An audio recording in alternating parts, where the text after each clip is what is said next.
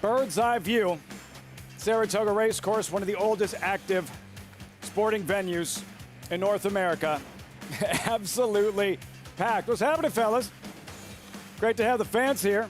The energy of a Friday before another big weekend of racing at the Spa, just outside the Paddock. Welcome, everyone. I'm Lafitte Pinkai. Around 3:20 yesterday, Javier Castellano won on a first-time starter named Top Envoy. He paid $71. The result?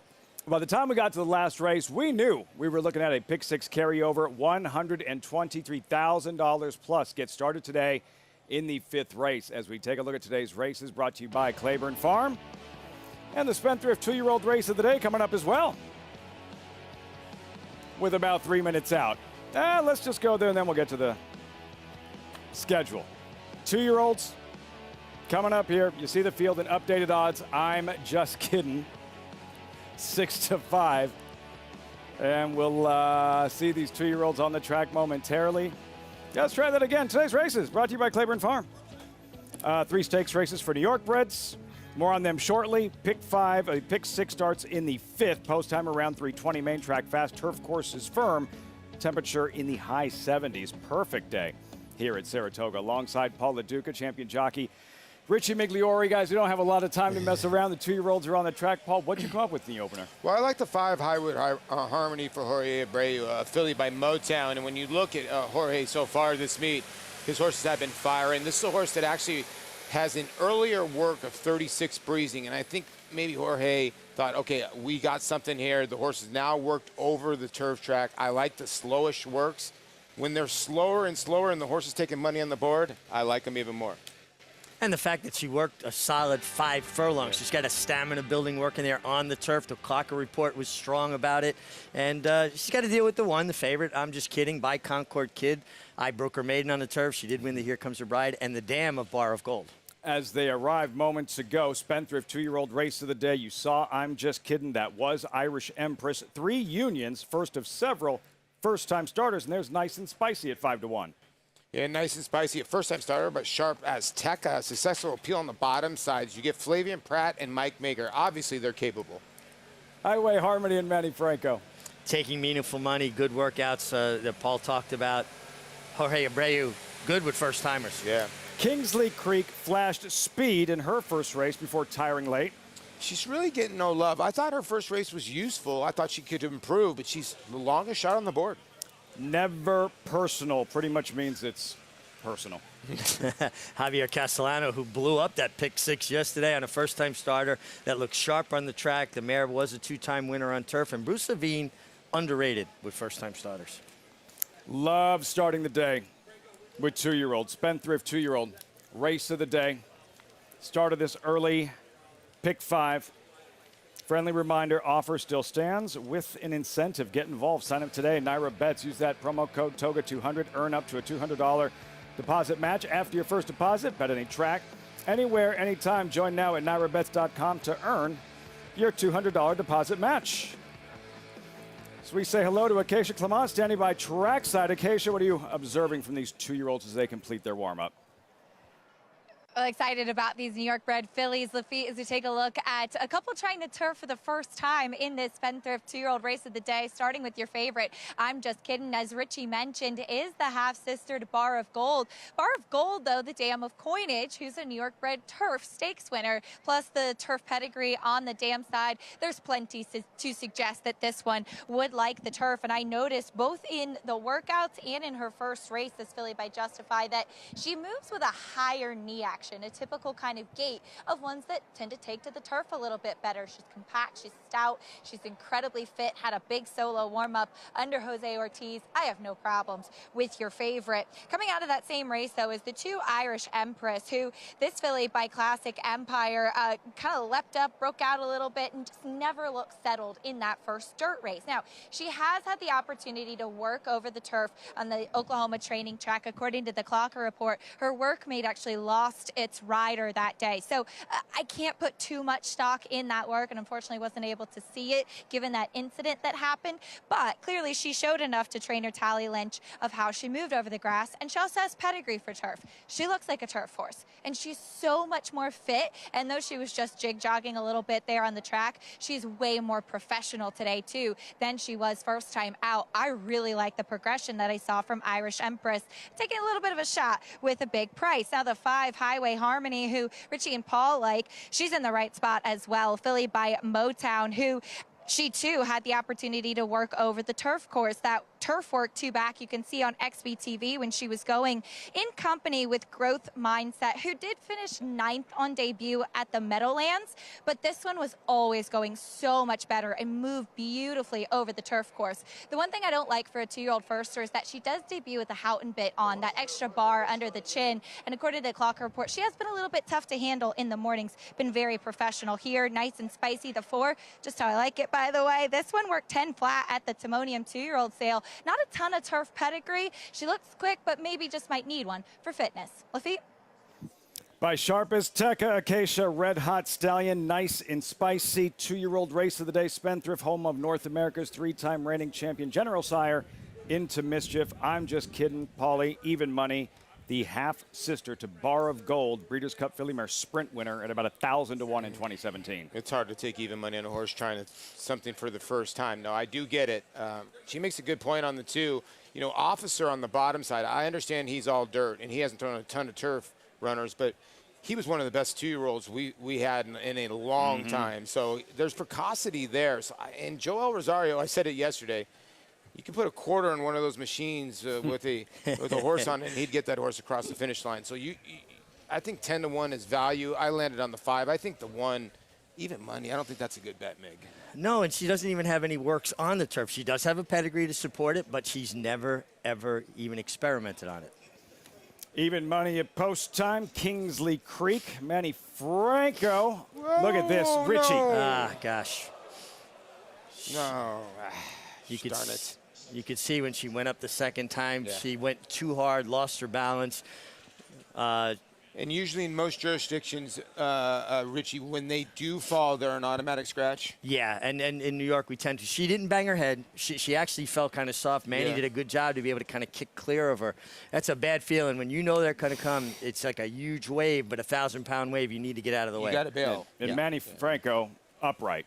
Thank God. He looks like he's just fine. Did you notice anything that spooked her, Richie? No, she looked just like she just got mad, like she didn't want to be forced into the gate. And the first time she reared up, I said, okay, she got out of her system. The second time she came back with a big move there, and that was Jose Gomez. Kingsley Creek. Let me ask you a quick question, because I always ask this. Like, do you see that more with second-time starters because they've had an experience at the gate, now they're anticipating it more than first-time starters? You will see first-time starters second-time starters get themselves a little more worked up because they know what's coming. They understand they're going to go in the gate and leave there running. Schooled a horse the other day at the gate for John Kimmel. Maybe it's a good thing it wasn't that one. How'd that go? Well. It was a lot of fun. Listen, I went and I think it was like about a week ago, and I took a couple swings off the tee. There's a certain part of your brain that still thinks you can do it. And then I woke up in the morning, and my whole side was killing me. I'm like, you get on, and that adrenaline kicks in is the best medicine, right, Yeah, Meg? absolutely. Little different than it used to be. Yeah. Kingsley Creek, there she is, corralled, and they're backing everybody out here. Rich, is this a standard operating procedure? Yeah, they'll let all these young horses reset. You can't have them standing in the gate too long. Their blood is up. They're going to get more and more tense about it. Back them out. Let them take a breath. They've got to clear the turf course with this, the 6 Kingsley Creek, who's the late scratch, and get her off the track so that it's safer for everybody. Yeah, we've had a couple unfortunate situations where it's just been unlucky. The Dylan Davis thing yesterday, that was really unlucky. It was just one of those things where it was not intention by Dylan. And then this, but rider and horse have been fine both times. That's been the amazing part. What are you seeing, Acacia? Well, as you saw on screen, they have apprehended Kingsley Creek. The reason that they kept the field in the gate for so long before backing all the rest of these 2-year-old fillies out again is that she was right back there behind the gate, and it would have been dangerous to back out the fillies because it seemed that the outrider had apprehended Kingsley Creek, and then she actually got loose again, though wasn't going far. It is just a dangerous situation to have a loose horse there. So she has been brought off the turf course when they were allowed to back everyone back out, and will start that loading process once again, Lafitte. And the rest of them minding their manners for the most part. Fingers crossed. Yeah, and that's always a concern. When one acts up, sometimes it sets the others up. It's like kids going to kindergarten for the first day. One kid starts crying, the rest start crying. Like Acacia's metaphor of the Christmas lights. Yes. One goes out, they all go out. It's kind of true, gosh. 4-5 now. I'm just kidding. We'll try it again. Spendthrift 2-year-old race of the day. John Ambrial with the call. First of 10 on a gorgeous Friday at the Spa. We're set for the opener. And they're off. A hesitant beginning for number 4, Nice and Spicy, and she trails. It is Highway Harmony who's out for the early lead with the 3 Unions right alongside. A close-up second. And then a length and a half to Never Personal, who is running in third. And then it's another 2 lengths back to the favorite, I'm Just Kidding, who sits in fourth here. Gap of 3 back to a Nice and Spicy. And at the back of the pack is Irish Empress in the quarter. 22 1/5 seconds. The leader here is Highway Harmony. Highway Harmony now by 2.5 lengths. Never Personal runs in second, followed by I'm Just Kidding. And down on the inside is 3 Unions. I'm Just Kidding trying to get to Highway Harmony. It is Highway Harmony with a 2-length lead. I'm Just Kidding cutting into that lead now, driving up on the outside. Highway Harmony and I'm Just Kidding. I'm Just Kidding now takes over in deep stretch and will win it at odds of 4-5. Highway Harmony was second, then 3 Unions and Irish Empress. Bar of Gold's little sister, green as grass late, but victorious at 4-5 in the opener and takes down the Spendthrift 2-year-old race of the day. She kind of got to running so fast, she didn't know which leg to put down first. She had to change in leads and running a little bit. You made the comment, Paul. She's running like a wild horse, but keep your eye on the leader, Highway Harmony. She's reaching out, she's running, but watch when she switches back late to her left lead. She loses all of her balance and her momentum. It's coming up right there. And that she just saw her kind of bog down and bobble, Paul. Let me ask you a quick question. Is that because she saw the one coming in like, oh no, here I come. I sort of broke her heart a little bit because the one, like I said, she was running like a wild horse. Her head was looking at the crowd. You could tell she was still green, but Jose had so much horse. He had so much horse, and she was finishing. I think it's a combination of things for Highway Harmony. Getting a little tired, being a first-time starter, and then feeling that other horse coming and trying to find a bit more, and there was just no more to be found. But watch how much she loses her balance when she jumps back to her left lead right in there.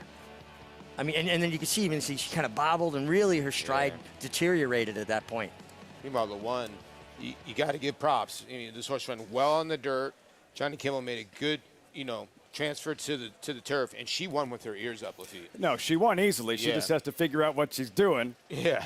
John Kimmel, who had Kingsley Creek flip and scratch at the gate, winds up with a win regardless.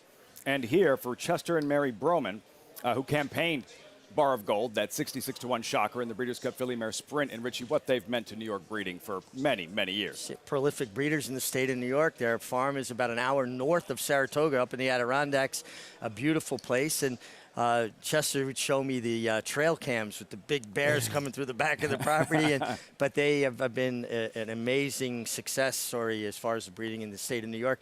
And this filly really favors her mother, Concord Kid, chestnut with a white face, a lot of chrome on her. But boy, you could see how hard she was trying, and her legs were going every way, but she can run. Yeah, once she figures it out, she's going to be that much better. No, you could tell at the top of the lane. I told Richie she's running like a wild horse. You could tell when a horse's head is up and looking around. You could tell when they're shaking the reins. She was just responding and going, well, what's going on here? She's still trying to figure it out. But to run well on 2 different surfaces in your first 2 career starts, you have potential. 1-5-3-2, one to watch moving forward. I'm Just Kidding. Now that we have a Moment to breathe. We can take a look at some of the highlights coming up this weekend. Stake schedule looks like this. 3 stakes races today. New York-breds John Morrissey, Union Avenue, Evan Shipman. Tomorrow, Grade 1. 4-star Dave, Saratoga Special on the undercard 2-year-olds. And on Sunday, the Mahoney. But the John Morrissey is the first stakes race this afternoon, race number 3. This is the horse to beat. Richie, New York Traffic, last victory against New York-breds, 3 starts back, and he affirmed success.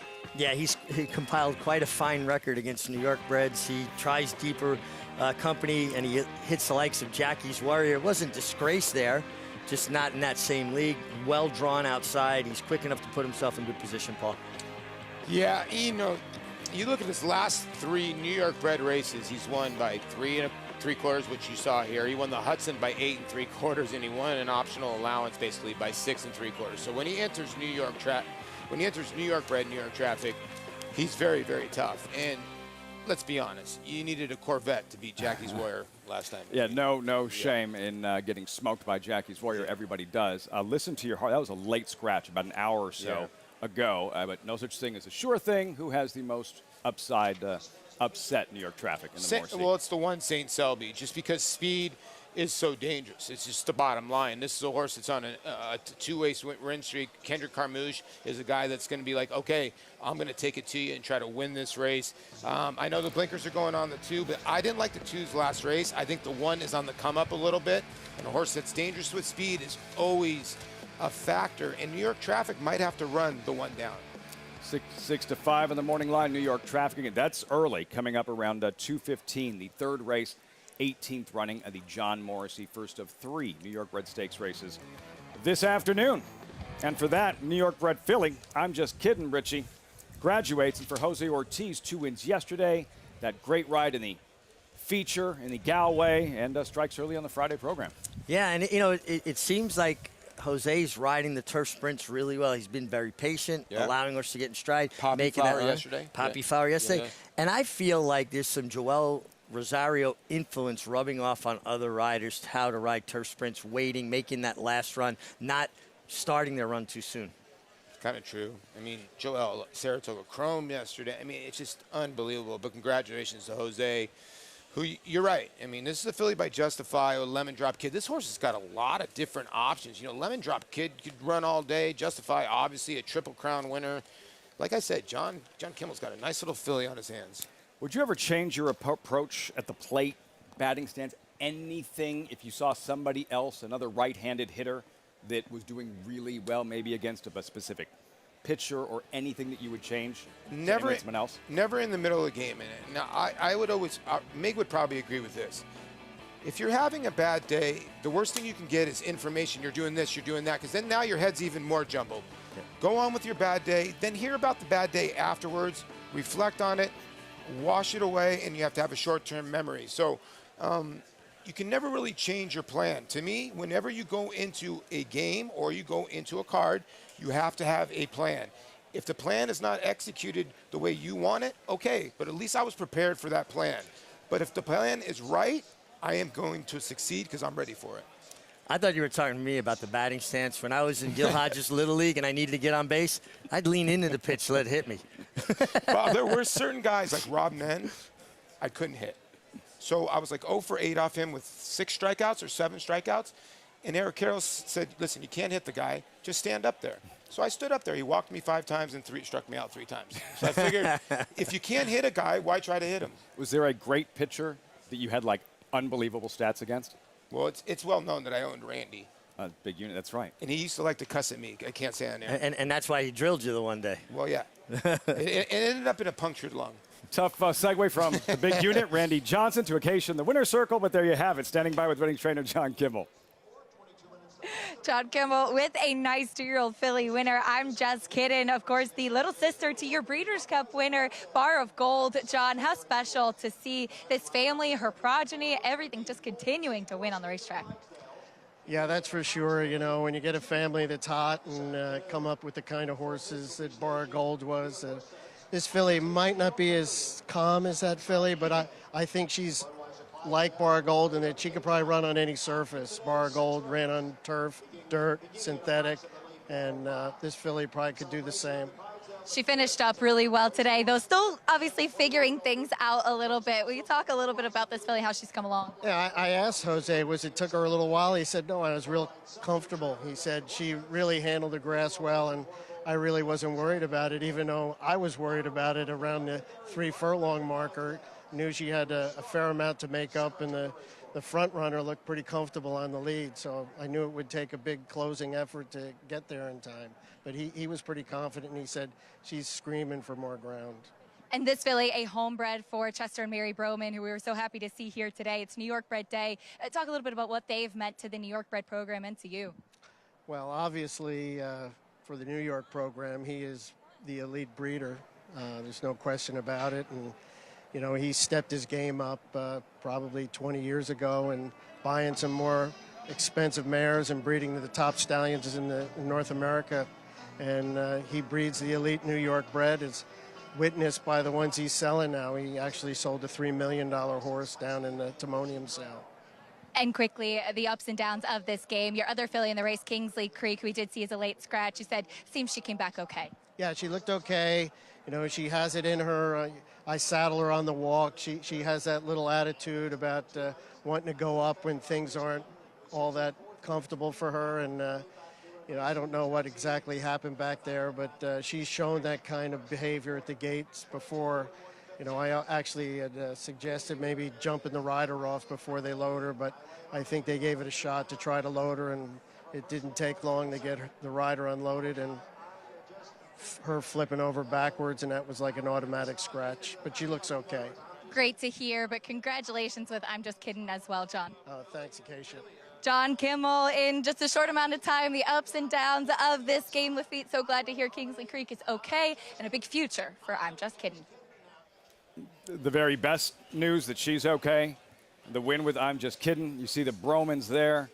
And for John Kimmel, the victory and the Bromans, those like Mr. Buff and so many horses that come to mind, New York breds and fan favorites around these parts. And they're just genuinely wonderful people. And, you know, as a kid, I groomed Mr. and Mrs. Broman's kids' horses at Knoll Farm on Long Island. Wow. And then years later, I win a Florida Derby for them on Friends Lake. That's cool. The Bromans, well represented, and on this day for New York breds at Saratoga. Do you like anything in the second, Paul? Well, I do think run up the score is going to be very, very tough in here. Regina on the outside for Linda Rice, I thought was a horse that you could look at, never been on the dirt for a tag. But I think Chad's horse is going to be very, very tough in here. Off the class drop, Adelie Wilson Shoot. That's race number 2 coming up here at Saratoga, $75,000 maiden claimers. And tomorrow, as we mentioned, all eyes on the grass Grade 1 4-star day. But on the undercard, Saratoga Special. And how special is Gulfport? 2 races, 2 wins by a combined 19 lengths. Runs tomorrow, odds-on favorite in the 116th running of the Saratoga Special. You're watching Saratoga Live. Eclipse champion Blaine ranks among the nation's top sires at a fraction of the price. His recent top runners include these standout performers.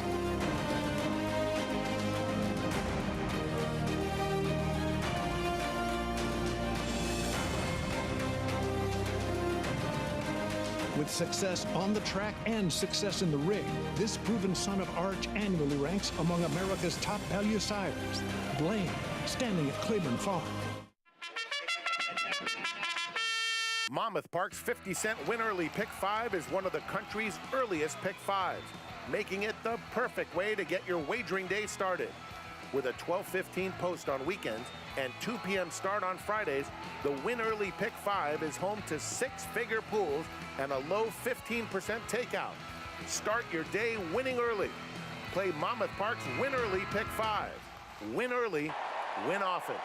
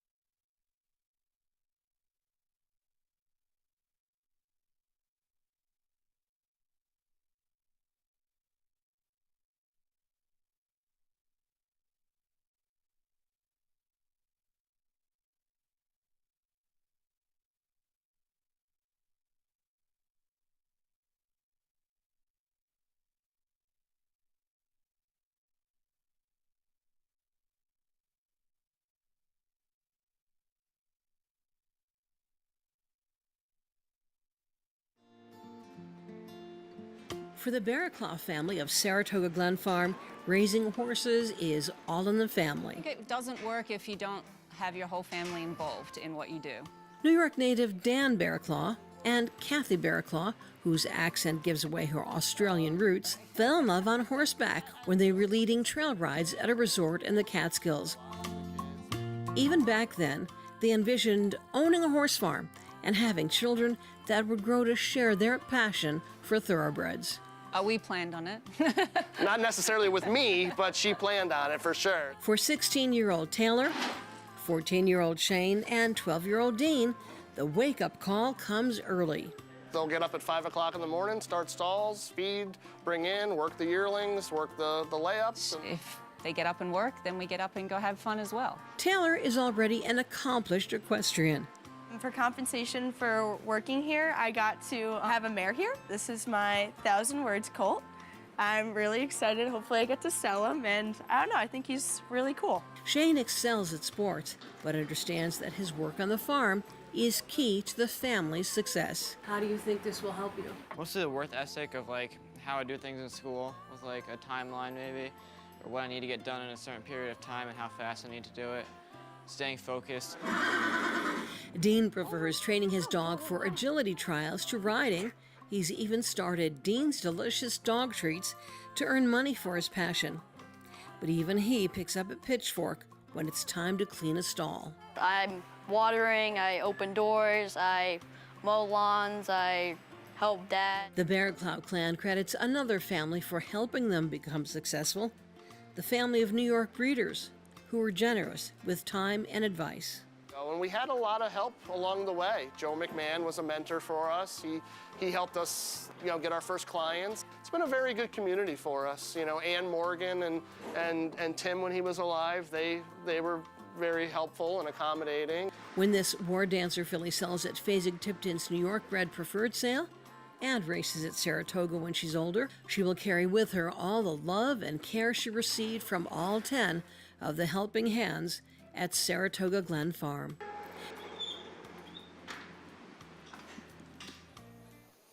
Our thanks to the Barracloughs for the access, a story of family strength, strength in numbers, the strength of New York breeding. For more information, visit NYBreds.com. And that's what today's all about. Today at Saratoga, a celebration of the New York breeding program, 3 New York bred stakes races, and ahead of the New York bred yearling sale across the street at Fasig-Tipton Monday and Tuesday. Tonight, New York thoroughbred breeders will honor the 2021 New York bred divisional champions as voted by top turf riders. Congratulations to all the finalists. We check in with Acacia.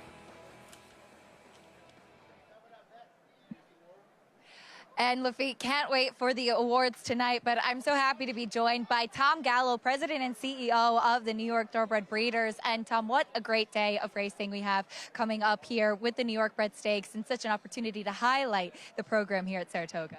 It really is, and we're so thankful to have fabulous weather, number one, and then have some great New York Bred Stakes.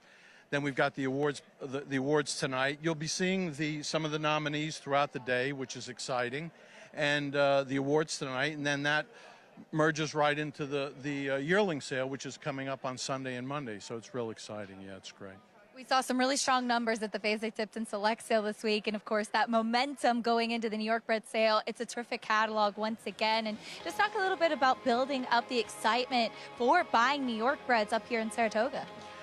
It's the place to be. I mean, this sale features some of the best New York breds. This is a select sale, so they've all been selected by the sales company. A lot of the homework's been done. So we're hoping to get out there and find the next New York bred champion. I think the momentum will carry over, and usually does carry over. It's a little bit of a disadvantage for the buyers, because we may have to dig a little deeper into our pockets to buy the horse that we want. But at the same time, it's great for the program. It's great for the breeders.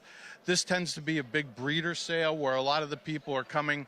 A lot of the the horses are coming off the farms, going through the sales agencies, and being actually presented to the public for the first time.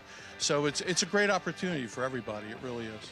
Tonight we'll meet the divisional champions at the award show this evening at Fasig-Tipton. It was moved here to the summer, this award show, but it's so great as we have an opportunity here at the spot to highlight those champion New York breds.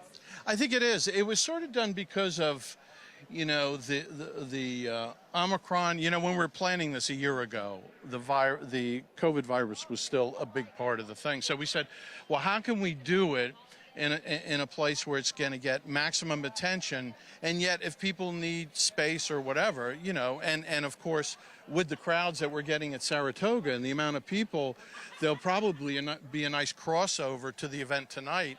And it's just really exciting, and everybody should be proud, not only the people that have bred the champions and raced the champions, but it's a big deal to be nominated for any of these awards.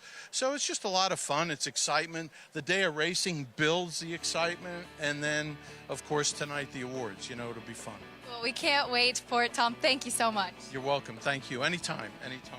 And I will be there at the award show tonight too, Lafitte, cheering on the horse I got to name, Senbei, who's a finalist for champion 2-year-old male. Really excited. Thanks, Tom, to cheer him on to tonight and celebrate all of those New York bred champions and finalists.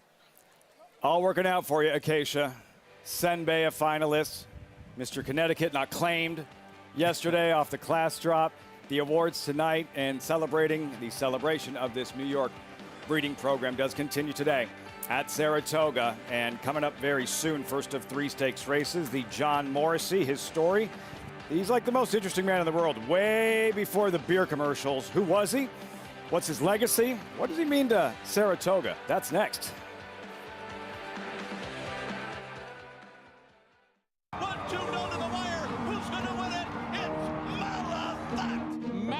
Gets up to win it in the Central Bank Ashland. And Clariere will win the cotillion. Here comes Malathot. Here comes Clariere on the outside. They're coming to the finish, and it's going to be Clariere. Clariere and Malathot on the outside. It's a showdown in the Shuby. That's going to go to Clariere. Curlin, the classic sire. Who you betting on? How about an app created specifically for horse racing? Naira Bets. We specialize in thundering hooves, fist pumping, and boosting your bankroll with robust weekly promotions. And offer betting tips from actual horse racing experts. Bet all day and night, nationwide. Get the action and thrill of horse racing with Naira Bets. Eclipse champion Run Happy, the #1 second crop dirt sire of last year, is back and showing a new dimension with winners on turf, dirt, and all weather. A record-breaking sprint champion, Run Happy is also siring winners at all distances, from 7 furlongs to 1.25 miles. A sire whose runners can carry his speed over all distances and all surfaces. Run Happy, price for value, and standing strong at Claiborne Farm. There are lots of ways to support our brave first responders. Drinking a rich and smooth proper Irish whiskey is one of them. For every bottle of proper number 12 we sell, a donation is made to first responders. Here's to the proper heroes. Shlonda. RaceLens is the most in-depth product in horse racing, with unique features found nowhere else. True odds, predictive analysis, and pace projection.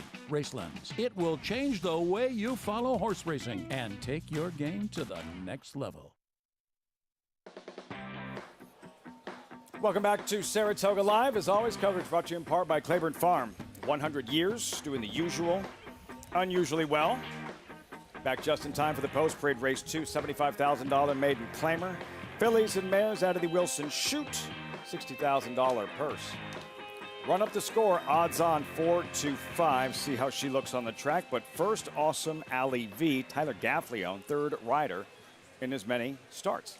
Ran okay on debut at a big price, didn't break particularly well, ran unevenly, tried turf, gets back to dirt, but stepping up from that maiden 40 price tag that she started at. Run up the score, 4-5, big class drop.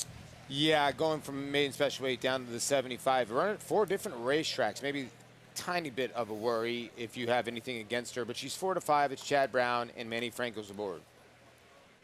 Number 3, Pout, for 2-time Kentucky Derby winner Nick Zito. It should be the speed of the speed. Good speed last time sprinting for maiden. 50 gets a good draw going a mile. Nick Zito still looking for his first win of the year. Honeycomb, big class drop for her. I thought she'd get bet a little bit, Honeycomb, but she's last 3 races on the turf. Maybe if you draw a line, her first effort's not bad. Dolce Sarah, like another one hitting the seller's market for the first time. Yeah, steady diet of maiden allowance races. We said the trainer Ed Loro finished 3rd with a 47-1 shot yesterday. Yeah. Eric Cancel aboard. Then Regina back to dirt after struggling on grass. Yeah, and you look at her 2 starts back, she really did. That was a legit stumble at the start, and she continued to run on. So she has a little bit of substance. I can understand why she's the second choice.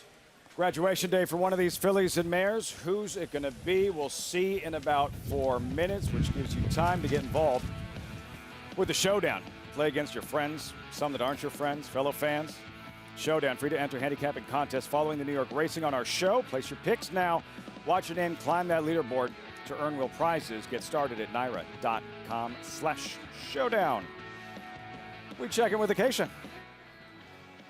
We'll start with the Chad Brown drop-down runner, who makes a ton of sense in this spot. The number 2 run up the score, dropping to the $75,000 level. And last time out, it looked like it could have been a combination of the wet track. Maybe it was just the company, but she just never really seemed to get her feet underneath of her. She was really high-headed out of the gate. She was asked hard to be forward. And then she just was really kind of being pressed to keep up and lugging in, fading. So she just never looked comfortable, though she was actually the favorite that day, and the pace did fall apart. She's super fit in here too, coming in, and actually my first time laying eyes on her, but I think that this is the right move for her. She doesn't need to be pressing the pace like she was last time. There could be a little other speed in here. I imagine she'll be mid-pack, as she has had a relatively quiet warm-up on track with the pony. Typically Manny Franco will take his runners away and give him a big gallop. Not so with her, giving me the indication he wants her to settle a little bit more. The 4 Honeycomb does go turf to dirt, and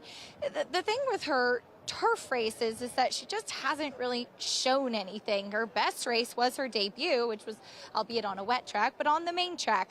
There is pedigree to suggest that she would be better served running on the dirt, as the Rusty Arnold trained her dam, Ice Cream Silence, who was a graded stakes winner on synthetic, a stakes winner on dirt. She looks like she could go either way. I certainly don't mind her. One thing I think about Honeycomb is that she's such a big, kind of rough build type of filly. Maybe it just takes her a little bit more time to get her feet underneath of her. The 6 Regina, she looks much more like a dirt horse to me, excuse me. So I like the surface switch for her. Her last dirt race 2 back was in February at Laurel. She did actually have one race in between those 2, between the race in July. She was a late scratch after flipping in the Paddock. She's been the ultimate professional here today, though. As you do see, Ricardo Santana Jr. off the number 4 Honeycomb. Not sure if it's a tack adjustment. Looks like they're just sliding her saddle up a little bit more, getting that girth in the proper position, and sometimes that saddle can slip back a little bit. You want it to be in a comfortable place before the rider gets on her in the gate Lafitte. Everything has to feel and fit just right, Richie. Yeah, once you go in the gate and the door's open, you're not changing anything then. So get it right beforehand. And, you know, it's a balance where the saddle should sit. You don't want it too far up, because if they start pulling, it'll slide up their neck. You don't want it too far back, where that girth will slide back and pinch their belly. So, and our gate crew they're such good horse people that, you know, they can resaddle horses, they can rebridle horses, they put themselves in harm's way to help riders. They're really remarkable gate crew. And just like we were talking about batting stances earlier, each jockey, their stirrups are all different sizes, right Richie? Absolutely. And their saddles are all different. And you'll adjust your stirrups for particular horses. If you're on a real narrow horse, you'll make your stirrups shorter because you're not kind of spread out as wide. Heavier horse with a wider barrel, you're going to drop them a little bit because you're going to be kind of almost flat on their back. You get in your car, somebody's messed with the seat, drives you nuts, and you notice it immediately. Now, this filly run up the score. Chad Brown is cutting bait. For sale for the first time, run up the score, appearing in a claiming race, Paulie. As for trainer Chad Brown here, after 21 days, he has built a cushion in the Saratoga trainer standings. Yeah, he has. He's got a 6-win lead. Todd's been Courageous Chase, and his horses are running. See Mike Maker, obviously, in third. But Run Up the Score is a horse by Lord Nelson. May he rest in peace. We just lost him. But this horse really hasn't shown much. In $75,000, I know they paid $220,000 for her, but it's not like they're dropping her to 50 or 25. $75,000 is still a hefty price to claim a horse. It really is, but it feels like Chad is being very aggressive in the placing of his horses, and in essence, he's running up the score, right? Kind of, yeah. That cushion might get a little bit wider between Brown and everyone else in the chase for an Alan Jerkins training title. Would be a 5th overall, and Brown trying to go back-to-back. You're looking at Pout and Richie, trained by Nick Zito, who you touched on, unraced since last fall. This will be her 3-year-old debut. Yeah, and listen, she has sprint speed, and she's going to be fresh coming off of a layoff. Usually horses, kind of show even more speed when they're fresh. And he puts Jose Gomez, gets a 5-pound break in the weights with the apprentice jockey, and I think she's going to be in front as far as you take him. This has been a demanding track this meet, though, Paul, and I don't know that the layoff helps her with this kind of track. Yeah, that's a good point. She's a filly dialed in. They didn't pay too much for her, but she ran courageous effort last time. I thought she was very, very good. Absolutely. Yeah, so, we out of this shoot so far, we've seen some horses. It's played fair. For me, at least it's played fair. We've seen a couple horses go gate to wire. We've seen some horses launch them off the pace. And so I would think Jose's going to push Pout out of there and take his chances. I think that's the only way this horse can win the race. Yeah, in that race you mentioned at Churchill, she was flat-footed leaving the gate. Recovered and was slugging it out with Sweet Annabella. Now, Sweet Annabella hasn't done much since, but the effort in itself showed us something that day. Now it's just a matter of the layoff, and as you mentioned, Richie, let's go ahead and take a look. Yeah, this was her latest, last November at Churchill. Like we said, flat-footed, recovered, and Paulie now this slugfest with Sweet Annabella to the wire. Well, it ends up happening here. Because she was flat-footed, she hits the front end. Now she's going to run out of a little bit of gas because she had to use it rushing up to get to the lead. And Mig, that rail at Churchill, sometimes it gets hot, and it's a highway. But I thought she fought the whole way down the lane. No, she did, and making up that ground you talk about after breaking slowly, and then that little bit of a conveyor belt effect that the inside can have at Churchill from time to time. Like a couple of boxers, and they start leaning on each other late, Richie, and horses, how they have a tendency to lean back. Again, it's like watching two tiring fighters. It's a great point, and being a herd animal, there's almost like some comfort level leaning against each other when they're tired. Won't be the last time we discuss boxing on the show. Not with the John Morrissey coming up. Story time with Uncle Richie. The bare-knuckle boxer, John Morrissey. This might be one of my favorite days at Saratoga, just to hear you tell that story. 37 rounds he went?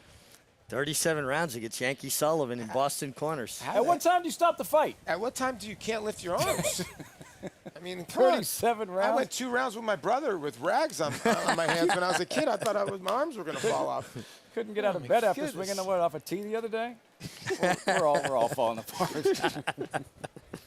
Filing into the gate for the second race. Honeycomb. Handicappers all going in different directions. Run up the score. Can the wagering public trust her? She is 4-5 off the class drop for Chad Brown. Johnny I with the call, race 2. Out of the Wilson Shoot at Saratoga. They're all in.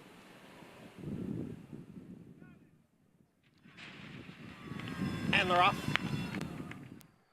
Run up the score, and right alongside is Pout. It's run up the score with a narrow lead. Pout is alongside as the field has left the Wilson Shoot and moved to the backstretch with Run Up the Score and Pout 1-2. Honeycomb is next in third, followed by Awesome Alley V down at the rail. On the outside is Regina, and Dolce Seta is the trailer in sixth. It is the favorite, Run Up the Score, who has the lead here. Run Up the Score by a half length. Pout continues to keep up the pressure after a quarter in 24 3/5 seconds. Run Up the Score leads here by almost a length, with Pout running in second. And then comes Honeycomb. Down on the inside is Awesome Alley V. With Regina, Dolce Seta continues to trail. The half went in 48 4/5 seconds as they race around the far turn now. It is Run Up the Score, maintaining the lead here over Pout. Run Up the Score by 3/4 of a length. Pout is on the outside in second. Honeycomb has gotten closer now in third as they come for the quarter pole.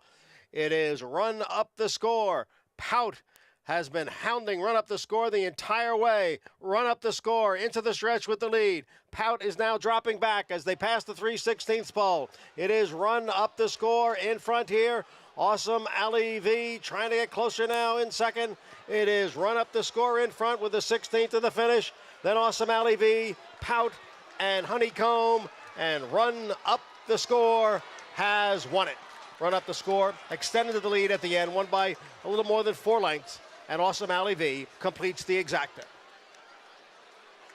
Seth Klarman's Run Up the Score doing just that off the class drop. Favorite delivering. Another win, Chad Brown. Manny Franco, favorite in the second at Saratoga. You know, I right at the beginning, I looked at Mig. I'm like, you know what? I'm surprised Manny sent this horse. He would think he would get in a duel with the 3, but you made the perfect point. You said, sometimes when you're in the best horse, you just go. Yeah, don't get fancy. Don't give them an opportunity to get discouraged.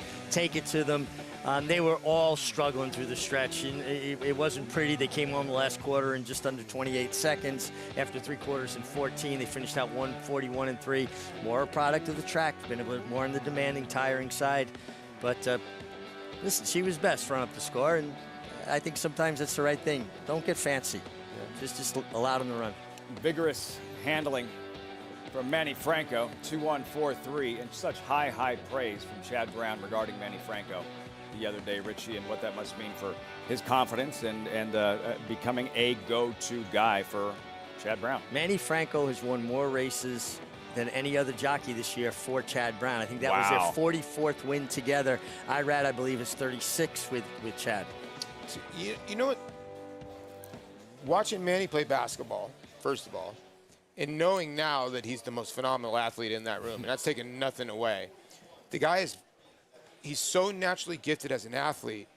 He's an unbelievable learner because when Manny first came, he was not a good turf rider. He's turned himself into an exceptional turf rider, and I think that's helped him out. Chad has helped him out, teaching him how to you know, basically ride his horses, his style, and I think that's helped out Manny because Manny's so strong. He's such a strong finisher. Him and Chad are actually a perfect pair, actually. Yeah, and that's, to me, his single greatest gift is his physical strength. He is an amazing athlete in a room of very good athletes. He is. But I like what you said. He's learned that. If you don't know something, you could learn it if you have desire. You can't fix laziness. I don't see any laziness there. And the confidence out there, not riding to not lose, not riding to not make a mistake, riding to thrive, and we've seen it this summer at Saratoga. I did more wins than any other jockey this year for Chad Brown. Mick, that is saying something. And there is another. Manny Franco Run Up the Score, 2-1-4-3 results, race 2 Saratoga. And the gray 5-year-old's on his way over. New York traffic. Best news, doesn't have to tangle with Jackie's Warrior today. This time, he's the one to beat in the upcoming John Morrissey next from Saratoga.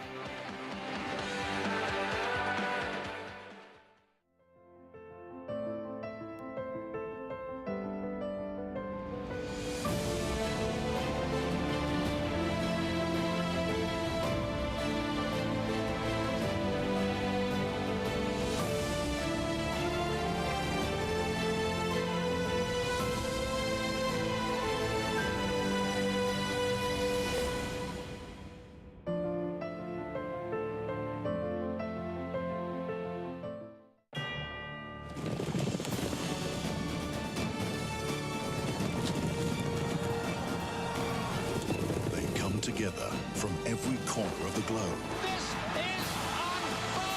in pursuit of the one reward that sets the special few apart, the title of World Champion. Don't miss racing's ultimate coronation. The Breeders' Cup World Championships at Keeneland. Tickets on sale now.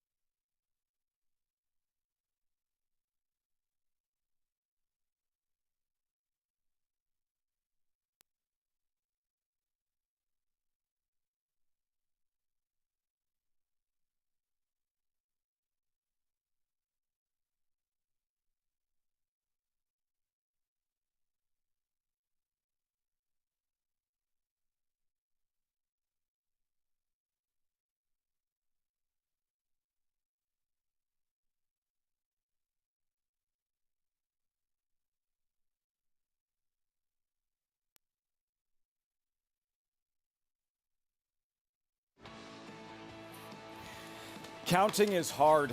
Inside joke. Welcome back to Saratoga Live. As always, brought to you in part by America's Best Racing. For the love of the race, visit americasbestracing.net today.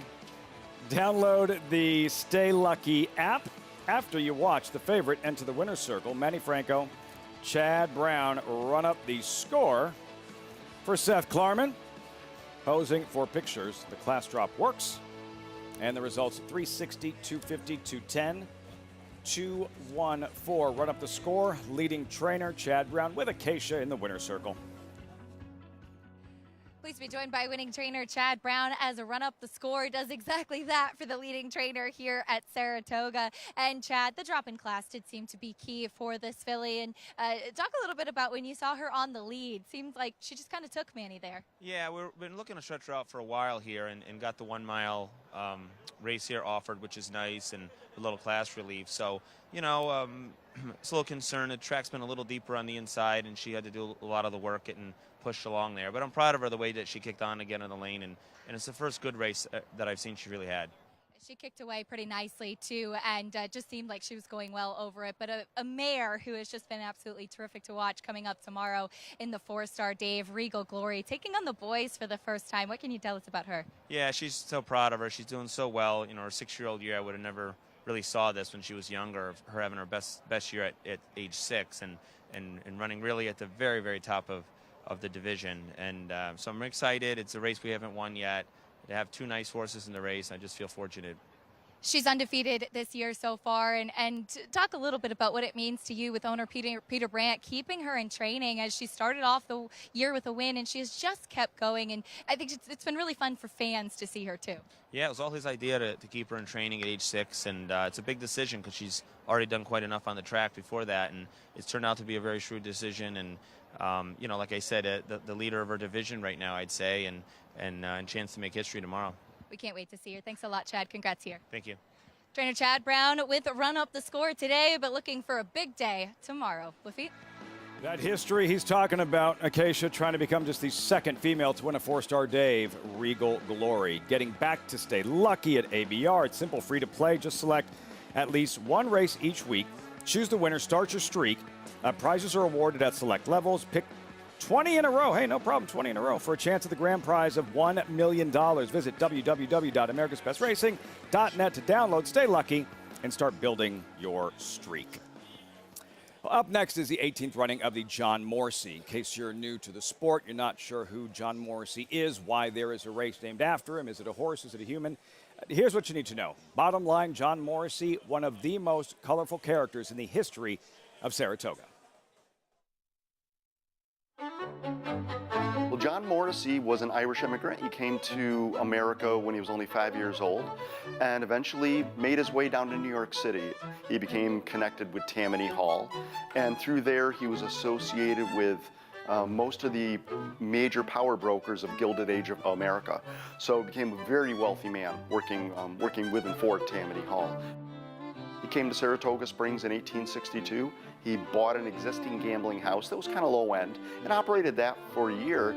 But the following year in 1863, he, along with 3 business partners, opened the Saratoga Race Course, which they formed their association called the Saratoga Racing Association. He was a casino gambler, he was a high-end gambler, and even the building that the History Museum is housed in was his building, the Saratoga Clubhouse. This was the highest-end casino in the nation when it was operating.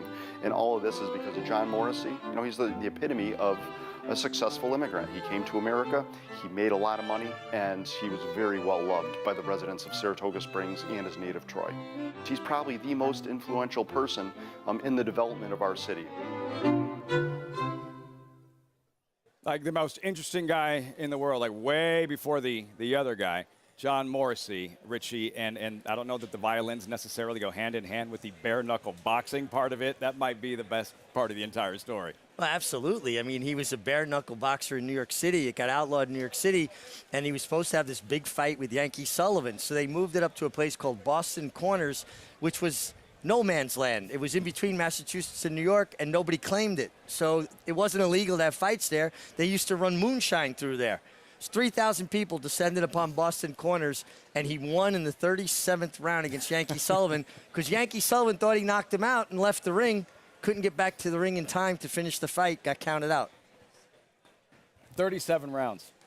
It's unfathomable, isn't it? 37 rounds. And they cut championship bouts from 15 to 12. Come on. And it was bare knuckles. Bare knuckle brawler. Yeah, bare knuckles, 37 rounds. Story time with Uncle Richie, like nothing better, especially on this day with the John Morrissey, the first of 3 stakes races for New York Breds. 37 rounds. You like these horses going 8 miles. They're just running 6 furlongs. Scratch, listen to your heart. Imagine if you had a Fitbit back then. New York traffic 3 to 5. But no such thing as a sure thing, as we mentioned. St. Selby, with his speed, drawn towards the inside.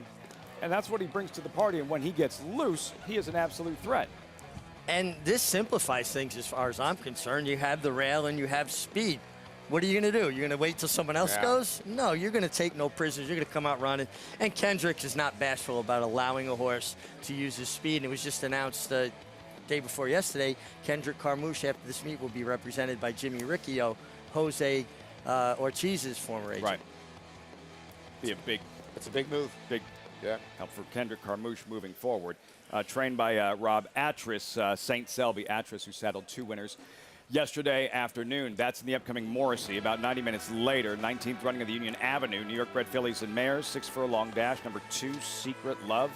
5-2 morning line favorite. Number 3, Mashney Girl. 3-1 second choice, Polly. This was her last win. Early April Aqueduct.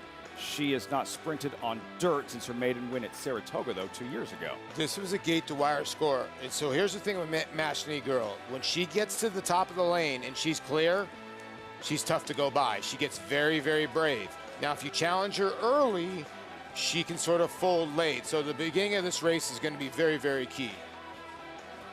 I agree. And with the stamina turning back off of longer races, if she's in front turning for home, she should have a lot of foundation and be tough to get by. There is some speed drawn up outside of her.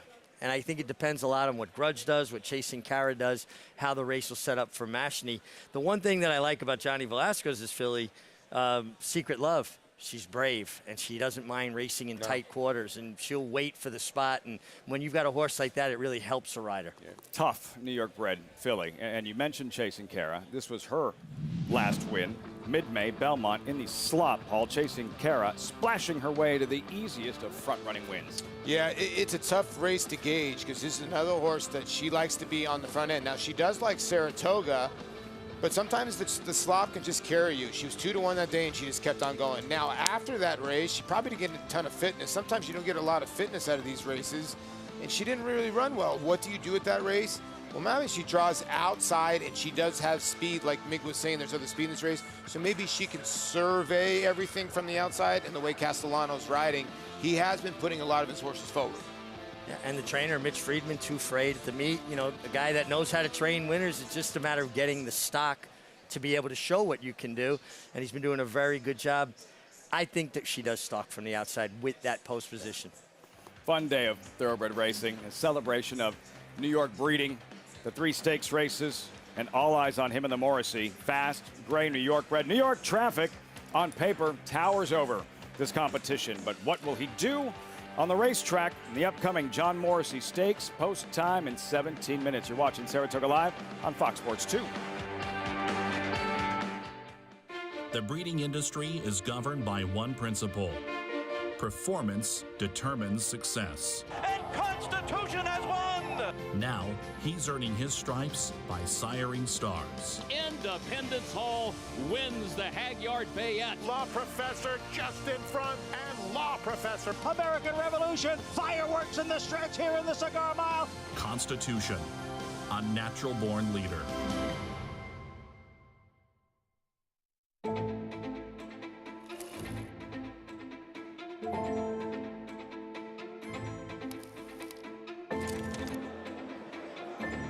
Good morning, ladies and gentlemen, and welcome to the Keeneland September Yearling Sale.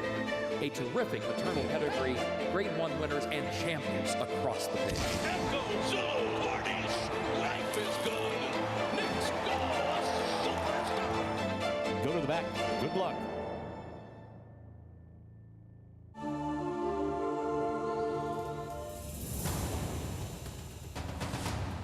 maintaining a comfortable lead.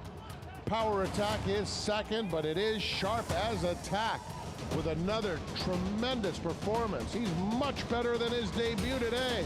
Look at him roll in the Tyro by almost 10 lengths. It's Sharp Azteca, and he was sharp as can be today. Racetrack Television Network brings you every race, from every track, on every screen, every day. With monthly packages starting as low as $5, RTN gives you great value and access to more live HD streaming and race replays than anyone. Visit RTN.tv today to sign up and watch on almost any device, including Roku and Amazon Fire. RTN has packages that start at $5 per month.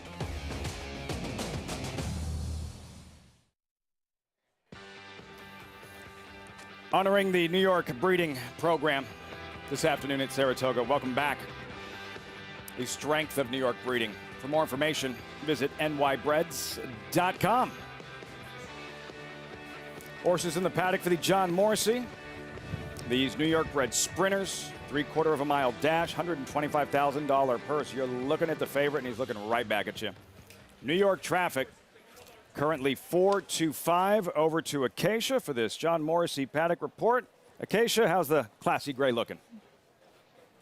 He looks terrific, Lafitte, and nobody likes getting stuck in New York traffic, but I've become a big fan of the horse along the way, and he's one that has faced some really tough open company, including running on that Triple Crown trail, even running in races like the Preakness, but they found the right spot for him, and that's sprinting, and that's what they stick to doing. Now, he does come in here looking really strong and well-muscled. He did try the Grade 1 Vanderbilt behind Jockey's Warrior last time out, but I think that he's a horse that has come along nicely. He was pretty sharp but contained last time out. He used to get really washed out, really hot in the paddock prior to his races.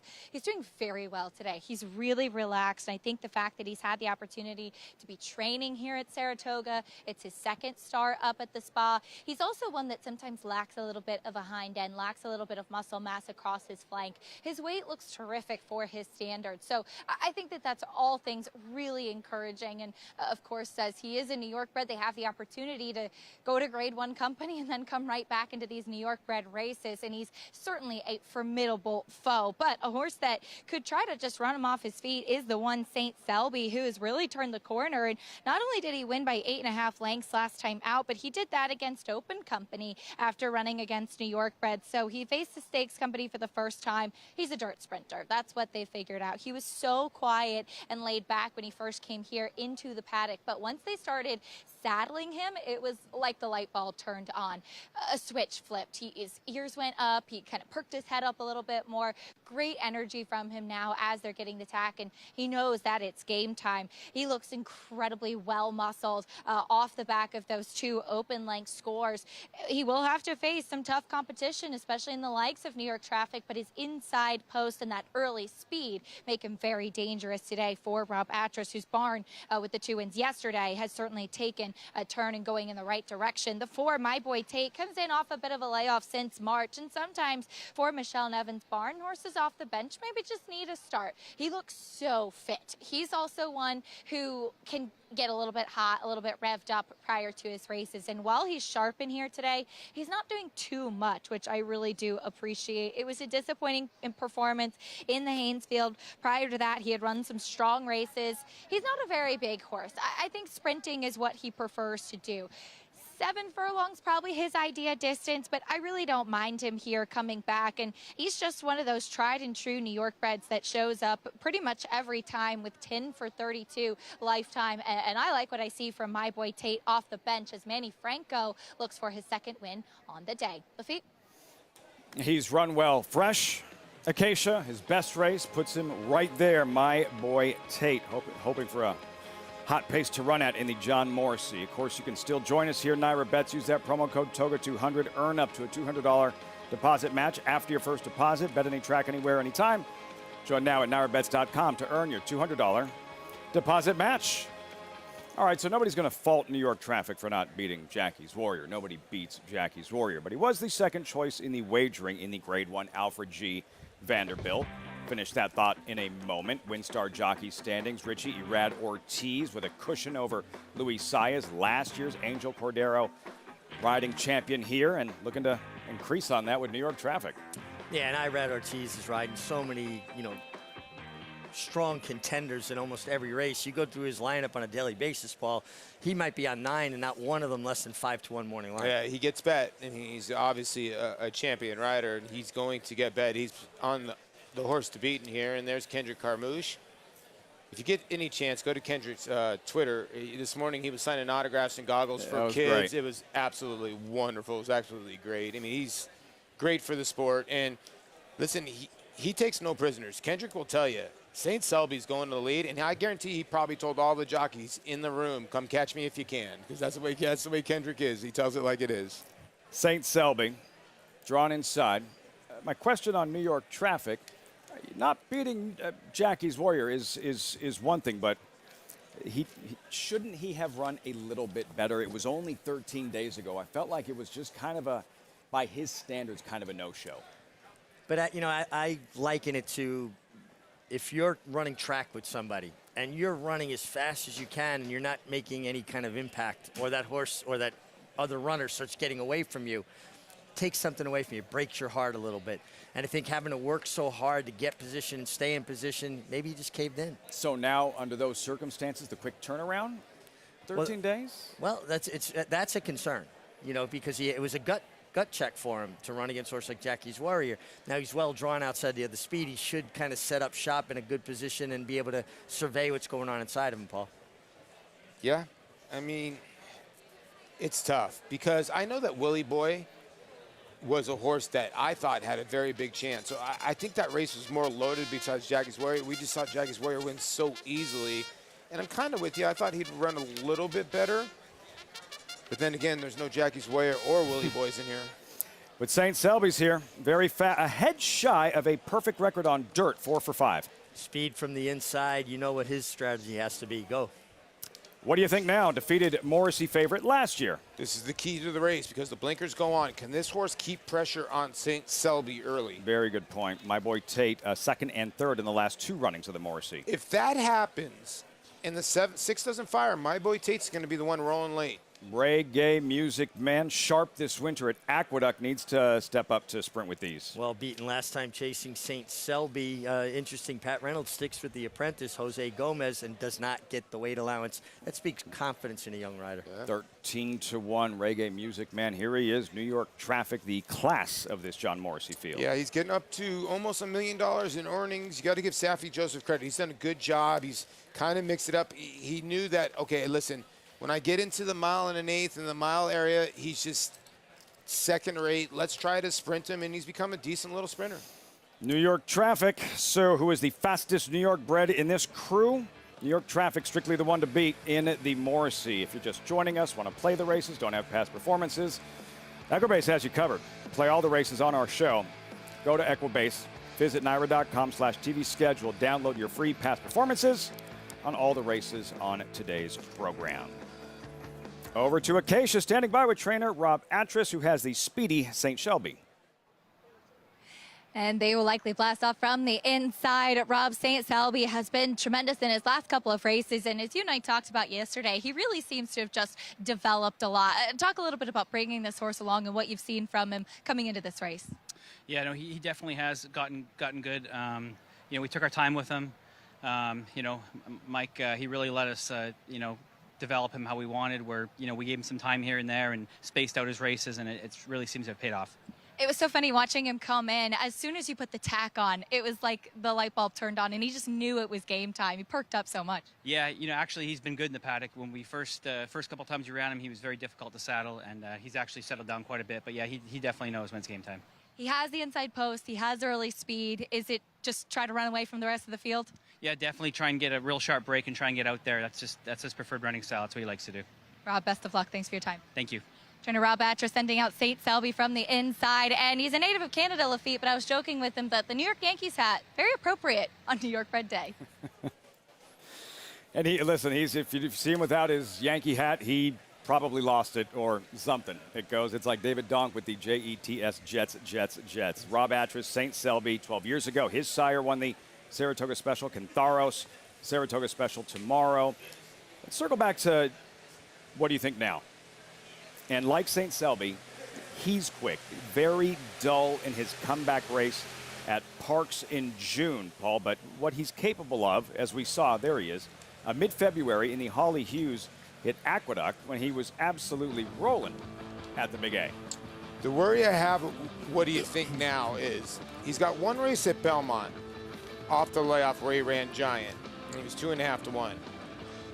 Everywhere else, he has not run well besides Aqueduct. He absolutely loves Aqueduct. He won this race. He won another race by 10.25. He lost by seven. Earlier in his career, he won by 2.25. So 5 of his wins are at the Big A, Mig. So that worries me a tiny bit. Horse after my own heart. I loved Aqueduct too. But I will say this, and I'm a little bit intrigued by what do you think now. I'm willing to forgive the Parks race. Some horses do not handle that surface. They add blinkers, and I like his work tab. He has worked consistently basically 7 days without interruptions since then. Maybe he just needed that race, but I like that there's no interruptions in his training. And that's the key, is that, if he does bring his best fastball today, what do you think now? For St. Selby, that's something to watch right from the start. There he is. What do you think now? And how much pressure he can apply to St. Selby drawn inside of him. You make a great point, because this is a horse. Sometimes you see these kind of horses that have raced 15 times. They've already tried the blinkers. First time trying the blinkers. And for a lot of people that are new to this, when blinkers are put on, they're either put on to put more speed on the horse or have the horse focus. This horse has got 6 wins. So there's nothing wrong with this horse's focus. They're trying to get more speed out of this horse. Could also be a little desperation as well. Richie. Well, yeah, and listen, we would be remiss not to say it. Rudy Rodriguez is a tremendous trainer. He wins races all the time. He is 0 for 44 at this meeting. He's got 5 or 6 seconds, 5 or 6 thirds. I'm sure at this point it's getting to Rudy even, and I got to change some things up. So maybe that speaks a little bit to him trying to figure something out here. See if he can get that first win of the meet. Rudy Rodriguez with What Do You Think Now, with more on the 5-year-old gelding. We go back to Acacia. And I think Stuart Grant of the Elkstone Group, the owner, trying to help Rudy out too. He said, listen, I've got all my good luck charms. His baby grandson Brady with him here today. He said he had his pastor with him on the track today. So if you're looking for the team with all of the good luck charms, they've got it with What Do You Think Now. As far as this horse's return to Parks, I don't think it was Trevor McCarthy's fault at all. He asked him out of the gate and he just didn't respond at all. He was totally outfooted in there. He never looked comfortable. For what it's worth, the winner for the Love of Bourbon did come back to win again with a 90 Beyer speed figure. He faced some solid horses that day. Adding those short cheater cut blinkers on, he's got cotton in his ears. He's acted very well. He's a big, solid type of horse too. And honestly, he had a lovely warm-up. He framed himself up so nicely once he got him going, and after a few strides, when he put his head down, I did like what I saw from What Do You Think Now. The question is really, is he able to keep up with St. Selby, and will he be able to keep going after dueling with that one if he's back on the speed as he usually is? Lafitte? By the time we know Acacia, it'll be too late essentially. Once the gates pop open, because normally he's sharp out of the gate. In his comeback race, he was just dull leaving the gate. That's something to keep an eye on to tell us which What Do You Think Now showed up today. I liked his warm-up. I thought he looked sharp. I don't think he'll have any excuses in that respect. I think Acacia's selection, My Boy Tate's interesting because that's the true closer in the race, isn't it, Paul? 100%. He's the horse that scares me the most if you don't have him, because New York Traffic is the best horse in this race. Now, willing him back, how is he going to react after getting beat by Jackie's Warrior? If the 1 gets loose on the lead, he's the horse to beat. That's why the 2 is so key in this race, because if the 2 goes out and puts pressure on the 1, it brings My Boy Tate right into this race. And Manny Franco, and a horse that's never missed a board at Saratoga. His best race puts him right there. Yeah. My Boy Tate. Mig, the wagering. St. Selby, who opened up at 4 to 1, 8 to 5. Strong second choice to New York Traffic, even money pictured. Well, you know, it's interesting. Yesterday, and go into yesterday's card, we're talking about Rob Atras, 1 for 16, not having a typical Rob Atras meet. Then he won 2. Yeah. I think people all of a sudden go, oh, well, Rob Atras is back on the beam, right? Yeah. Now we can bet him with more confidence. Listen, St. Selby's 4 for 6 for the second. He's a horse that shows up. A head away from perfection on dirt.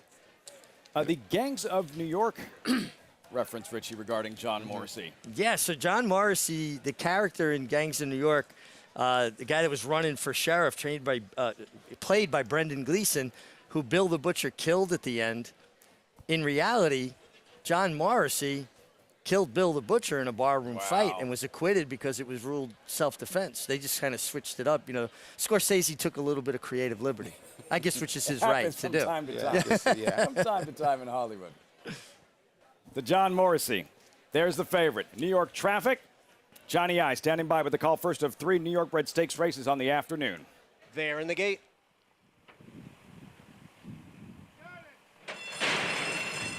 And they're off. From the inside, it is St. Selby going out for the lead. What do you think now? Came away running in second. And then it is New York Traffic in third, followed by My Boy Tate in fourth. And Reggae Music Man is the trailer in fifth as they head up the backstretch with St. Selby setting the pace here and leading here by a length. What do you think now? Runs in second. And the even money favorite New York Traffic is on the outside in third. The quarter went in 22 and 2/5 seconds as they race around the far turn. It is St. Selby leading. What do you think now? New York Traffic in third. My Boy Tate is down at the rail, and Reggae Music Man is at the back. It is still St. Selby, the one to catch, as they come for the quarter pole. It is St. Selby in front. What do you think now? Could not keep up with St. Selby. My Boy Tate has come through down at the rail. Then it's Reggae Music Man and New York Traffic. St. Selby trying to take them wire to wire in front here inside the 8th pole. What do you think now? Trying to get back in it again here. Here's What Do You Think Now? Now to take the lead in the stretch. And on the outside, it is Reggae Music Man. What Do You Think Now? Wins the John Morrissey handicap. And it's a photo for second between St. Selby and Reggae Music Man. The time was 1:11.3. First win of the meet for trainer Rudy Rodriguez. What a huge sigh of relief after the struggle the first month of Saratoga. There he is, big smile, hugs, high fives all around. As What Do You Think Now? He brought his best fastball today. He really did, and it looked like St. Selby had given him the slip coming to the 5/16 point. A lot of times that'll pull the heart out of a horse. He kept to task under a strong ride by Trevor McCarthy. And you said it right here, Paul. Looks like St. Selby's starting to, give it up a little bit. And what do you think now? Just never stopped trying and get it done. And keep an eye on, Trevor McCarthy, who's had a bit of a tough meet, too. Only 2 wins up to this point. Watch his reaction coming to the wire. Think he was a little pumped up with as well? He was fired up for Rudy. You got to be. How about the one St. Selby sort of had everything to himself, and I don't know if you can make excuses because the 4 looked like the horse had a horse on the rail and didn't go anywhere. So I wonder if the rail's not great today, but you can't take anything away from the winner because Trevor actually pushed the 1. St. Selby, like Mick said, ran away, but you got to give Trevor credit. He kept on pumping and going and going. And then Reggae Music Man, Jose Gomez, you talked about the weight off 23-1. This is a nice exacta. He just kept coming, too, with a relentless run. I think you made a good point, though, and something to keep an eye on going forward today. I don't know that you want to be directly on the fence. Right when you thought St. Selby was going to re-break, he started to shorten stride, hit a wall. And what do you think now? It's a bad position for a horse to be. You don't want to be chasing. And he's chasing Selby throughout, and yet re-engages and goes by him in the stretch. You don't see that often. Don't see that often. Speaks a lot to his gameness. And again, I did like his work pattern come into this uninterrupted. Rudy. First win of the meet for Rudy Rodriguez. What do you think now? Takes down the Morrissey. Undefeated Grade 1 winner Mastery was a multiple graded stakes winner at 2, including this victory in the Grade 1 Los Alamitos Cash Call Futurity. Now his progeny are bringing top dollar in the sales rate. On the track, his recent top runners include these star performers.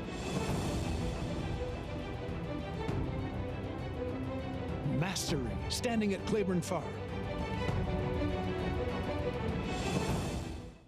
How do you become the gold standard in racing partnerships? One horse, one partner, one victory at a time. Congratulations to all our partners who have made West Point the gold standard for the last 3 decades.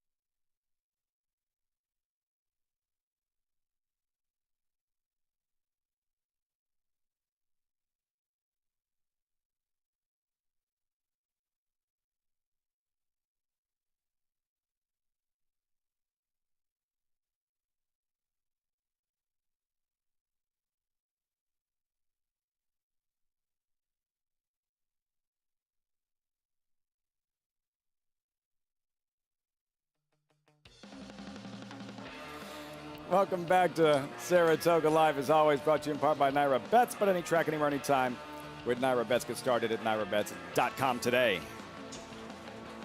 The Elkstone groups, what do you think now? The good luck charm worked.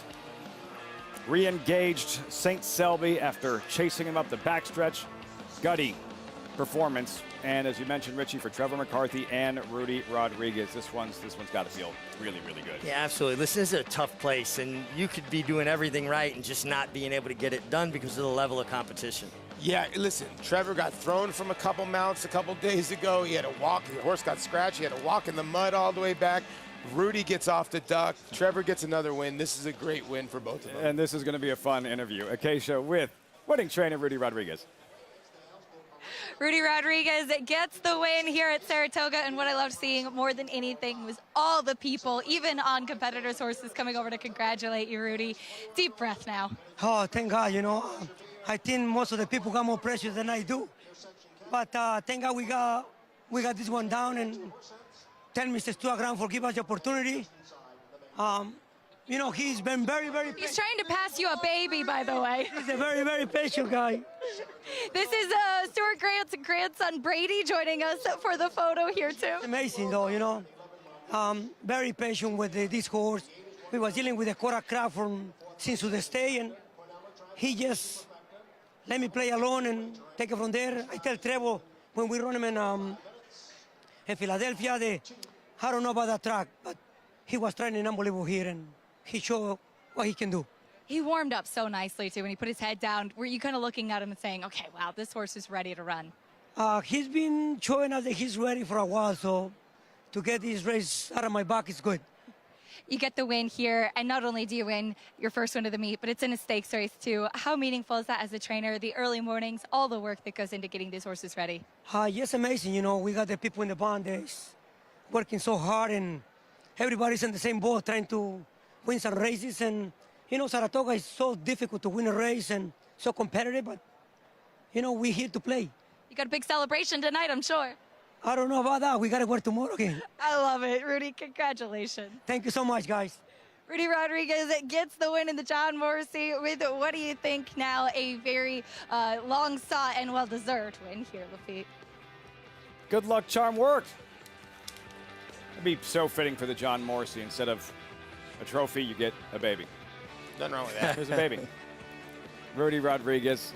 Paula, you in your time in the majors and going through slumps, when you finally see one, a dying quail fall in, a ground ball with eyes gets through. Psychologically, what did that do for you? It's the best feeling in the world. And, when guys and trainers and players tell you they don't know exactly what they're hitting and what their percentage is, they're dead lying to you. So don't believe them at all. You know exactly how many at-bats you have. You know exactly how many hits you have. You know exactly what your training percentage is. And they look at this and they want to see it. You don't think Rob Atras loves seeing now 12% on the form rather than 5%? They all look at it. Mig, I know you did too. Yeah. I'm just being honest. I looked at the box score because I always looked at my competitors and hoped I hit better than the rest of the catchers in the league. I'll be honest with you. You would read everything that they wrote about you in the paper. Yep. And back in the day in New York, we had 4 papers writing the synopsis of the races every day. The only good news is we didn't have social media to keep inundating us. I'm sure you would have handled that just fine. Right. Back in the day. You could literally hear the relief, though, Richie, in his voice. See it on Rudy's face. Oh, absolutely. And he's one of the most hardest working guys out there. He was that way when he was a rider, and he maximized what ability he had. And as a trainer, he's the first one in the barn in the morning and the last one to leave at night. He does everything from galloping them to jumping in the stall to muck it or groom them. The guy knows how to work. No, and here's the thing is, Lafitte, he plays the claiming game. When you're going to play the claiming game up here, you're getting Brad Cox, you're getting Chad Brown, you're getting Todd Pletcher, you're getting all these monster barns dropping these horses down, and Rudy's got claimers trying to compete against these horses that are basically dropping. It's tough to do.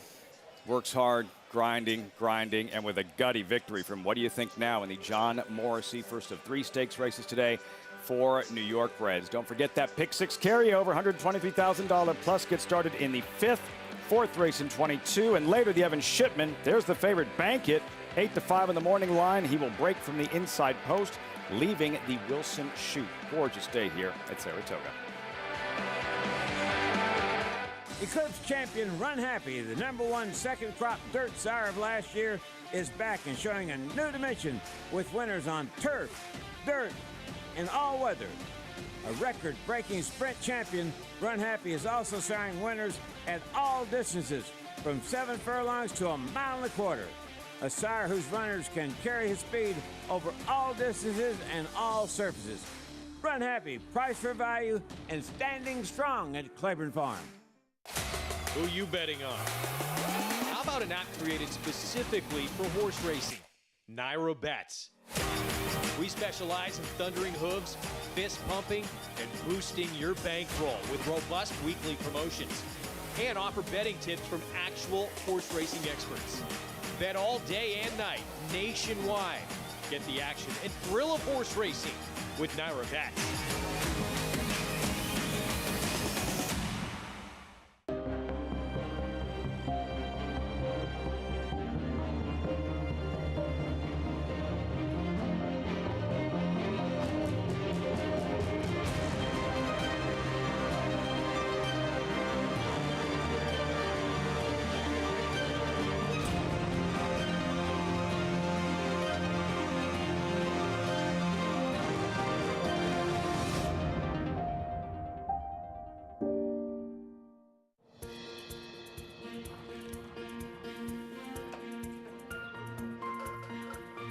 We take pride in what we do. I'm an assistant trainer. Carpenter. I'm a peace officer. I'm a jockey. I'm a gardener. I'm a groom. I love what I do. We are New York Racing. New York Racing helps support my small business. It's extremely important to the New York economy. This is like a big family. We are New York Horse Racing. Just like it says on the track, Saratoga Live is always brought to you in part by Run Happy, Eclipse champion sprinter, record-breaking speed. Now the sire of winners on all surfaces, dirt, turf, and all weather. So much focus naturally on the winner of the John Morrissey. What do you think now? What do you think now of New York traffic, though? The heavy favor going in his performance this afternoon. He was always struggling. He was off the bridle, being asked early and often, and you knew midway into the far turnpile, he just had no run. It was not his day. No, he was sitting in the 3rd spot behind the pay stool, and you could see that he was getting asked, and he was just not responding. Now, he sort of jogged home okay, and he out-finished the 4 late, but just didn't seem interested. And sometimes when you wheel back after getting beat by a horse named Jackie's Warrior, these horses are smart, and they realize, oh, my God, I ran into a monster last time. Do I really want to run today? Yeah, you know, and it's a gut check. It's kind of true. It really is. I think about it in terms of a boxer. You know, if they've lost a fight, they usually want to find a fight to get their confidence back, make it a little bit easier for them. That was supposed back. That was supposed to be today. Didn't work out for New York traffic. What do you think now takes full advantage? Tomorrow's main event, a Grade 1 4-star Dave. Earlier on in the program, 2-year-olds in the Saratoga Special, the next stepping stone towards a Grade 1 hopeful. There's the field, just 5 runners. I wouldn't want to face Gulfport either. Grade 2, 6.5 furlongs. Yes, $200,000 purse. Let's meet the field for the 2022 Saratoga Special. Number 1, Super Chow, Paul, Florida shipper, debut winner at Gulfstream early July. Yeah, the son of Lord Nelson actually drifted out, way out in the middle of the racetrack. Still won the race with Chantel Sutherland aboard. We'll get Louis Saez. Obviously brings a lot of speed to the party. Hope he corners better. Number 2, Damon's Mound, Florida bred, 12-length blowout winner at Churchill after breaking a step slow.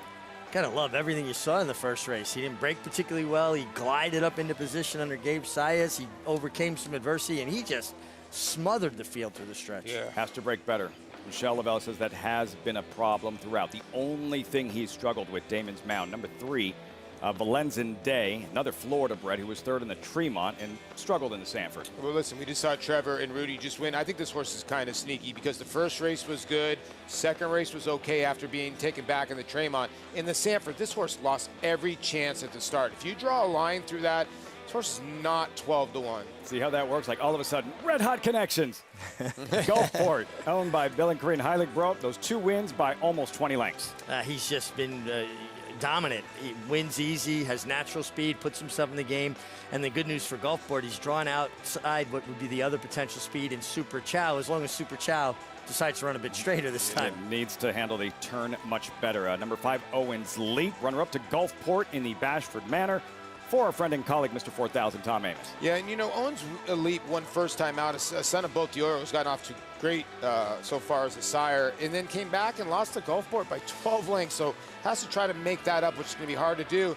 But he has some substance. And when you go back to this race, you know, when this horse ran first time out, Lafitte, at the meet at the time, Steve Masperson was 1 for 22. He was going through a Rudy Rodriguez slumps that everybody goes through.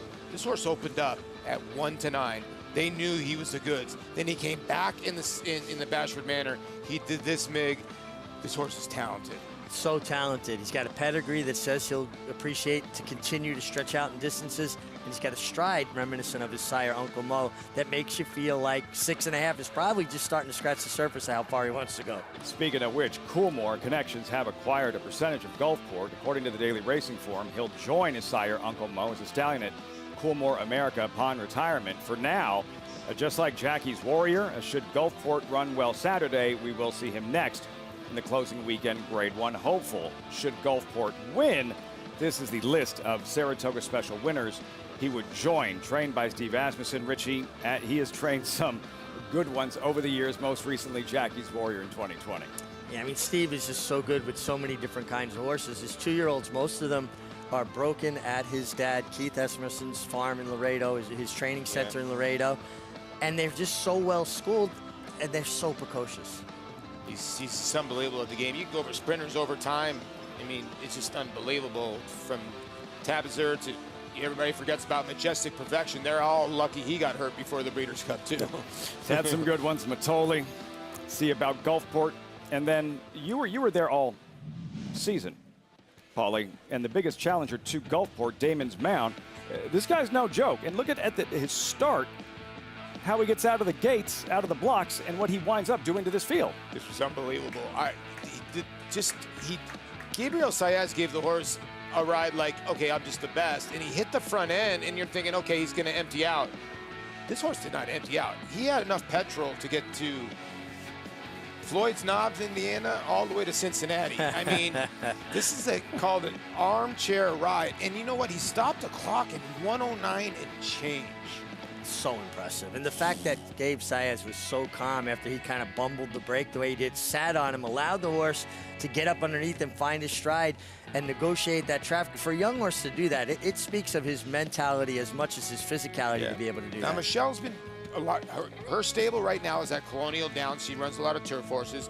He's been training at Colonial. Obviously, been training great, and he's the main danger. But you made a great point. Gulfport gets the outside draw. If Damon's Mound had the outside draw, breaking a little bit slow might help him. He can't break slow with Gulfport on the outside. Not if he's going to be defeating any Gulfports in the Saratoga Special tomorrow. So much history, so much tradition. 2-year-olds in tomorrow's Saratoga Special early on the day. The weekend stakes activity. Union Avenue, Evan Shipman later on this afternoon. 4-star Dave. Chad Brown looking for a first with that Philly Regal Glory. Aforementioned Saratoga Special. And the Mahoney will have all of it for you right here on Saratoga Live. Horses in the paddock for the 4th New York-bred maiden claimers of the $40,000 variety. Back to the grass, fillies and mares, 3-year-olds and older, wide open. We check in with Acacia and this race 4 paddock report.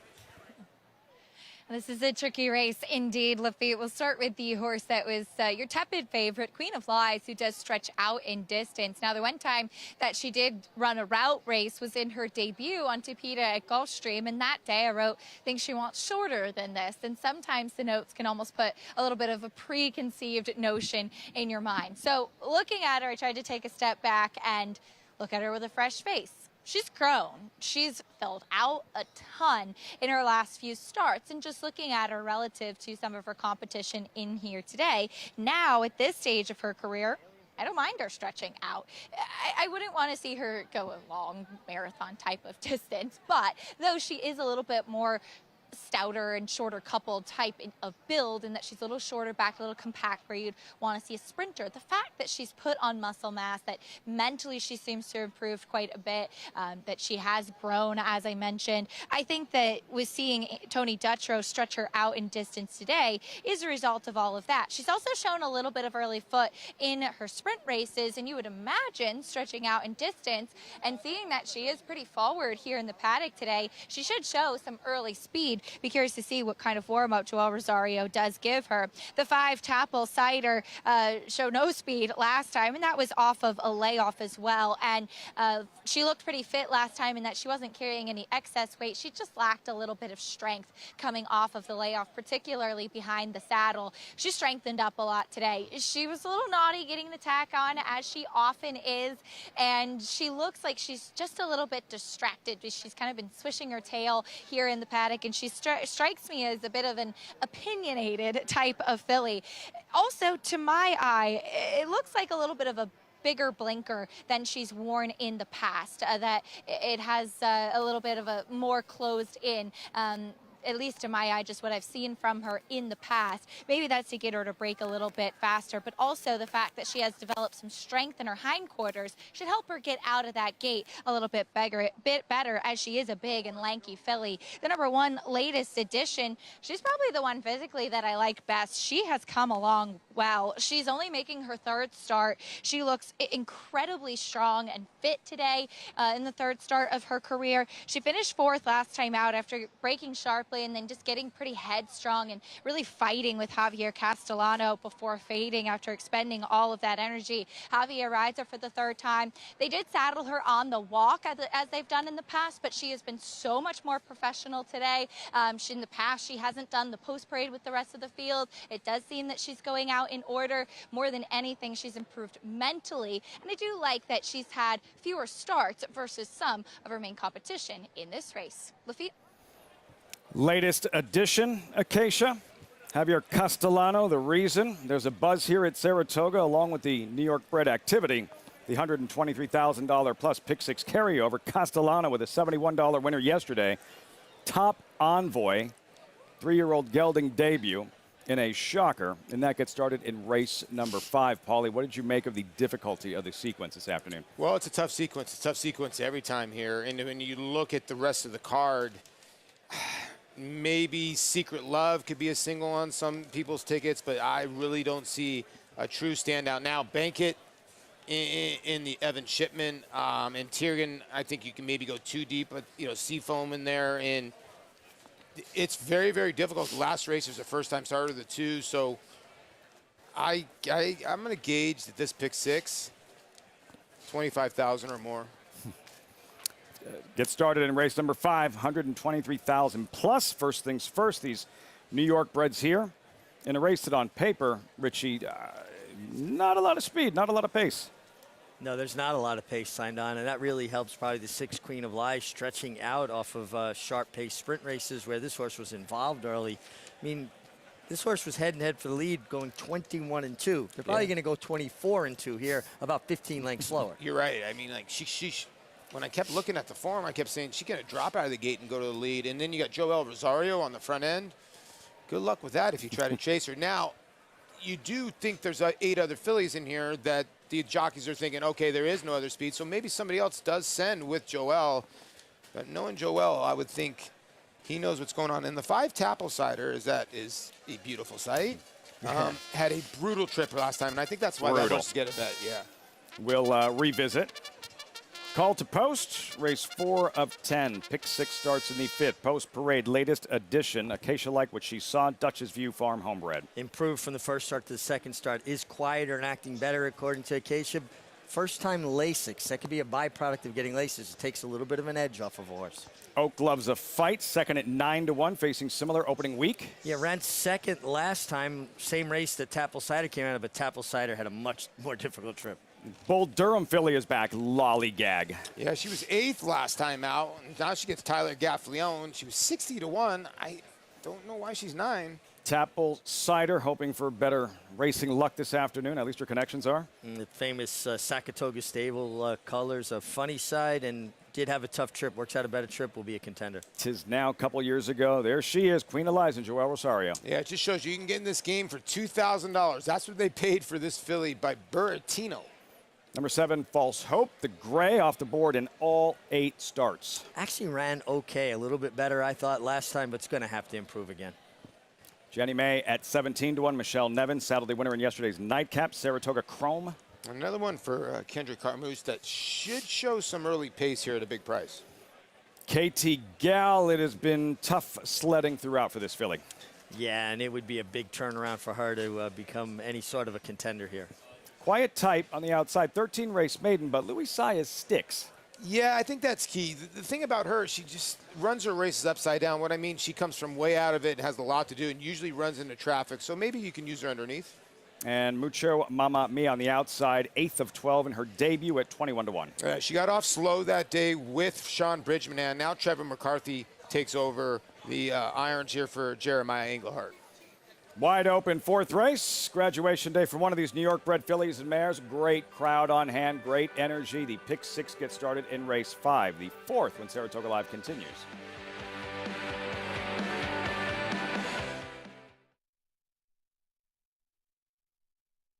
Spun to Run. In the Breeders' Cup Dirt Mile, he defeated a loaded field that included multiple Grade 1 winners Omaha Beach and Improbable. His brilliant speed figures were among the fastest of any 3-year-old at a mile or more. And he hails from the legendary Danzig sire line. Multiple graded stakes winner, millionaire, Breeders' Cup champion, Spun to Run, standing at Gainesway.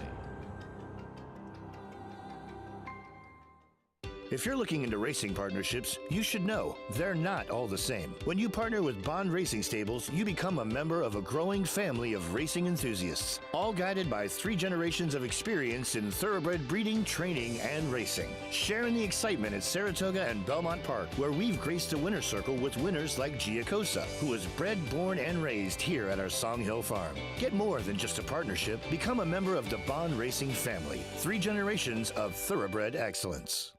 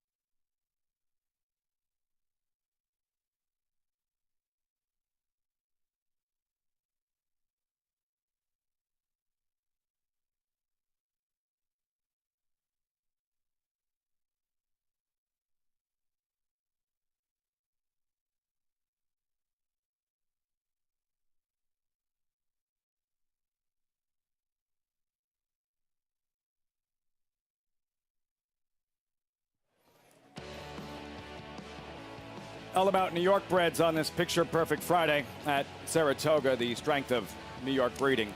For more info, visit NYBreds.com. New York bred maidens in the 4th. Mile and a 16th on the inner turf course. Fillies and mares. And Tapple Cider. There she is with Dylan Davis in the Saratoga colors. Let's revisit her most recent. This was opening week, Paul, and just a mess in terms of racing luck and traffic throughout. Yeah, I truly think that if there was a speed in this race, she would be the horse to beat. Now, I would make actually a big bet. She gets shut off here, has got nowhere to go. She's got a ton of momentum with Dylan, and then she just sort of gets stopped. I understand, like, she was trying to. She went to a wrong lead, and now she's going to try to get out, and now she's got nowhere to go. Now, no, she was never winning the race, but she was going to run second that day, and I thought it was a decent effort. That was off the layup. Barkley tags horses usually get better. The issue is there pace to run into?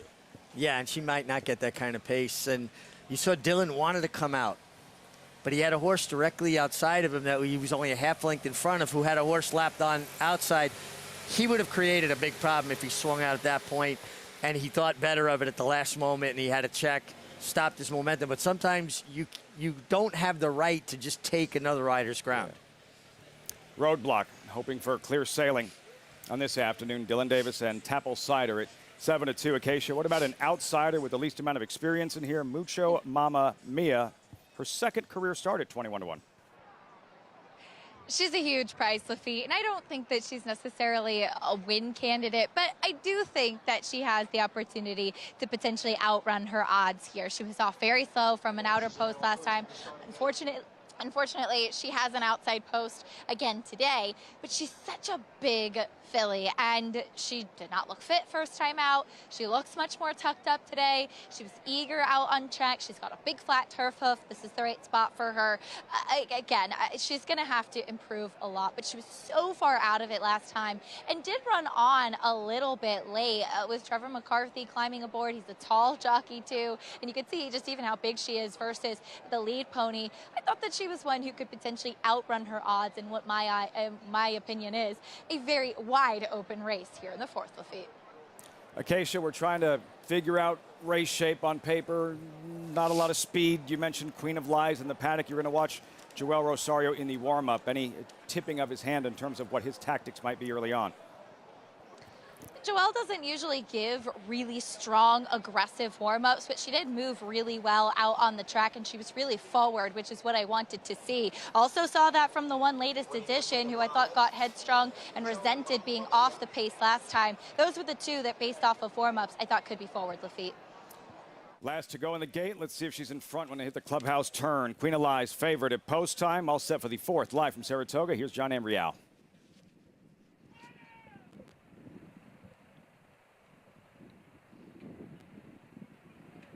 They're all in the gate. And they're off. Awkward start there for number 12, Mucho Mama Mia, and she trails the field. It is Queen of Lies, who is right out for the early lead with Janny May right alongside in second. KT Gal is up close and in third. Then comes Lollygag. Latest edition is down at the hedge. And then on the outside, it is Quiet Type, who is running in sixth.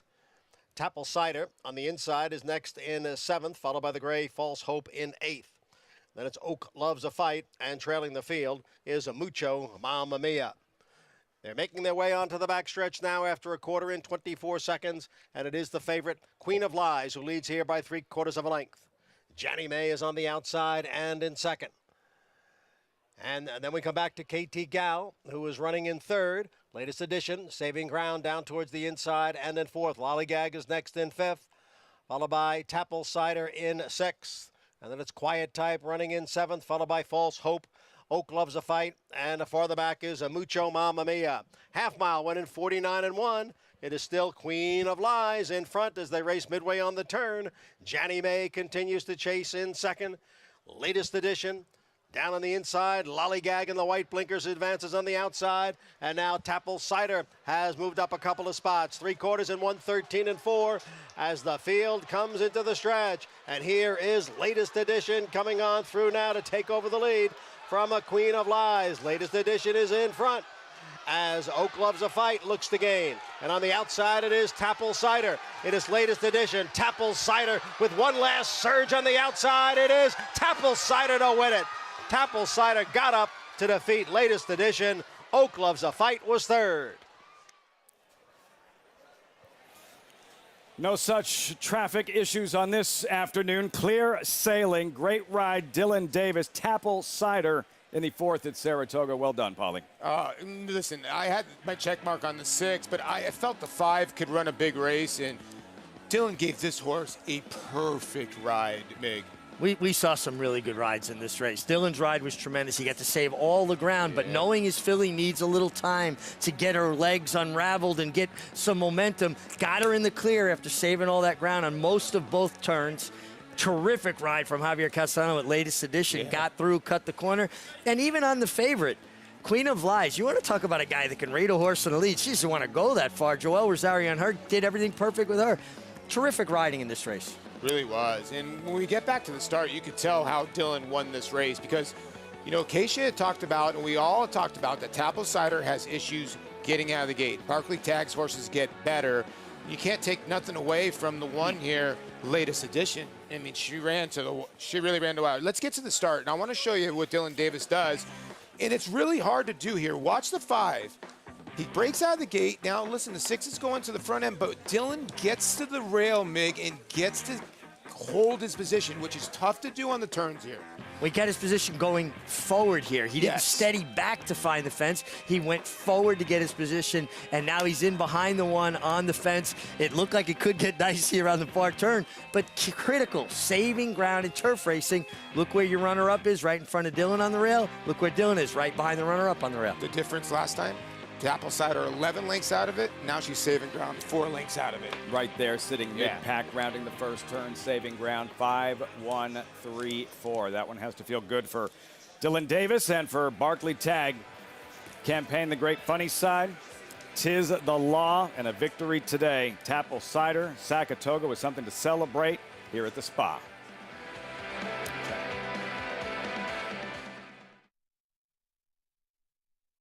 Every breeder hopes to leave a lasting genetic legacy.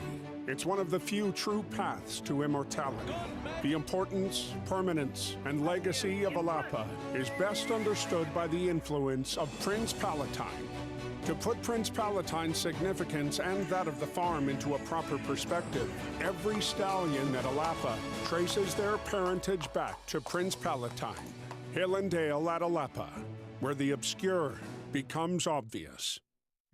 Blood Horse Plus, available through bloodhorse.com, provides exclusive, timely, and unmatched content to subscribers, including Fox Sports, Blood Horse branded weekly programs, a detailed stakes winners section, behind-the-scenes videos from Blood Horse staff, on-demand access to deeper horse statistics, and a $5 monthly credit to equineline.com. Upgrade to Blood Horse Plus today. Comes Taba. Taba in the center of the track with good-looking stride, squares off with Cyberknife. Cyberknife takes the lead. Taba going with him. These two in a thriller. Cyberknife just in front, and Cyberknife has won the TVG.com Haskell over Taba. Jack Christopher finished third. The running time 1 minute 46.24 seconds. Good runners on top of the world. Come dream with us at Three Chimneys. Racetrack Television Network brings you every race, from every track, on every screen, every day. With monthly packages starting as low as $5, RTN gives you great value and access to more live HD streaming and race replays than anyone. Visit RTN.tv today to sign up and watch on almost any device, including Roku and Amazon Fire. RTN has packages that start at $5 per month.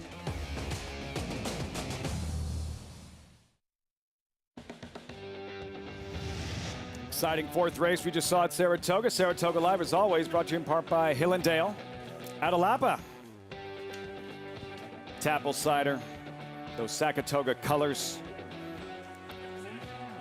Barkley Tag, winning trainer. Posing for pictures. Dylan Davis, what a ride. Barkley Tag, a little pep in his step. Look See like he's that? ready to. Winds will do that for you at Saratoga. Yeah, it's crazy. The same connections that brought you funny side, $10.20 on top. 5-1-3 in the fourth. Pick 6 starts in the fifth. First down to Acacia in the winner's circle. Always happy to catch up with Jack Knowlton of Saratoga Stable. Jack, Tapple-Cider, she got a much better trip today than last time out. She really did. You know, we had hope in the last race. We dropped her, you know, out of maiden special into maiden claimant, and she kind of got stuck inside and clipped heels and stuff like that. But we felt, you know, she could get a clean trip, she could win, and I know a lot of people, you know, in the broadcast booth last week said, wow, you know, she gets a clean trip, the next time she'll be tough. And I thought she'd probably be the favorite because of all of that. But she wasn't. She ran her race, and Dylan gave her a great ride. And as is always the case when Saratoga wins a race, you had a crowded winner's circle here, so many excited people. What does it feel like winning at Saratoga? Winning at Saratoga is the best. You know, one of the biggest regrets I've had in all my years of racing is that we couldn't have the crowd here when we went to Travers with Tiz the Law. It would have been a crazy place if we'd have had that. But anytime you get the race here, I mean, our people are so excited, and to win, it doesn't matter what level. This is a maiden claiming race, but you know, winning at Saratoga is what it's all about. That's what people join Saratoga and a lot of the other ownership groups for, and we got it done today. As you said, winning here brings back memories of that Travers with Tiz the Law a couple years ago. We saw the infield canoe painted in those silks. Just reflecting on that, does it kind of give you chills every time? Oh, it does. And, you know, that was, you know, the craziest of years. We'll never know what would have happened if things had worked the way they're supposed to the first Saturday in May with the Derby and all that. But, you know, we've been very fortunate at Saratoga. We've won, you know, a lot of the big races. And winning at Travers in our home track and doing it the way he did, we'll never forget that. We won't either. Jack, congratulations on the win here. Thank you so much. Jack Knowlton of Saratoga, and plenty of excited Saratoga owners here in the winner's circle of feet. Jack Knowlton, Acacia. We were so lucky that racing continued throughout the pandemic, but I will always, always wonder what Belmont would have felt like, what Saratoga would have felt like watching Tiz the Now, a New York bred, doing what he did in those races, the Belmont and the Travers, what that would have meant to a packed house, what it would have felt like here at Saratoga. Especially, you know, a horse with New York connections that has a following, particularly from going back to Funny Side when they would ride the school bus to the Triple Crown races. Yeah, and the other part about it is lovable connections. Barkley's one of the best. Barkley Tag has just been doing this game for a long time, and he still can train. I call him the mini D. Wayne Lucas. Great to see him back in the winner's circle, Saratoga. We're going to pause, take a deep breath, and welcome in a new audience as Saratoga Live continues.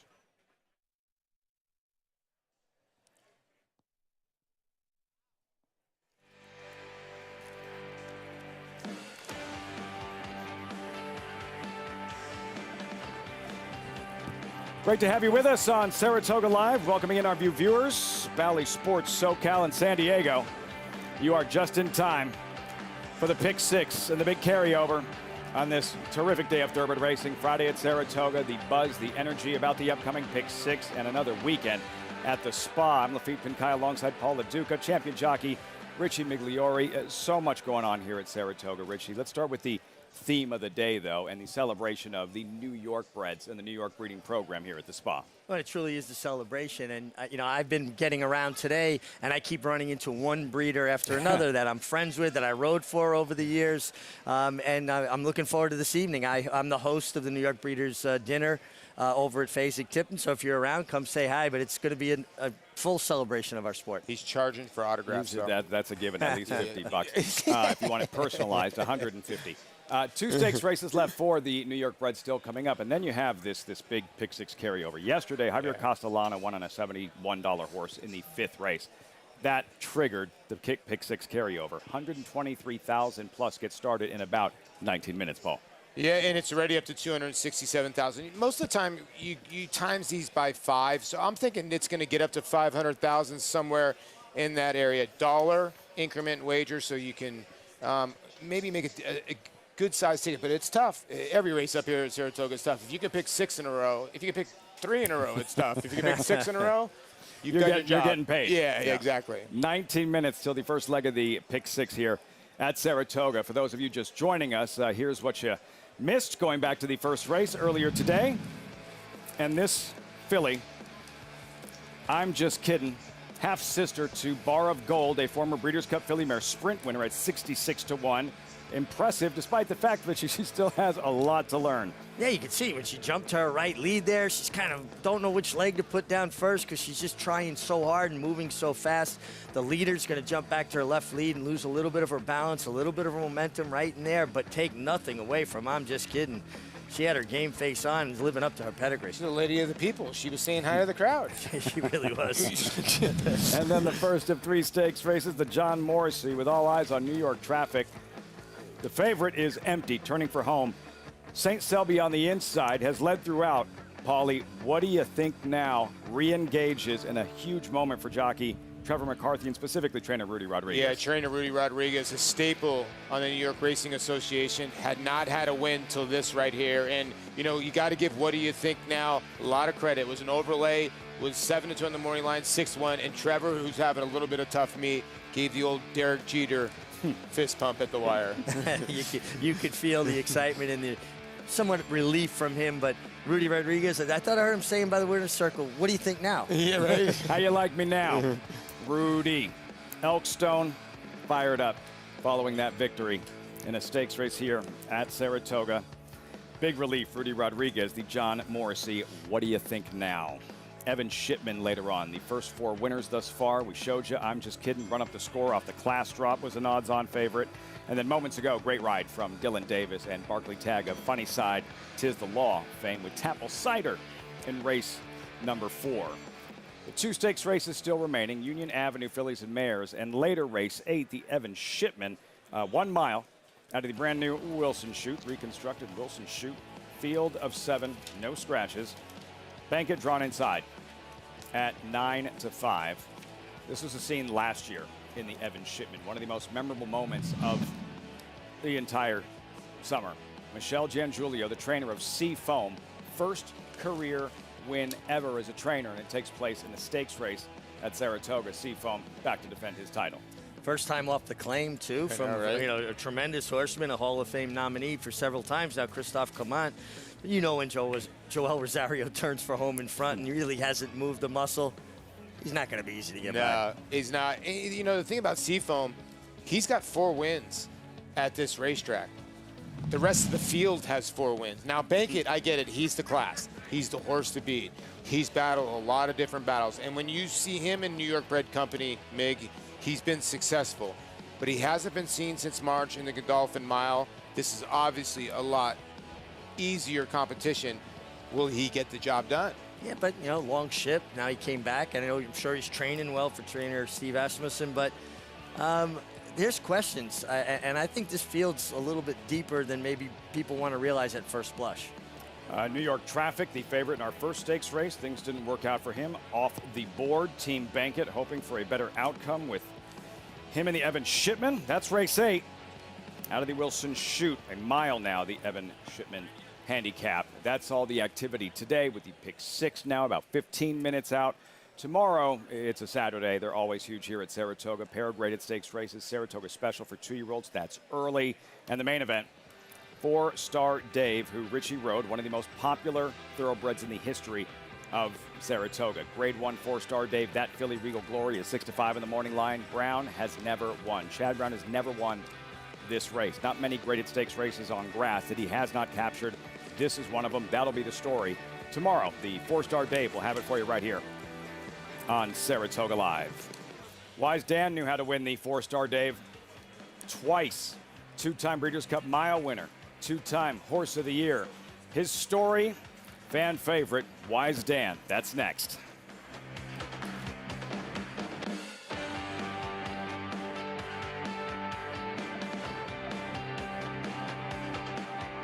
Eclipse champion Run Happy, the #1 second crop dirt sire of last year, is back and showing a new dimension with winners on turf, dirt, and all weather. A record-breaking sprint champion, Run Happy is also siring winners at all distances from 7 furlongs to 1.25 miles. a sire whose runners can carry his speed over all distances and all surfaces. Run happy, price for value, and standing strong at Claiborne Farm.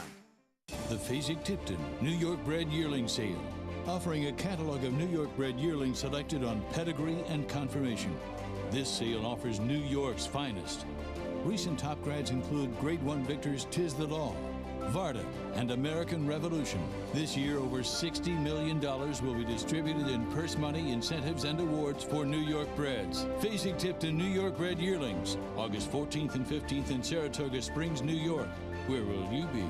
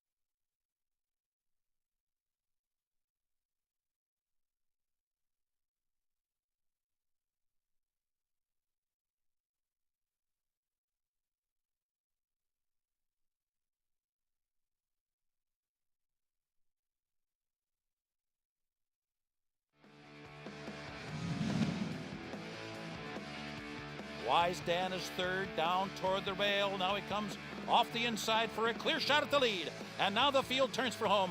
King Crisa in front, and looming in behind is a horse of the year. And he's getting closer with 1 furlong to go. King Crisa clinging to that lead by a half length on neck. Now they're on even terms. And now it is Wise Dan who's taken the lead. Wise Dan in front and pulling away as they come down to the finish. The heart of a champion on the wire by a length. Wise Dan and Johnny Velasquez. He was a machine. As popular as he was talented, Paulie, Wise Dan, two-time four-star Dave winner. He was a pleasure. And you know what? I was very, very blessed to watch him run through his main part of his career. It was on the turf course at Keeneland a couple times when he won the Maker's Mark. I truly believe Lafitte, he might have been a better dirt horse. He actually, in the Stephen Foster, he had the worst trip of life. He should have won that. He won the Plum Ali by about 10 lengths. He was an amazing racehorse, and his brothers could all run too. But look at that record. They loved him at Keeneland, like a frenzied fan base for Dan the Man, and everything he seemed to do twice. Did everything twice. Danny two times. Wise Dan. Tomorrow's Grade 1. Four-star Dave, and as popular as Four-star Dave was, that's really one of the more interesting aspects, is how many other popular thoroughbreds have won this race, going back to Lure, the front-running speed demon in the early 90s. Most recently, Got Stormy. They loved her here, the only female ever to have captured the Four-star Dave, and she did it twice. Same can be said for Wise Dan, highly decorated two-time Four-star Dave winner, a gelding who meant absolutely everything to his trainer, Charlie Lopresti.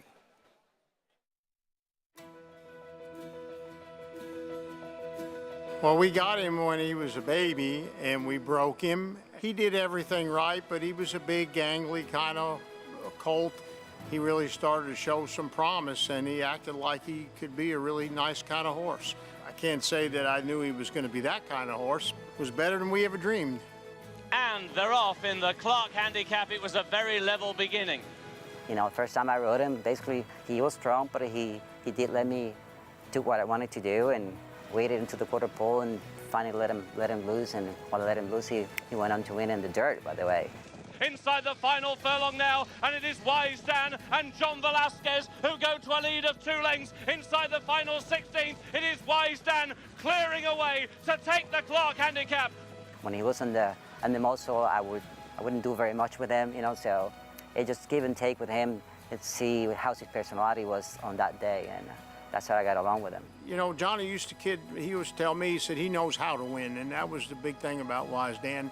I think no matter what, no matter the track condition, post position, what happened in the race, he knew how to win races, and he got along with him. He knew him, and they had a great relationship.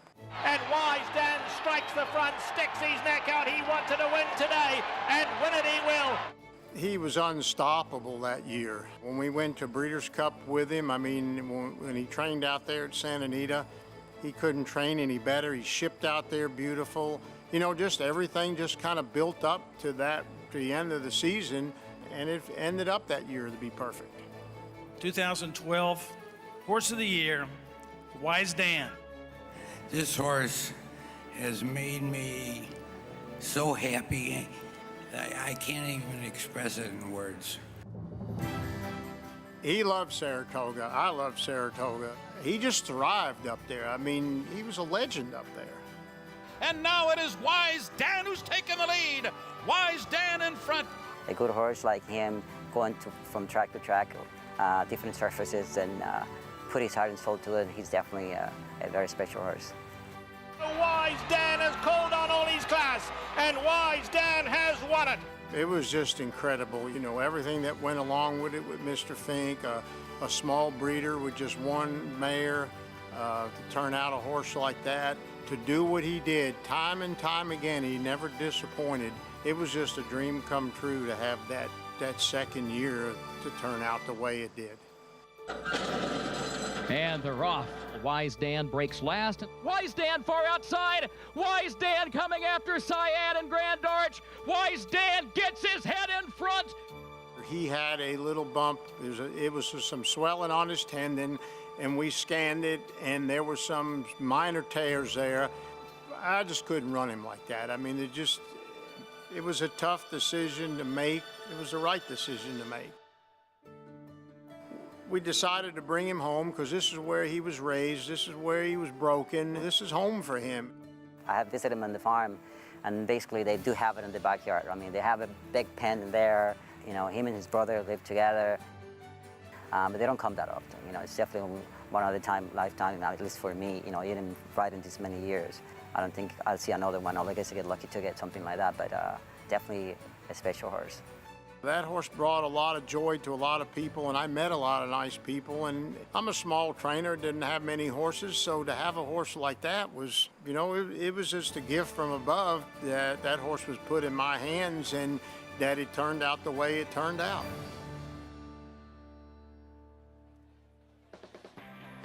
Morton Fink's Wise Dan. We miss Charlie Lepresti, has since retired from training.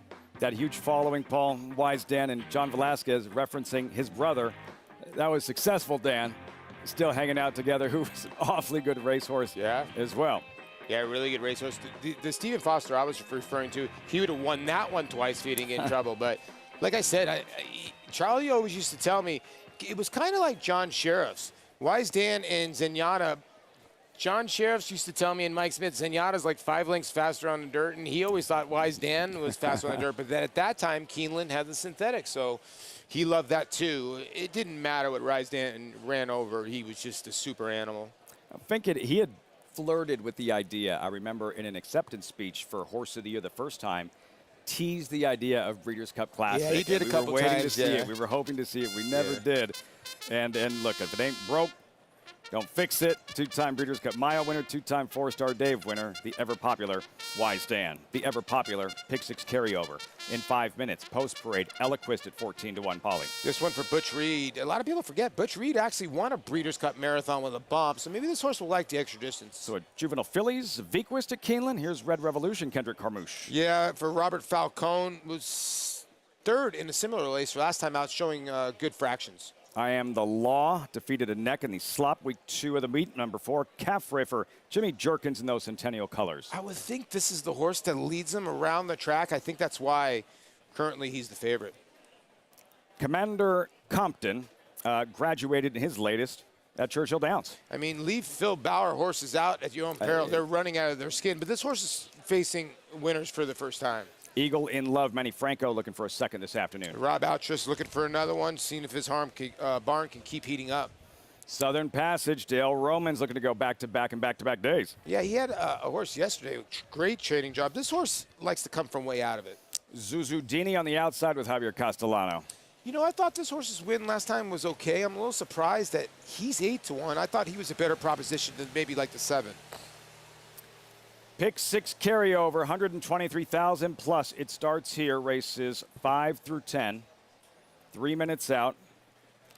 We check in with Acacia, this $40,000 claimer Acacia. They're all one for something. What'd you see in the paddock and now as the horses are starting to warm up? Well, we'll take a look at your current favorite, the number 4, Caffrey, who, to be fair, all along, I have always written, would love to see him on turf. And he broke his maiden on the turf. Does go back to the main track in here today, but he's obviously run good races on both surfaces. And one thing about him is that I do think that Tyler Gaffalione should suit him well. It looked to me last time like Jose Gomez was just having a really tough time holding him. So he gets a strong journeyman rider on today. He's keeping him quiet in the warm-up with the pony. And he could be pretty naughty in the paddock sometimes. He was very professional today. I was impressed with what I saw from him mentally. So given that early speed, the rider switch to Tyler Gaffalione, he's obviously a big player in here. The number 5, Commander Compton, as Paul mentioned, Phil Bauer came up here with intent with his runners, and they've all been spotted in the right places. They've been running really, really well. Milan and 8th on the main track is the perfect spot for this guy. He does come in off of a layoff since since June, a couple months in here. He's incredibly strong. One thing I don't love is that the front wraps do go on for the first time. Maybe it's just him running at a new track. He has had the opportunity to train over the main track coming back for this effort. And once he got warming up, he's really kind of gotten into the bridle nicely. And again, he's one of the more convincing ones as far as getting the distance. Nearly picked him, but decided to take a bit of a swing with a price horse, Eloquist, who makes his second start off the layoff. It's a significant drop in class for him. As Paul also mentioned, Butch Reed, a very capable trainer, has just had a limited number of starters up here at the spa this summer. And while he hasn't had a winner yet, they've been running well. This horse I last saw when he ran in the Holy Bowl a couple races back, and he was a huge price that day, obviously overmatched. But said he's a huge horse that looks like he wants to go 2 turns, and the longer the better. So I love the Milan in 8th for him. He got so much sharper getting out there on track and warming up under Jose Lozcano, who kind of took him to the outside rail, trying to relax him a little bit. The one concern I have is if there is potentially a little bit of a bias in that the inside isn't really where you want to be. He does break from the rail, but I just really like everything that I've seen from him, and he's a juicy price on that drop in class. Lafitte? That would shake things up in this first leg of the pick 6, a 14-1 shot. Eloquist in those Cash is King colors. Chuck Zachney, a Fleet Alex, 2005 Preakness Belmont winner. That close to a Triple Crown, 3rd in the Kentucky Derby. Eloquist from the inside. And yeah, he ran in last year's Remsen Pauly, ran in the Holy Bull as well. Softer company needs to pick it up. No, he needs to pick it up. But if you look at his last races in February before Butch Reed laid him up after the Holy Bull, obviously something went amiss. They put blinkers on him his last 3 starts. And I thought his last race was encouraging. He was moving forward, and maybe he's going to get back to that 2-year-old form, because his 2-year-old form, when he broke his maiden, puts him kind of in this discussion at 13-1. A tough race. Do you want to take a stroll through the sequence here? Let's Pauly? go. Let's go. So here, who'd you wind up with in this in the 5th race first? If I was going to use the 5th race, I thought this race was very difficult. I'd probably use 1, 3, 4, 5 in here. I'm not a giant fan of the 8. Have to go deep in this one. Challenging $40,000 claimer. Turning the page, the Union Avenue handicap. These New York-bred fillies and mares, what'd you think? I like the 2, Secret Love. I'd probably end up singling there if I was playing a smaller ticket. I also think Machine Girl is going to be very dangerous. That's the Union Avenue, race number 7. Good allowance, optional claimer on grass for 3-year-old fillies. Gal in a rush. I mean, Christophe Clement, Joel Rosario gets back in the irons. I think that 3 horse is going to be really tough to beat in race number 7. Evan Shipman, the final. Look at that crowd. right? It is packed. Just walking in today felt like a huge Saturday. Big crowd here, Saratoga. This is a big part of the reason why. Evan Shipman. You know, it's hard to ignore a horse that wins by 10 lengths at the racetrack. Tiergan is going to be tough in there. I give respect to Three Jokers. I give respect to Seafoam and Bankit as well. But Tiergan, for me, for Mad Dog Racing, wins by 10 lengths last time. It's going to be tough right back. And in the 9th race? 1, 2, 3, 5, 6. I thought the last race was a little bit tough. I'm not going to let another first-time starter. If you want to throw the 9, another first-time starter in there as well. I do think the 6 for Jorge Abreu on the drop is not going to be 8-1. Challenging sequence. All gets started in a few moments. 123,000 plus the carryover for the pick 6. Starting with this $40,000 claimer, mile and an eighth, field of 8. Number 4, Caffrey at 2-1. What will you be looking for from the start from a race shape standpoint? Who figures to make the lead? Well, you know, I think the 4 figures to get the lead. Now, you know, 2 starts back, it was on a sloppy sealed racetrack when the horse ran a good second. He's a 1-turn mile horse. When they've gone around 2 turns, he's been okay on the dirt, but that was on synthetic at Gulfstream. So this isn't, you know, this is a mile and an eighth, and he's really never gone this far. The reason why I chose the 5 is that Phil Bauer, in this horse's second career start as a 2-year-old, ran this horse a mile and an eighth. So obviously he's cut out for the distance, where you're looking for a lot of horses in here that may not like it. I do think the 3 is very, very dangerous. Since they put this 3 on the dirt, he's been a different animal. Commander Compton, you know, there's certain, I mentioned this yesterday, the comment Tom Amoss made, whose opinion we all highly, highly respect, just stuck. Last summer he said this about trainer Phil Bauer, one of the best young trainers in the game. Very, very good. I mean, he's very, very polished, very good, gives a great interview, has a very good pulse on his horses. And I think that's key, because when you interview a trainer and they tell you, we'll see today, that's not really that informative. When somebody tells you, oh, this horse needs this needs that, it's that. Phil gives you the information that you need. He reminds me a little bit of a young Tom Amoss. I think that's why Tom likes him a lot, because he goes to Tom for some advice. Tom Amoss, 4,000 wins. Also, the MIG has stepped aside because he will be handling hosting duties for the Mike Venezia Award presentation. The jockeys there awaiting. That'll take place in the winner's circle. Julien Leperoux is so deserving, Paulie, in this year's Mike Venezia Award winner. Yeah, he is. Julian's been a friend of mine for a long time. His Shay, his kids, and I give him a ton of credit. First things first. Time for the pick 6. John Ambrial with the call. Post time for the 5th. They're all in.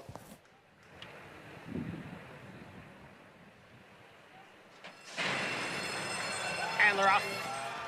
Coffrey goes right out for the lead. Red Revolution now moves up, and Red Revolution takes the lead. Coffrey is running in second as they go into the clubhouse turn.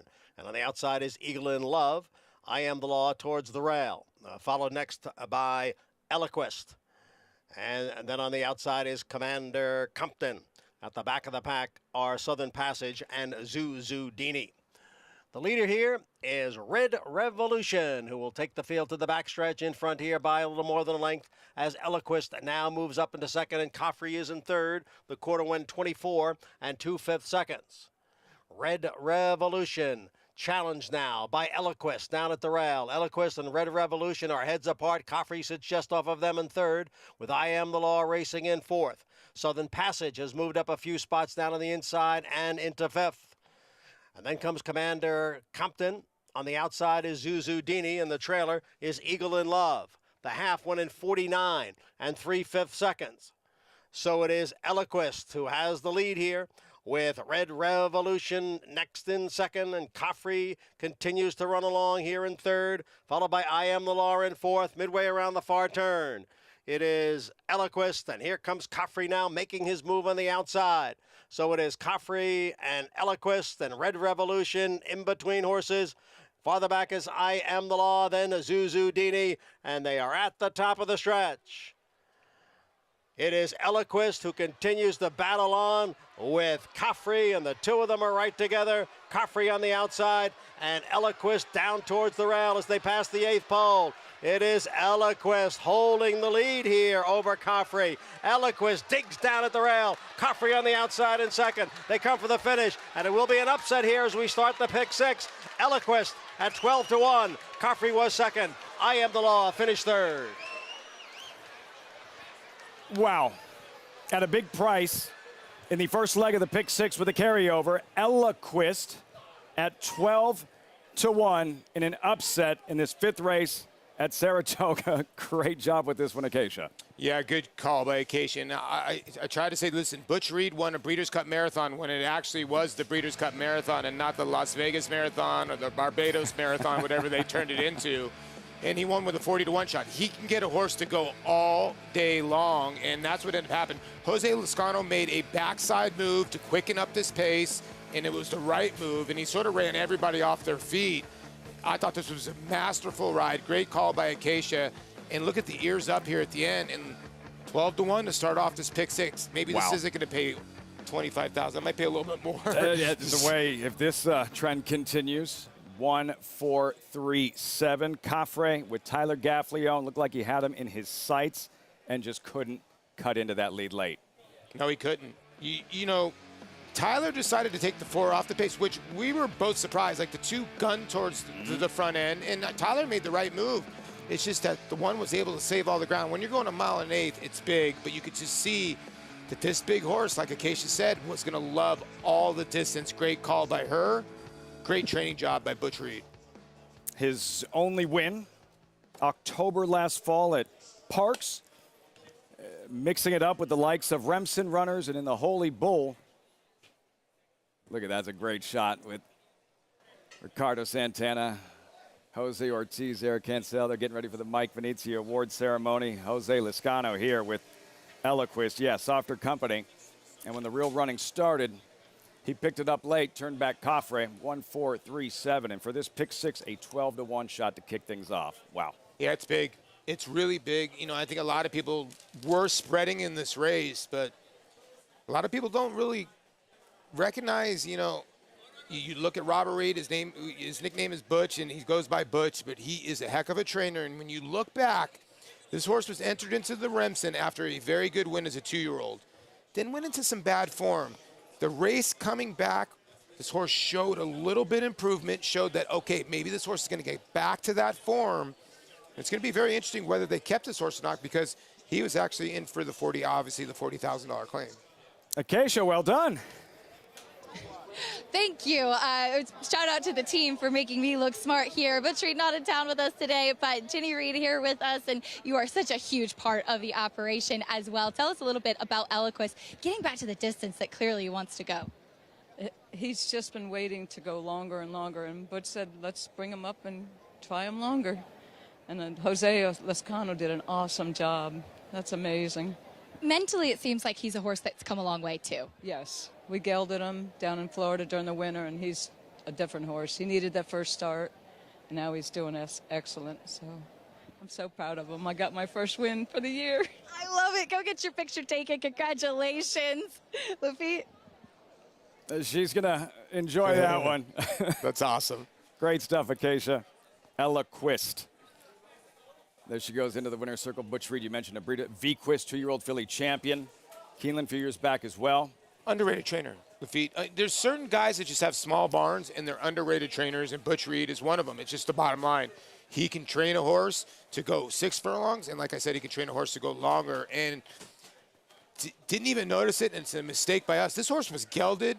It reported gelding in his last start, and maybe that was because of the improvement, and then boom, extra improvement today. And hopefully you started off, and the prices are out 25-something, if I'm not mistaken. We'll be switching out in a moment. Ooh, 27 on the dot. JK, you have that one? Just gave me like this really disdain look. JK did. Yeah, didn't have it. He gave me the Joel Rosario look. We keep on looking at that. Eloquist, $27. An upset here in the first leg of the pick six, and still so much coming your way. If it didn't work out in the pick six, we still have the pick 5 and 2 more stakes races with the New York Breds, the Union Avenue, the Evan Shipman a little bit later on, and Bank It, an 8 to 9 to 5 morning line favorite. The inside post out of the chute. If you don't hit the pick 5, you got the pick 4, pick 3, the double. You got always everything. another chance. Yeah. Always another chance. For Richie, Paul, I'm Lafitte, and Acacia. We'll see you next time. The next crew, Greg, coming up next for the remainder of the broadcast. Much more coming your way. Best of luck the rest of the way. Saratoga Live continues the Mike Venezia Award ceremony. Maximum Security proves he's the real deal with a gate-to-wire win in the Florida Derby. Champion 3-year-old. Maximum Security has won the TVG.com Haskell Invitational. 11 triple-digit buyers. Maximum Security, he smoked them in the Cigar Mile. Grade 1 winning 4-year-old. Maximum Security takes them all the way in the TVG Pacific Classic. Secure your mare's future. Maximum Security. Who you betting on? How about an app created specifically for horse racing? NY-bred. We specialize in thundering hooves, fist pumping, and boosting your bankroll with robust weekly promotions. And offer betting tips from actual horse racing experts. Bet all day and night, nationwide. Get the action and thrill of horse racing with NY-bred. Grade 1 winner and track record setter Lee. Like their sire, his runners have excelled on both dirt and turf, including these standout performers.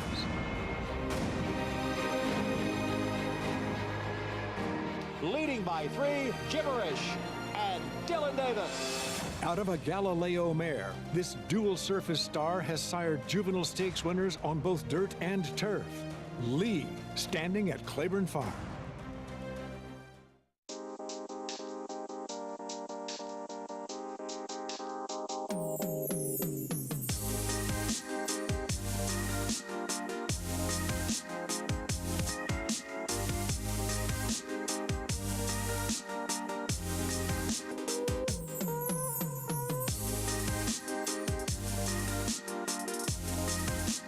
Stay fabulous.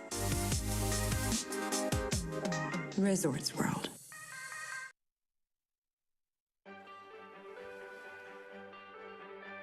Welcome to continuing live coverage of the premier meet in the country here at Saratoga Live on a gorgeous Friday afternoon in upstate New York here in Saratoga Springs on a very special Friday afternoon. Terrific crowd on hand as we get set for the late pick 5 to come.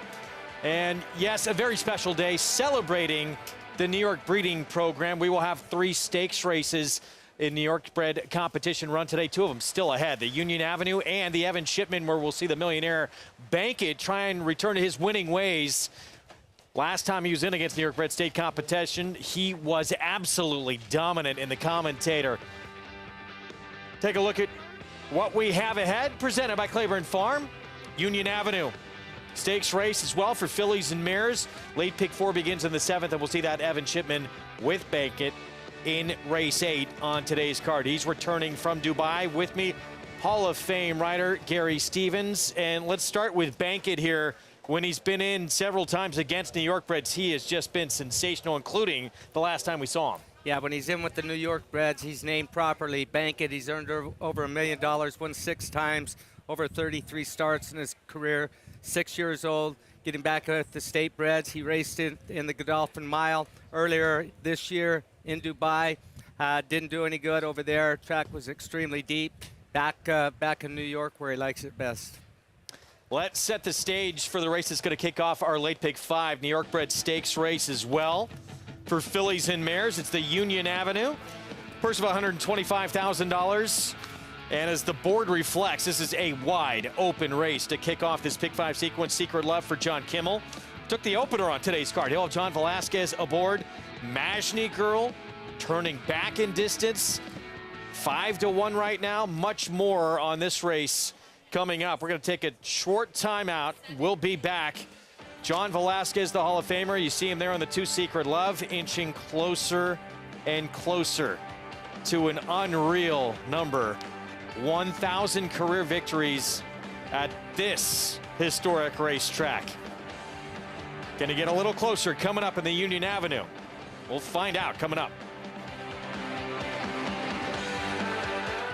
It's difficult to get a sire that can upgrade your mares like this stallion can. This horse does produce runners, very talented runners, 3-year-old runners, Derby contending runners.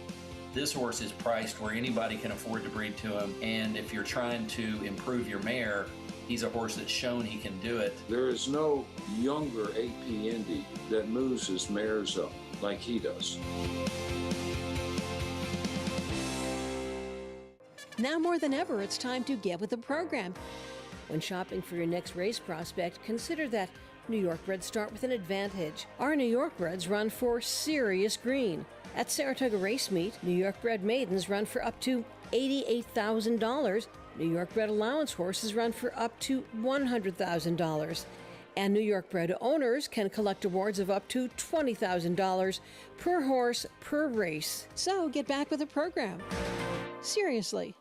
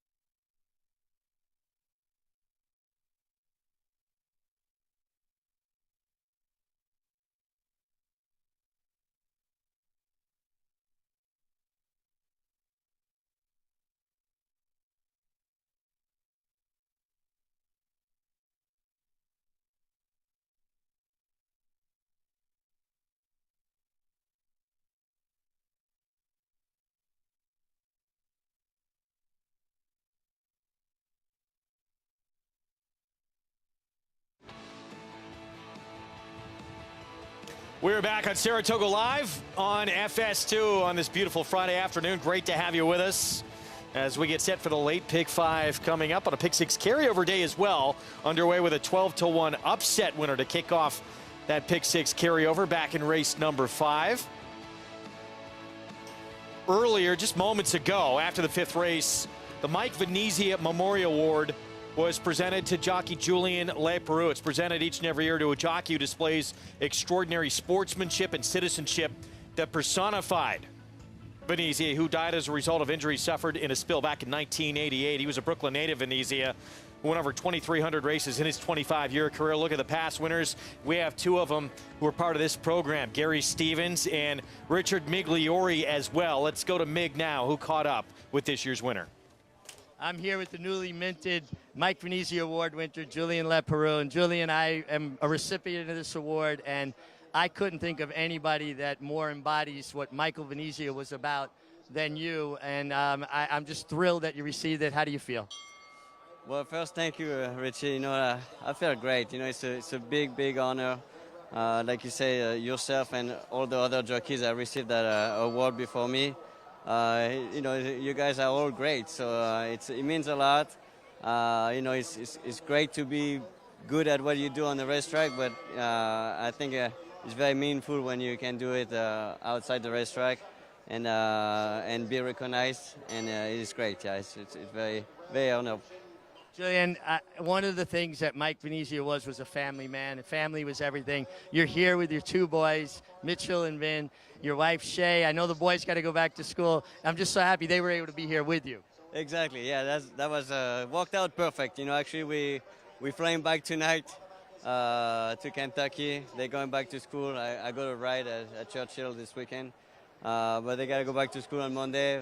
Obviously, I'm very happy they could be here for this award. My wife too, and you know, it's like you say, it's a family award. So I'm glad they could be here. But you'll be back to continue riding this meet. Yeah, definitely. I'm only going back to Kentucky this weekend. I ride Saturday at Churchill, Sunday at Ellis Park, and I'll be back here next week. Congratulations, well deserved. Thank you very much, Rich. Thank you. Congratulations to Julian Leproux, this year's Mike Venezia Memorial Award winner. As you take a look at the festivities here, that's the award. Some great names he joins as winners on this list, including my partner here, Gary Stevens. Gary, talk to us about Julian Leproux, the man that you know. Well, I watched him grow. I was here when he rode his first race at Saratoga. I was here when he won his first race here at Saratoga. I've watched him grow up. He's always been a professional, and he was very, very good. He's as good of an apprentice rider as I ever rode with. He understands the horse. He understands everything about the game, and he's continued to grow. But I think that Richie said it best. He is truly a family man, and he loves this sport, and he always does what is best for the horse. One of only 4 riders in the history of this sport to win an Eclipse Award as an outstanding apprentice and an outstanding journeyman rider as well. Over 2,800 wins in that career, but again, this award celebrating. He is Hall of Fame material awards, champion jockey, champion, multiple championships at Churchill Downs, his home base, going home tomorrow to ride the Beverly D and the Arlington Million at Churchill Downs. And we'll have live coverage of those races on that special day at Churchill Downs coming up on tomorrow's program as well. So we hope you tune in for that. So again, congratulations to Julian and his family for this prestigious award. Let's get into race 5, or 6, excuse me, the late pick 5. Union Avenue up next. And right now it is Secret Love who is favored in here. We showed you John Velasquez, 6 wins away from 1,000 wins here at Saratoga. This race named after the street this racetrack is on, Union Avenue, right across the street, of course. That Hall of Fame, one of the great Hall of Fames really in any sport. It's been upgraded over the past few years. See the horses that make their way across Union Avenue to get over to the track here and have their workouts. There's the Hall of Fame. That part of having this historic track, that Hall of Fame, right next to each other makes this part of the country so special in this sport. They have done an unbelievable job with what they've done with the Hall of Fame. I was fortunate enough to the afternoon of the Hall of Fame after the last race, I was invited over for a cocktail party at the Hall of Fame, and I hadn't seen the movie that they have produced. It's an 18-minute movie, a 360-degree view. The sound is incredible, and it starts off with a pounding moment of these yearlings, weanlings, running in the pastures with groups of other yearlings and watching the leadership, who's following who, and just the whole thing. It's a tearjerker, and it was wonderful to watch. If you've not made it to that Hall of Fame, definitely got to get it on your bucket list. John Hendrickson, the late Mary Lou Whitney, they had a lot to do with making it as special an experience as it is now. Let's welcome into the program for the first time today, Maggie Wolfendale. Hi, Maggie. Hey, Greg. And as we take a look at this Union Avenue Stakes, it's a race in which there really isn't a standout. There really isn't any kind of confirmed stakes horses yet. As we'll take a look at number 3 in here, that's Mashney Girl. She'll be turning back in distance, and I really don't see how she's able to be successful doing so. Maybe they hustle her strongly out of the gate with Kendrick Carmouche back aboard today, as he has won on her twice before. But physically, I can't confirm that she looks like a sprinting type. She's always one that is very kind of long and tubular and doesn't carry that, really well-developed sprinter conditioning, especially behind the saddle. So while she's bright-eyed here, which is always a good sign for horses turning back in distance, as she'll do so to the 6 furlongs. That's a sharp turn back, too. I just don't see how this race plays favorably into her hands. As we'll move on to number 4, Bank on Anna, who I think deserves another shot here, as she was down on the inside in that open allowance race, and a tough one at that, against Union Lake, who looks like a horse that could be stepping up into stakes company in her next start for John Terranova. But she was down on the rail. She didn't break quite as sharply as we've seen her do so in the past, but she was also coming back off a little bit of a freshening. So she gets to shake off the ring rust here, and honestly, she looks more tucked up now, coming back off of 3 weeks rest or 2 weeks rest. Bad with my timing here. And she looks great. I love her controlled energy too. And now she's drawn in the middle of the pack, which I think, you know, bodes better for her breaking a bit more alertly today. And for her, the 6 furlongs does seem ideal, Greg. All right, Maggie, thank you. Yeah, bank on Anna. She's won 3 of her last 5 starts, had a little bit of trouble last time out. I was earlier at the meet, July 23rd here at Saratoga. Let's welcome in our Paddock crew for the first time today in a difficult race to kick off this sequence. Andy Serling and Jonathan Kinchin. Thanks, Greg. And John, we were just talking off camera, I should say, about how difficult this whole sequence is. We got a 12-1 shot, won the first leg that you and I fell asleep on, and it's not easy from here on out. No, this is, you know, it's not often you feel like you're going to get a double carryover, but this is the starting point for a double carryover. Right. Exactly what happened early. There's just nobody that feels like a short price, lean on horse even the whole sequence. And you and I both like Mashney Girl in this race, but for whatever that's worth, I'm surprised at the odds that anyone's 9-5. And Secret Love to me is a very dubious 9-5 shot. As far as Mashney Girl, I like the turn back, and I just think her best races are the best races of anybody recently. Yeah, I mean, the turn back is perfect for me. You know, last time going a mile and a 16th, involved in a very fast pace. This is 3 just back. Got tired late. Oh, excuse me, 3 back. Well, this is 3 back. And, you know, I think she's going to appreciate that. I think she's going to appreciate going a little bit shorter. Her pace figures suggest that 6 furlongs is going to be great for her. And I just feel as though, looking at who she's been running against, she's getting significant class relief in here. I mean, it's not a bad field, but there's nobody in here that scares you.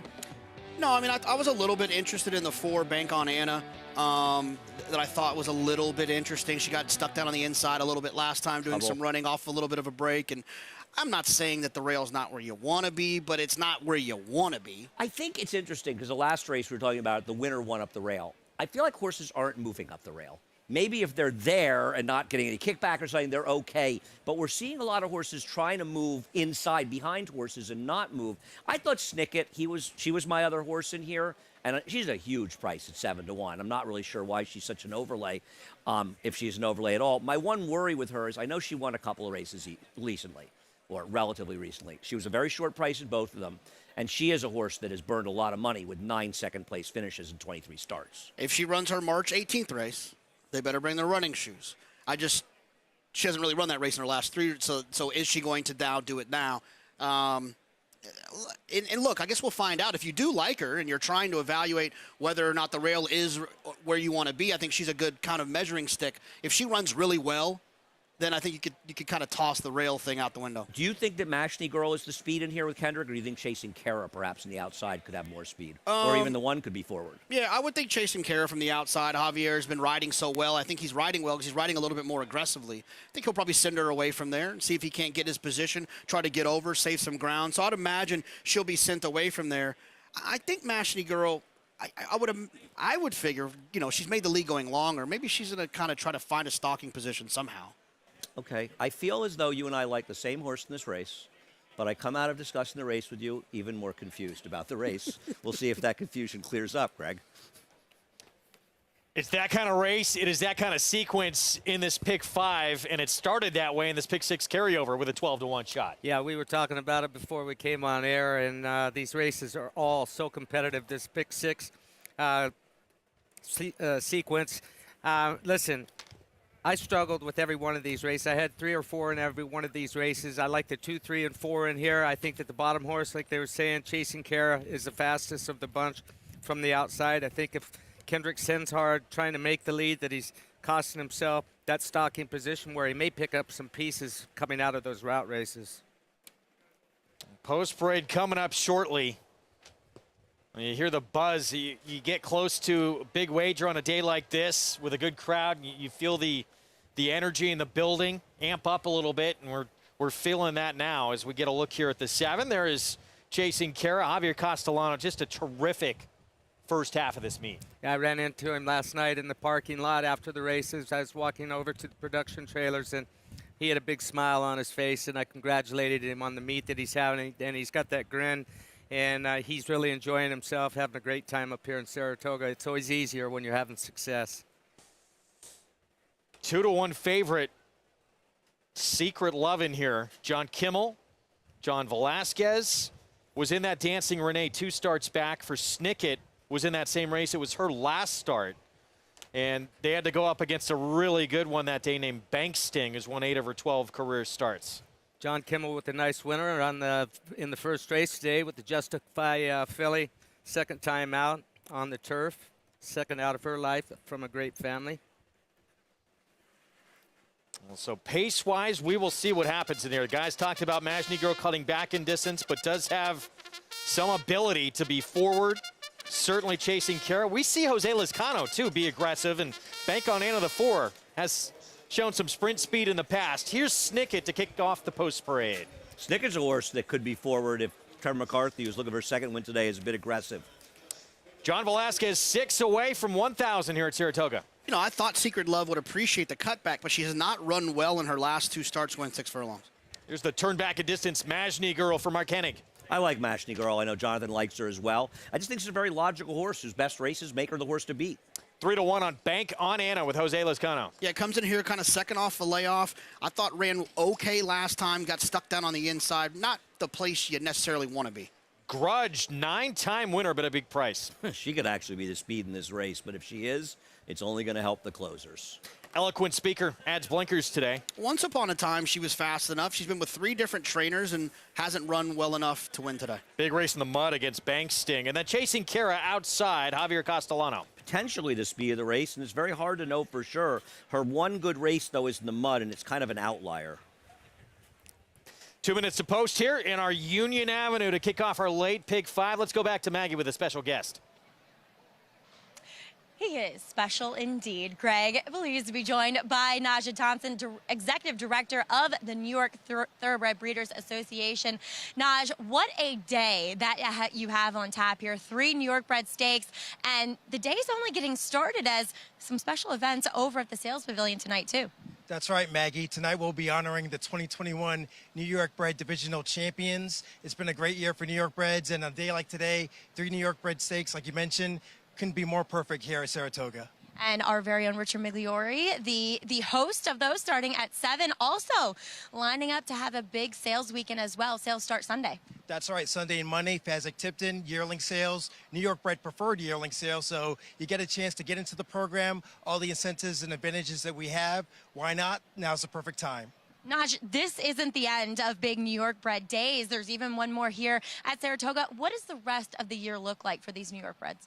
Saratoga Showcase Day is on Traverse Eve, Friday, August 26th. And of course, in the fall, we always have our official Showcase Day, which was the traditional one. But we've expanded it to include Showcase Days twice at Saratoga, going back to Belmont, which will be at Aqueduct. It's a fun time all year, and certainly time to be a part of the program. Well, Naj, you've done great work in your role as Executive Director. Thank you so much for your time. Thank you, Maggie. Really appreciate the support. Naja Thompson as lead man over at the New York Thoroughbred Breeders Association. Good things still yet to come for the program, Greg. Indeed, and it is a terrific program. Anyone that knows Naja Thompson knows what a hard-working, great young man he is. What a terrific job he does. So congrats to Naja in that, for him, fairly new role as we get set for this Pick 5 coming up. And there again, chasing Kara. 2 starts back. It was a race taken off the turf. That was a big effort. And that was, in fact, the biggest Beyer speed figure that Chasing Kara had ever run. But she has been capable on other tracks as well. 2 of her biggest wins, though, off tracks. Yeah, she's had 3 races here at Saratoga. Second, 2/3. She's run well here. If she gets loose on the lead, which, I don't know, Dylan Davis on Grudge, he could stand hard away from there, but he's not really a stand hard kind of guy. But I could see Chasing Kara, if she's setting the pace, gets loose, gets a breather around the turn, she's going to finish strong. 6-1, guys, and you see 2 of those 3 wins from her off tracks. How do you think she fares today? Poorly. I hope I'm wrong. I like the connections, but she's not good enough, I don't think, to beat these horses. And it just feels like, and I'm not big on horses moving up on wet tracks, but it does feel like she does improve on a wet track, John. Yeah, I mean, I think sometimes people can get a little bit lazy by just saying, oh, this horse ran well on the slot before, this is where I'm going to go, or, oh, this horse, you know, it's just a lazy thing I think that happens. I totally agree with you. But I think sometimes there is something to it. Well, when you see this horse ran that 84 Beyer and won by a lot, and it's totally dichotomous to every race she ever ran, anytime you see a horse like that, you have to say fast track, dry, wet track, whatever. What was different that day? Why did this horse, especially a horse that has this kind of resume, and you have to ask yourself, and it makes sense that she got loose on a wet track. And to be fair, you don't even have to make it about the wet track. You could just say that race is an outlier. It's just not a real number. The 84 is not real. She's never matched it. She's never got close to it. So sloppy racetrack where she loved what she ate for breakfast. That race doesn't count to me. Right, and it's not that the figure's wrong. We say the figure's not predictive. Exactly. Listen, you and I like the 3 Mashney Girl, and we liked her a lot more at 4-1 when we first went on, Greg, but she's come down to 5-2, but I think this is the right price.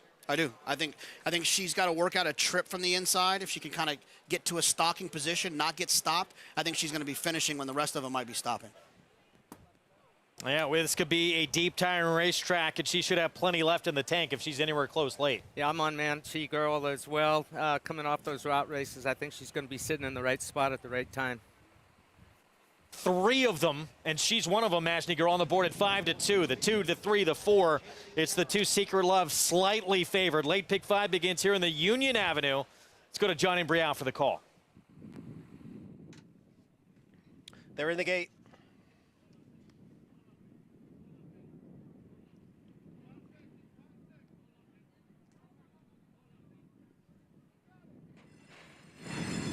And they're off in the Union Avenue handicap. And it is Mashney Girl and Bank on Anna. They are 1-2 here in the early going with Grudge in third. Eloquent Speaker far outside runs in fourth. Snicket is down at the rail and in fifth. Then Secret Love and Chasing Kara is the trailer in seventh. Mashney Girl now gets clear here to lead by 3/4 of a length. Bank on Anna runs in second. The quarter went in 22 and 4/5 seconds as they start the run into the far turn. Mashney Girl on top. Bank on Anna is next in second. And then it's Eloquent Speaker on the outside and Snicket down at the rail. They are right together, third and fourth. Secret Love runs in fifth. Farther back, Chasing Kara and Grudge, and they're coming for the top of the stretch. It is Mashney Girl with the lead. Bank on Anna next in second. Snicket is third, followed by Eloquent Speaker. Secret Love is on the far outside as they move down for the 8th pole. Here is Bank on Anna now to take over. It's Bank on Anna in front. Secret Love on the far outside. Snicket is there. Mashney Girl is now back in fourth. Inside the 16th pole, it is Bank on Anna. And she's going to win it here and win it by 2.5 lengths. Snicket was second. Then Secret Love and Mashney Girl. Jose Lezcano back-to-back to start off the pick 6. It starts off the pick 5 here as well. Got a good tracking spot early on here, Gary. Yeah, and this race changed a lot right at the start when the 2 filly, Secret Love, she stumbled pretty drastically that very first jump. It's changed the whole race around. When she did that, Kendrick Carmouche, he went ahead and set Mashney Girl pretty hard from that inside point. It wasn't the way it looked like it was going to set up. We got the start coming up here right now. Keep an eye on the 2 horse right here. Very first jump, she's going to fall right down to her nose there. Johnny's lucky to stay aboard. She actually wound up not running a horrible race after that. Took her completely out of her style. But you see Kendrick Carmouche in the green silks sending hard to secure that spot. Once he got left, he thought he was taking advantage of a situation there. But great ride from Jose Lezcano. He just used her for his target, and she had plenty left for the final quarter of a mile. Wins at 5-2, finishes 4-1-2-3. Guys, Bank on Anna has now won 4 of her last 6 starts. She got an assist when Jonathan and my selection Mashney Girl stunk, because she broke and she looked to be controlling up front. She just couldn't finish on this track, and the 2 had a tough trip. Jonathan, bad break, Secret Love at the start. But Bank on Anna and Phil Serpy, his barn is really alive. He's got 4 wins now, and he should have won the other day when that firster got eliminated at the break. Yeah, Jose Lezcano as well, back-to-back wins. He won the last race as well and pulled this one off in different fashion. He was on the inside last time, outside this time. I don't think any excuses can be made for Mashney Girl. She had everything her own way. She was sitting in a perfect spot. Kendrick hustled her away from there. She broke clean. She just didn't really pick up her feet. Bank on Anna did. She's just wasn't good enough. And Jose Lezcano is a consistently good rider, and I think it's a testament to how good the colony is that we just often forget that Jose is here, not because he's not a terrific rider, but just because the group is so deep. Back-to-back for Lezcano to start off the pick 6, and now this late pick 5. 12-1 in the 5th, now 5-2 on Bank on Anna here in race 6. And this 3-year-old filly in very sharp form right now. Again, 4 wins in her last 6 outings to the racetrack. We're going to take a timeout. When we return, the latest edition of Car Talk with Jonathan Kinchin. He catches up with Dale Romans, who produced one of the biggest upsets in the history of Saratoga. He'll talk about that and a lot more coming up.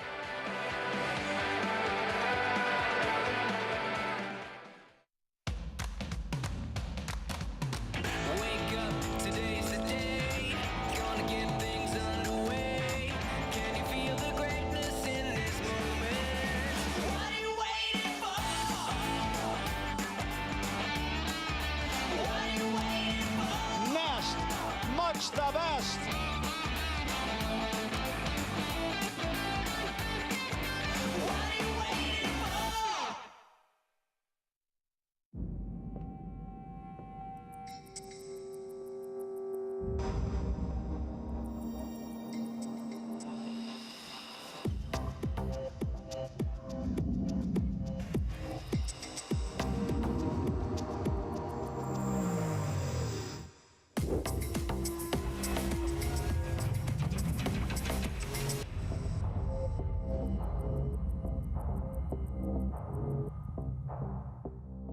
They say breed the best of the best and hope for the best. Vacoma broke well on the outside, and But you don't expect to get speed like this.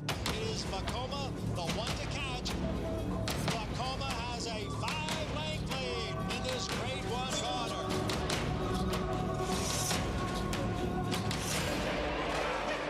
Inside, Vacoma continues to battle on down at the rail. It is Vacoma who's going to win the Met Mile. Racetrack Television Network brings you every race, from every track, on every screen, every day. With monthly packages starting as low as $5, RTN gives you great value and access to more live HD streaming and race replays than anyone. Visit RTN.tv today to sign up and watch on almost any device, including Roku and Amazon Fire. RTN has packages that start at $5 per month.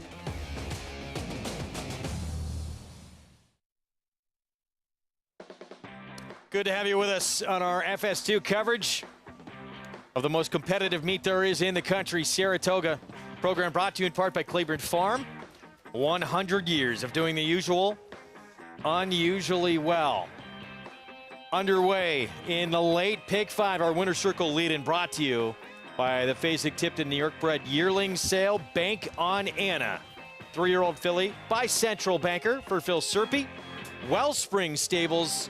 And again, Jose Lezcano goes back-to-back here on the card. Wins at 5-2, returns $7.60 for the win. Yeah, and this filly's on some kind of roll, as you said, winning 4 of her last 6 races. Take a look at how this pick 6 through the first 2 legs has played out in this carryover of 123,000 plus. You've done well if you followed Jose Lezcano today as he takes these first 2 legs. He's got a couple other ones he's a little live on as well later on in the card, but a $27 start. Tough race in the 6th, and it does not get much easier from here on out. Let's head to Maggie in the winner's circle. Pleased to be here with winning owner Dr. Robert Vukovic. Dr. V, though, to simplify things, a Wellspring Stable. What's that? Everybody calls me that. Exactly. That's how I know you. How I was introduced to you, too. But Bank on Anna, Dr. V, she was so much more proficient out of the gate in the second start off the bench and leads to a stakes win. We've been working on that. Jose's come out in the morning to help work with her. She's on top of her game right now. She really is. I don't know how much better she could be, but I'm hoping it's more. When we got her, she was a weanling, and so she said in our farm, and growing up, she looked a little tubby, you know. And I said to Phil, I don't know if this horse is going to ever blossom. And he said, let me see. And he calls me 3 months later and said, you won't believe it. Something happened. Out of the stall one night came this other horse. And here we are today. It's amazing how they do that. And to boot, you know, this was older horses, and she's still a 3-year-old. As you mentioned, there's still room to improve. Yeah, she was tough today. I can say this. I thought all along that she could compete with the 4-year-olds. I really did. And today proves it. And 2, 4 for 8. Those types, as you well know, don't often come along.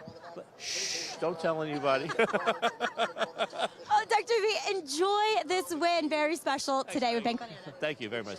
Dr. V, big smiles here in the Saratoga winner's circles. Bank on Anna. She sends them right to the bank with this Union Avenue Stakes victory, guys. Nice win, winning a stake on a day featuring the New York breeding industry. Special time to be in the winner's circle. Well, he produced one of the greatest upsets this historic racetrack has ever seen at a racetrack known for its impossible upsets. That was 7 years ago in the Travers Stakes. He shares what that win and some other big moments have in common with an all-time great trainer. Dale Roman saddles up for this week's edition of Car Talk.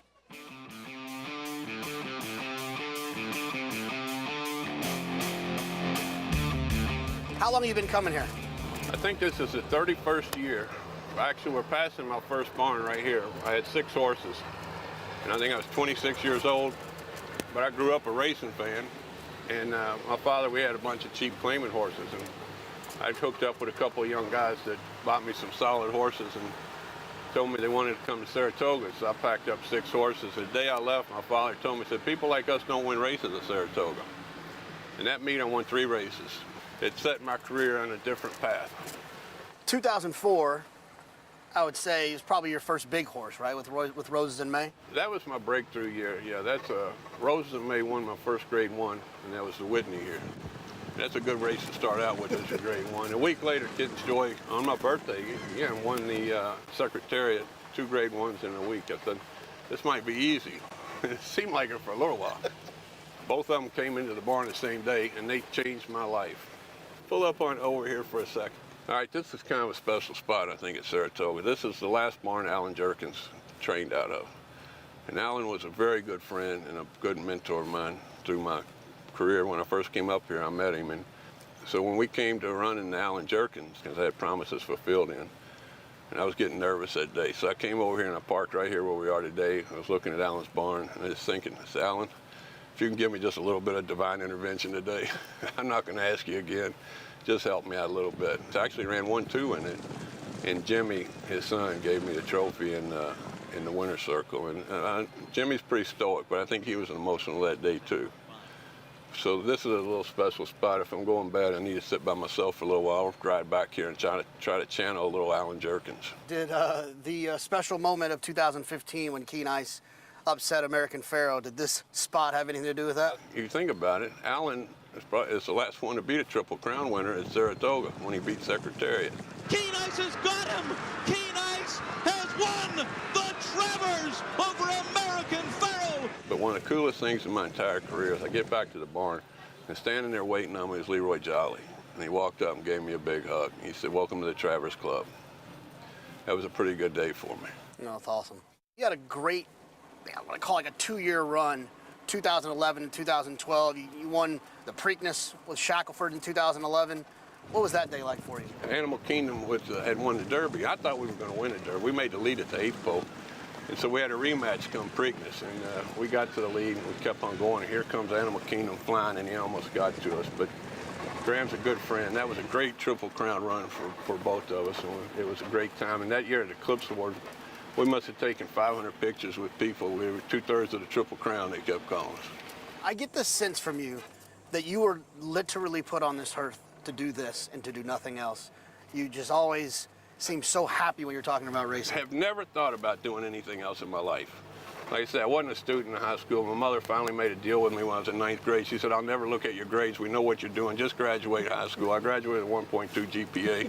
And got that little thing, and she was happy with that piece of paper, and I went to the racetrack. It's the only place in the world that you'll see a billionaire yelling at a TV screen next to a guy that bet $2, doing this, screaming the same way, and they'll both turn around each other and complain about the ride they got if they lost. I've seen you around town quite a bit this summer, and every time I see you, you got a cigar. I had stomach surgery, gastric sleeve surgery, helped me lose 120 pounds so far.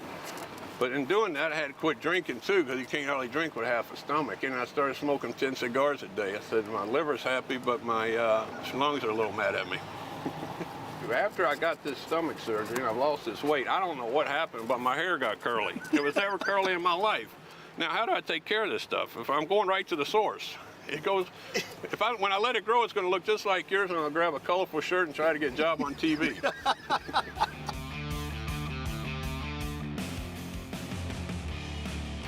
Card Talk, it's brought to you by Gainesway Farm, home of Tapit, Sire 4 Belmont Stakes winners. Dale Romans, colorful character. He's had some big wins in this sport as well. I've seen him out here on the pickleball courts. Oh, he's working on keeping that weight down. I gotta tell JK that my observation is that Dale ran that episode of Cart Talk. You were just a guest, JK.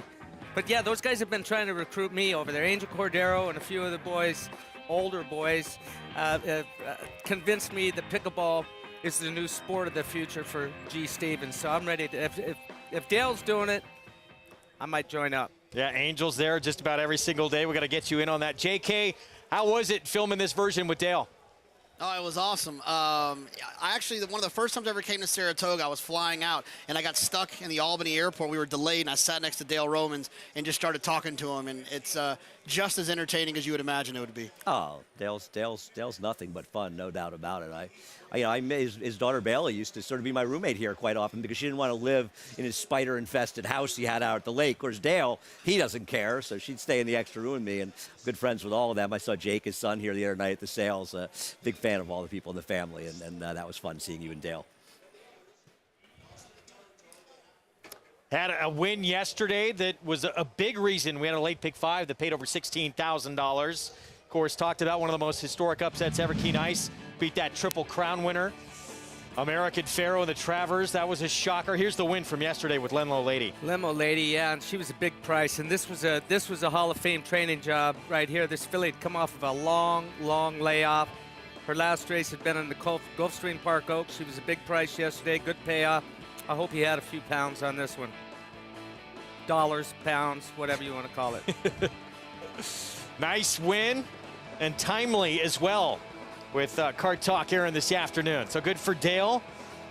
Always great to see him in the winner's circle here at Saratoga. And we got 15 minutes to post coming up in a race that's going to kick off our late pick 4 ahead. And a mile on the inner turf to start the sequence. It's an allowance optional claiming field. Gallon or Rush, Clement, Rosario team up for West Point Thoroughbreds, and Bill Mott has a 3-year-old filly coming out of the Grade 3 Lake George, in which she had to lead going into the stretch. Tried to wire that field, wound up beat 2 lengths in the end against a pretty good group. Right now 7-2 on Al Kahira, getting a Hall of Famer. Keep that momentum going indeed. Al Kahira, the 5 in here will have Jose Ortiz aboard as we get set for the pick 4 coming up.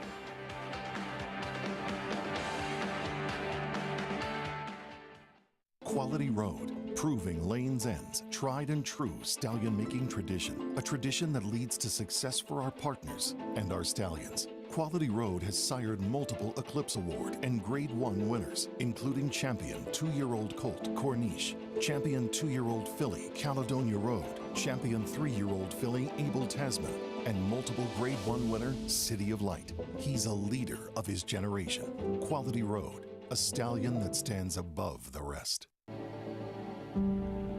Lady Aurelia down the centre in the white and green colours is going away at the end. Rachel's Valentina Ratner and takes the lead.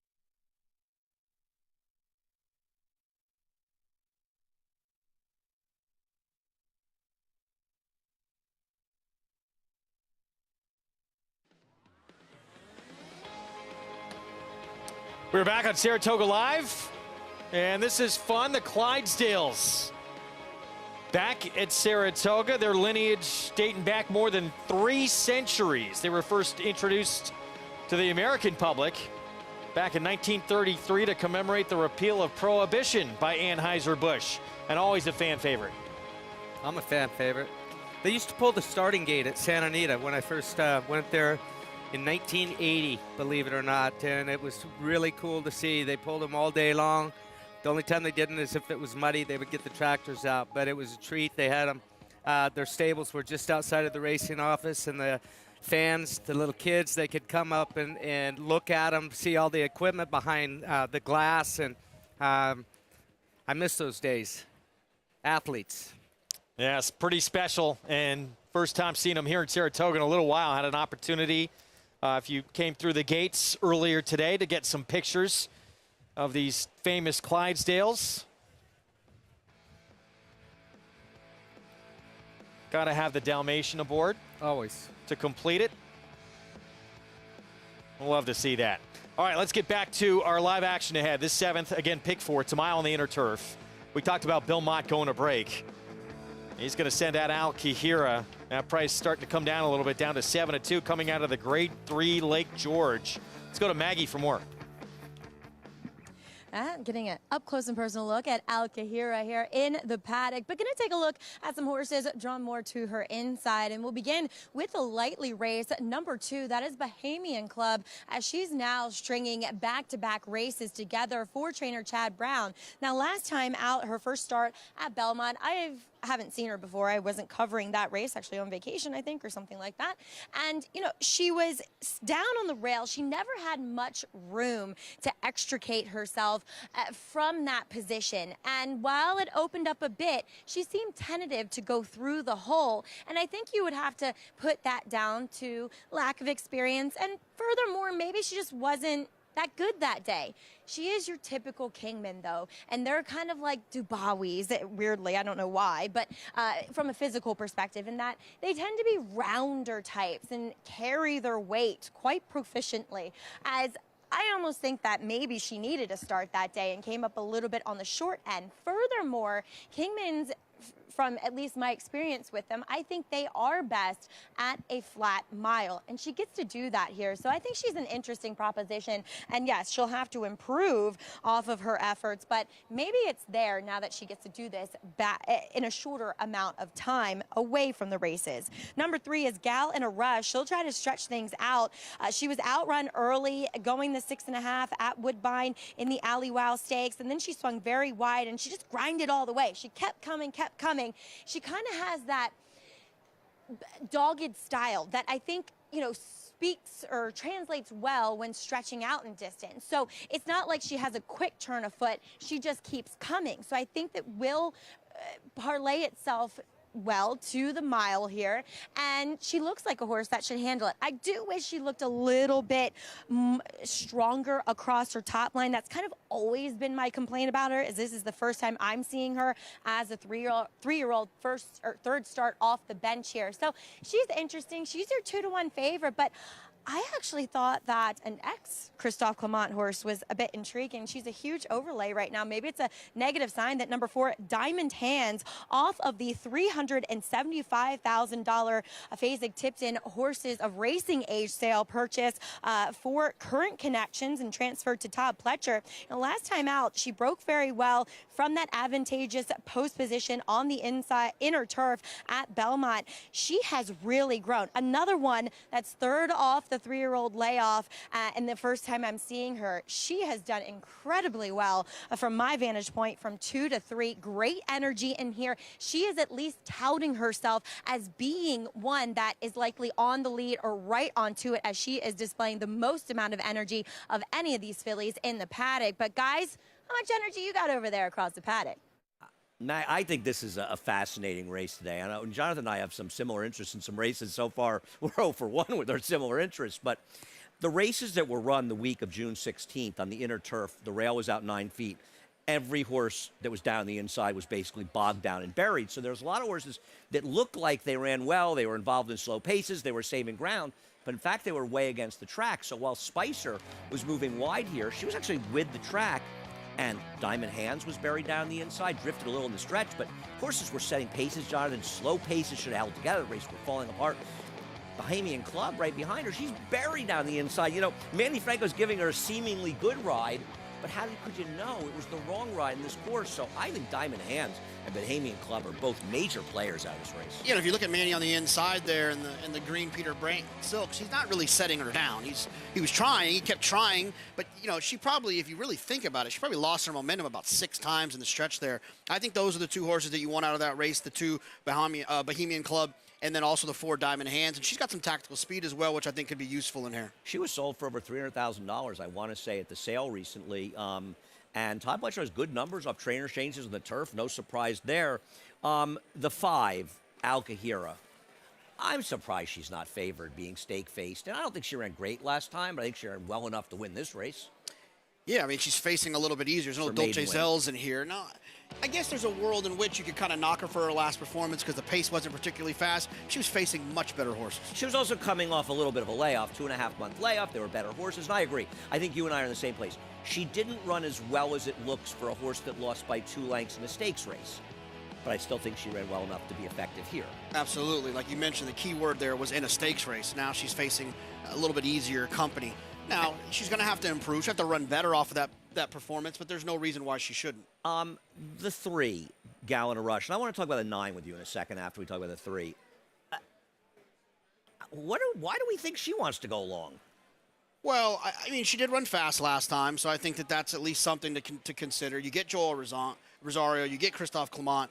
It's also a West Point horse. We talk about it on the show all the time. West Point, my racehorse. Those big syndicates, everyone wants to be involved. They bet their $5 here, their $5 there. Sometimes the win prices can drop a little bit more. But she is overbet. I mean, yeah, I think we both think at 2-1. She can win.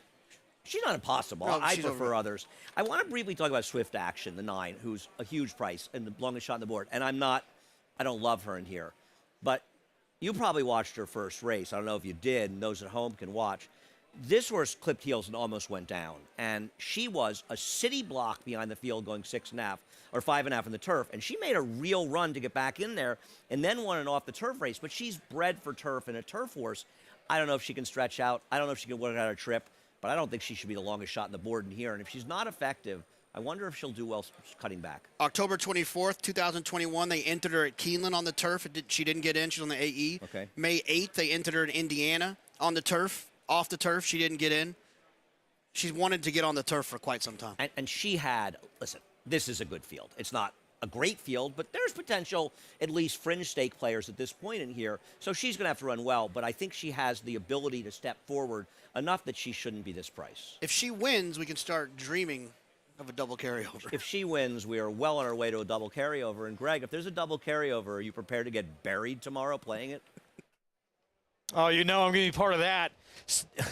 Swift Action, by the way, she's a little interesting in here. Second Dam was a stakes winner on the grass, graded stakes placed.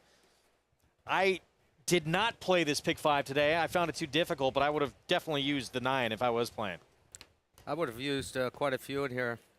Bohemian Club, the 2-horse, yeah, when you showed that paint, but watching the whole trip that she had, it was stop and go the entire trip, not just through the lane, and it looked like he had room, started to go, but he never really did have enough room all the way through the stretch. And when I say he, I'm talking about Manny Franco, Irad Ortiz aboard today. It was no fault of Manny's that day, but just one of those stop and start type of trips that are nightmares.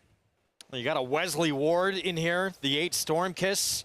That's going to be getting on the turf for the first time. It's going to be the first foal from the Dam, actually, to try the grass. The Dam was a stakes winner on synthetic, which can oftentimes equate favorably to getting on the grass. Storm Kiss right now 13-1.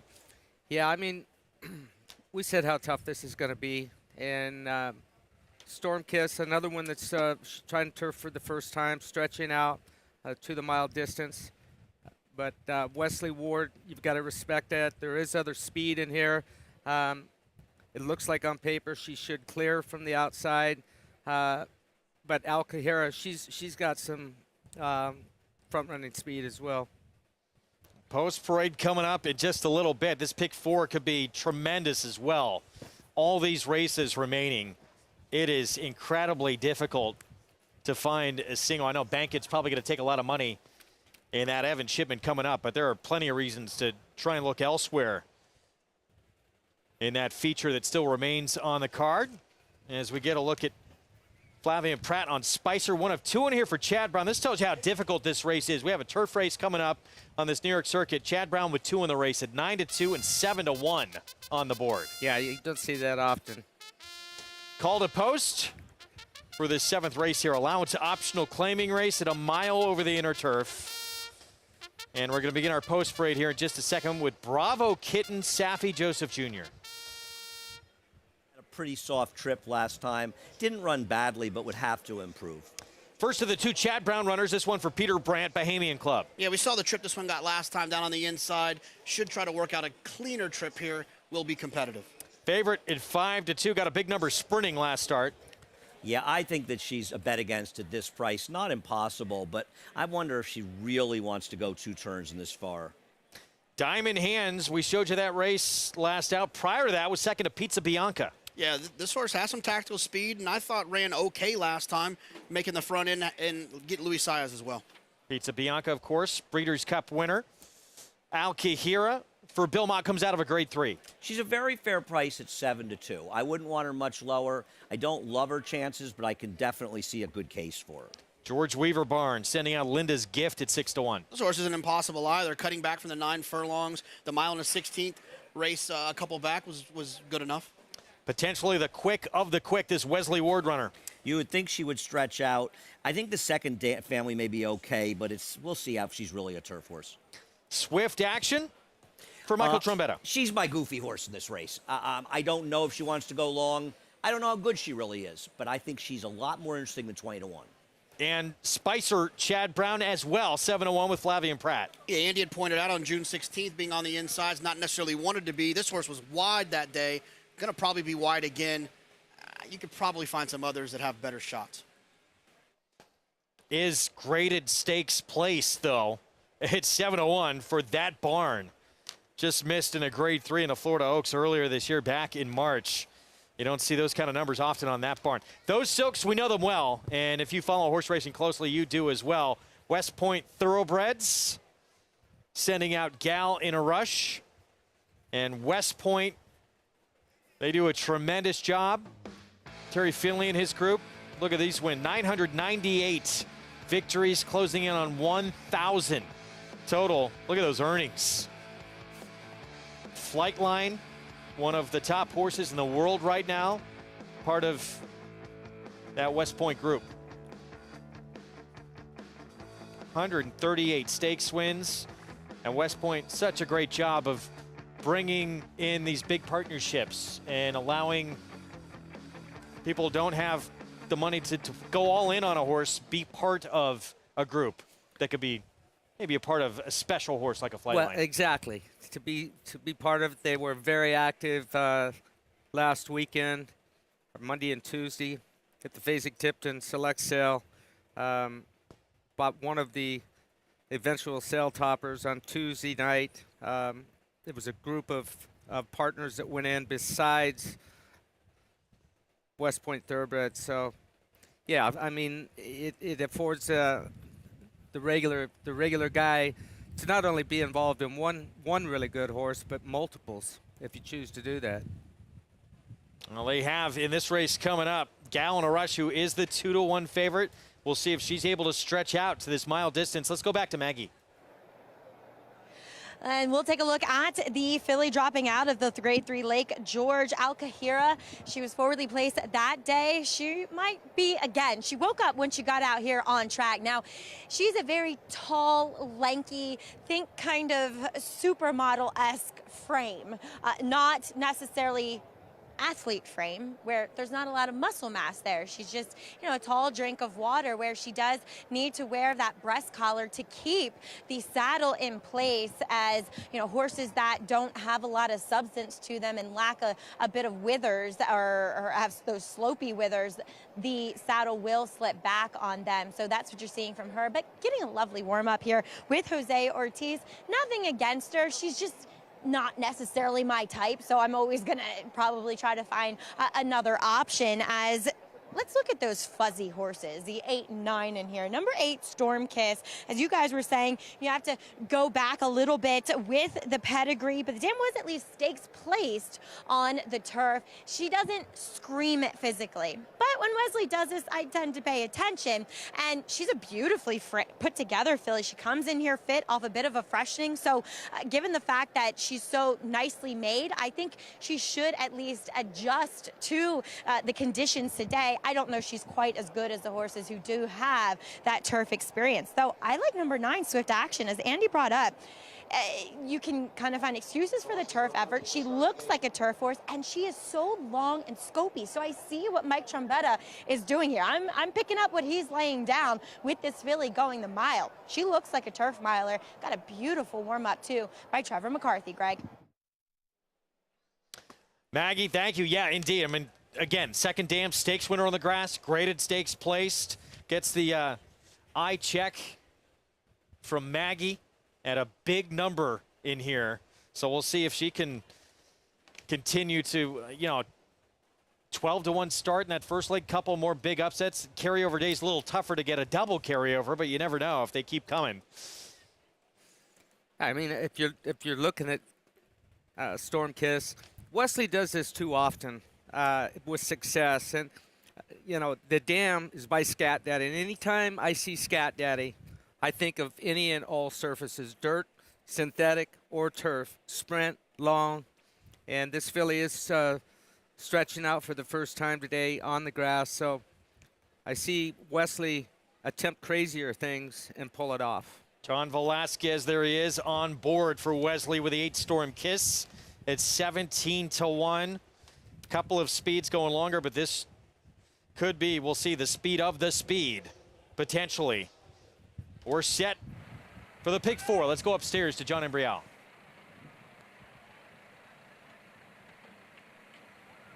They're in the gate.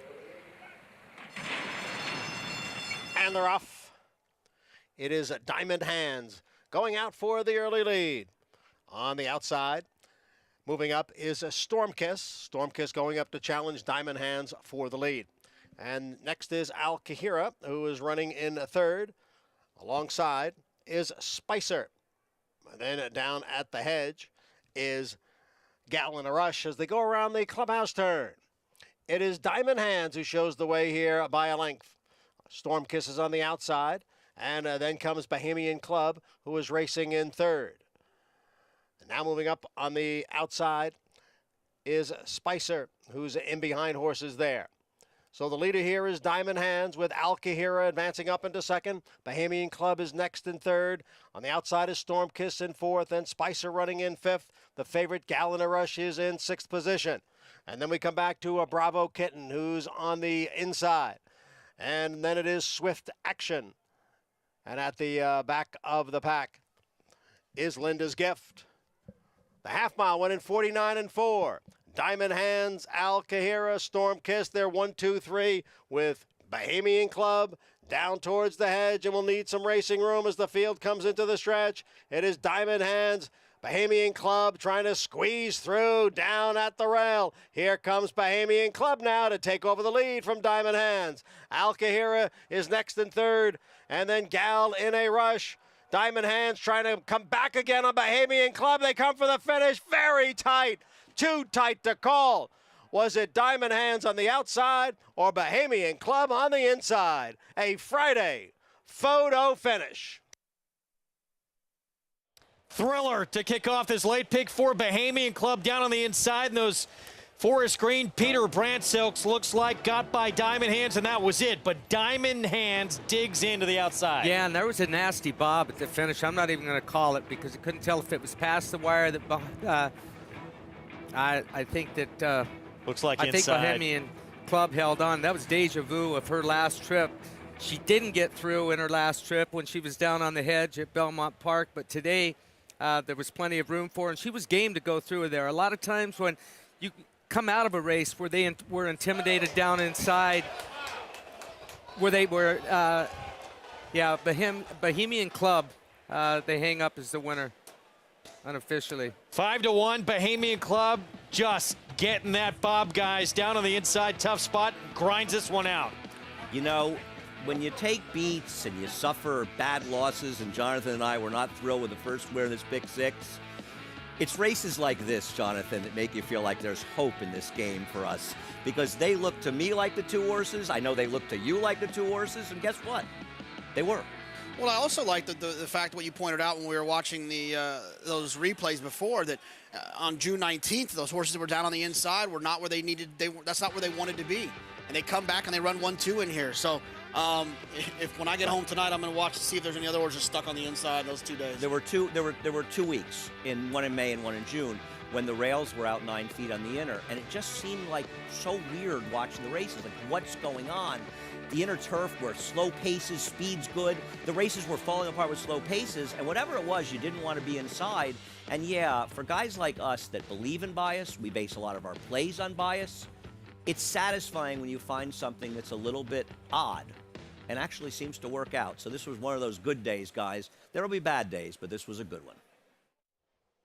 5-1 on Bohemian Club. Chad Brown, second winner of the afternoon, 25th win of this meet, opening up some separation between the man chasing him, Todd Pletcher, has an 8 victory lead, I should say, for that training title. Long way to go. Long ways to go, and NY-bred Ortiz with another winner.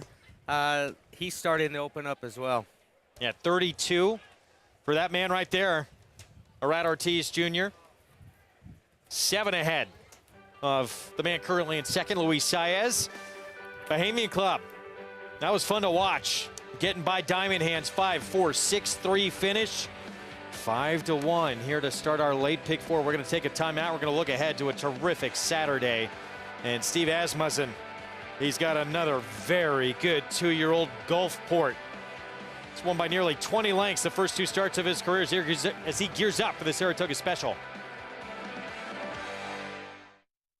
Introducing a Stallion, as top class as they come. In 22 career starts, he won or placed in 12 graded stakes, competing in 15 grade ones, earning over $1.7 million. His undisputed speed is evidenced by 7 100-plus Spire speed figures, a 3-time grade 1 winner, Raging Bull. Who you betting on? How about an app created specifically for horse racing? Naira Bets. We specialize in thundering hooves, fist pumping, and boosting your bankroll with robust weekly promotions, and offer betting tips from actual horse racing experts. Bet all day and night, nationwide. Get the action and thrill of horse racing with Naira Bets.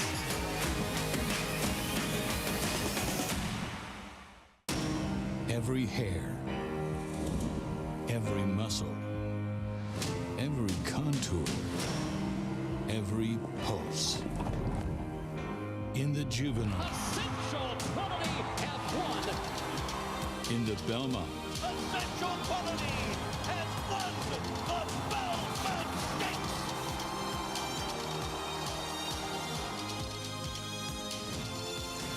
well named. Single-day tickets for Saratoga Racecourse are on sale now. Secure your seats in the clubhouse or grandstand, Miller Time 4-Star Dave Sports Bar, or Pick 6 Vodka Picnic Paddock.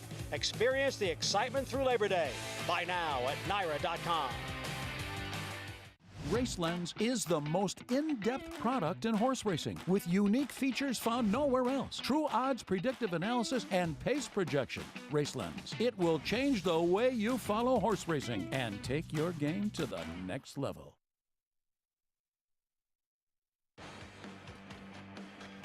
We are back on Saratoga Live.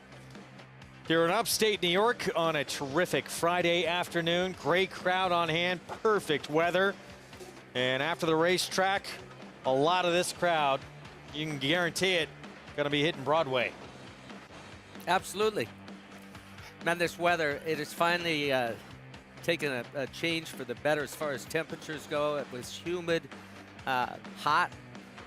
Seems like since the meet started.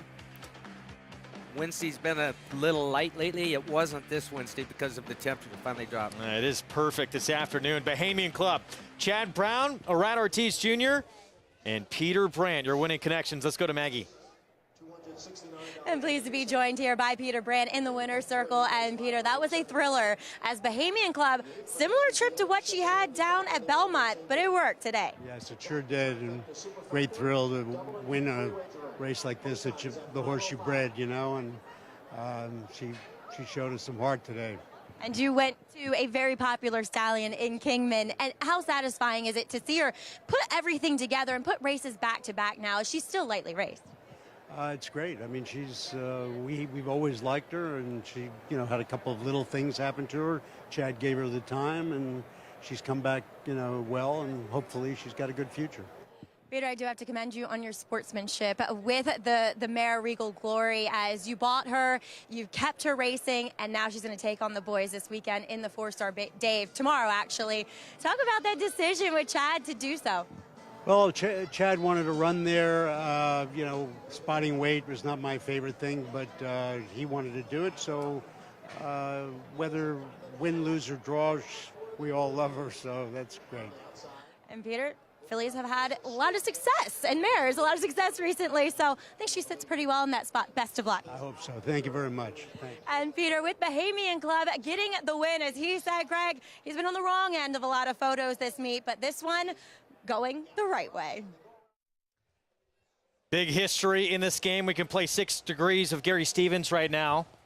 Peter Brandt actually bred Thunder Gulch, who you won the 1995 Kentucky Derby on. He did.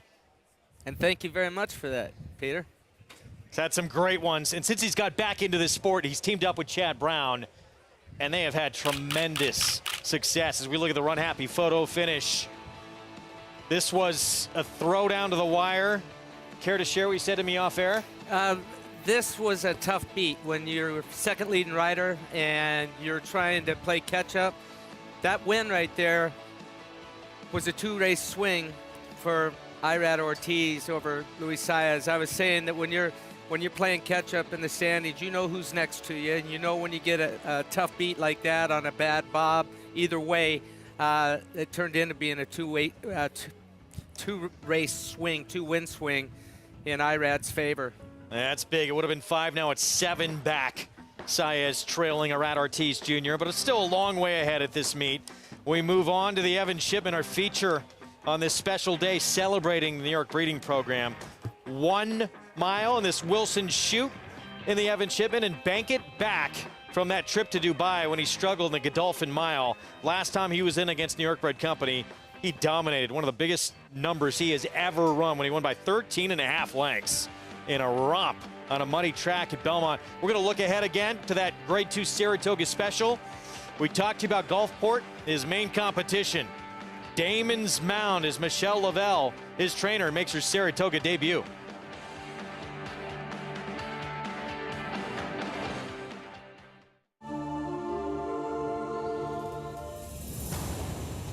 And it's all Tyler's Tribe to the final furlong. He's putting on another show tonight. He is 8 lengths in front. Now it's 10, now it's 12. Tyler's Tribe pouring it on as they come down to the line. He's going to win by double digits, and he stops the clock in 104.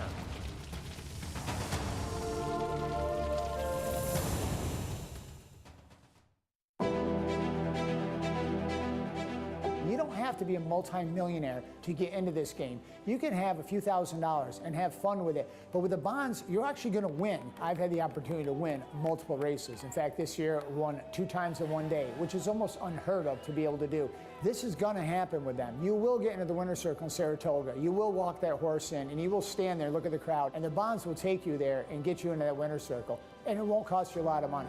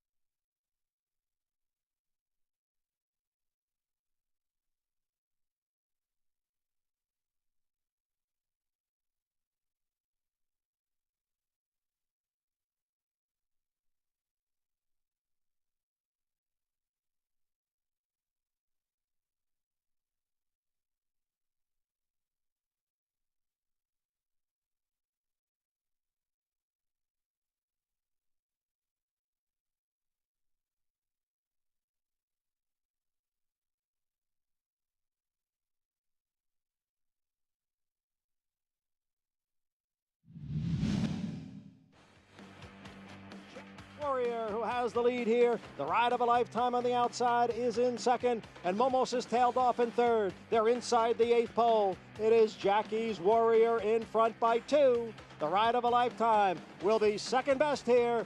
The 115th Saratoga Special goes to Jackie's Warrior.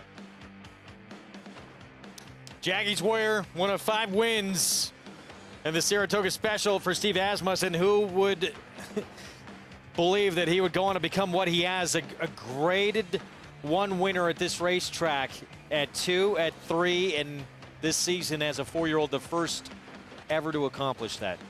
The more things change, the more they stay the same, because he still looks the same crossing the finish line. He did right there in that Saratoga Special. Well, it's inevitable because he won this race that Steve Asmussen's Gulfport's going to draw comparisons and be asked, is he the same kind of a horse as Jackie's Warrior?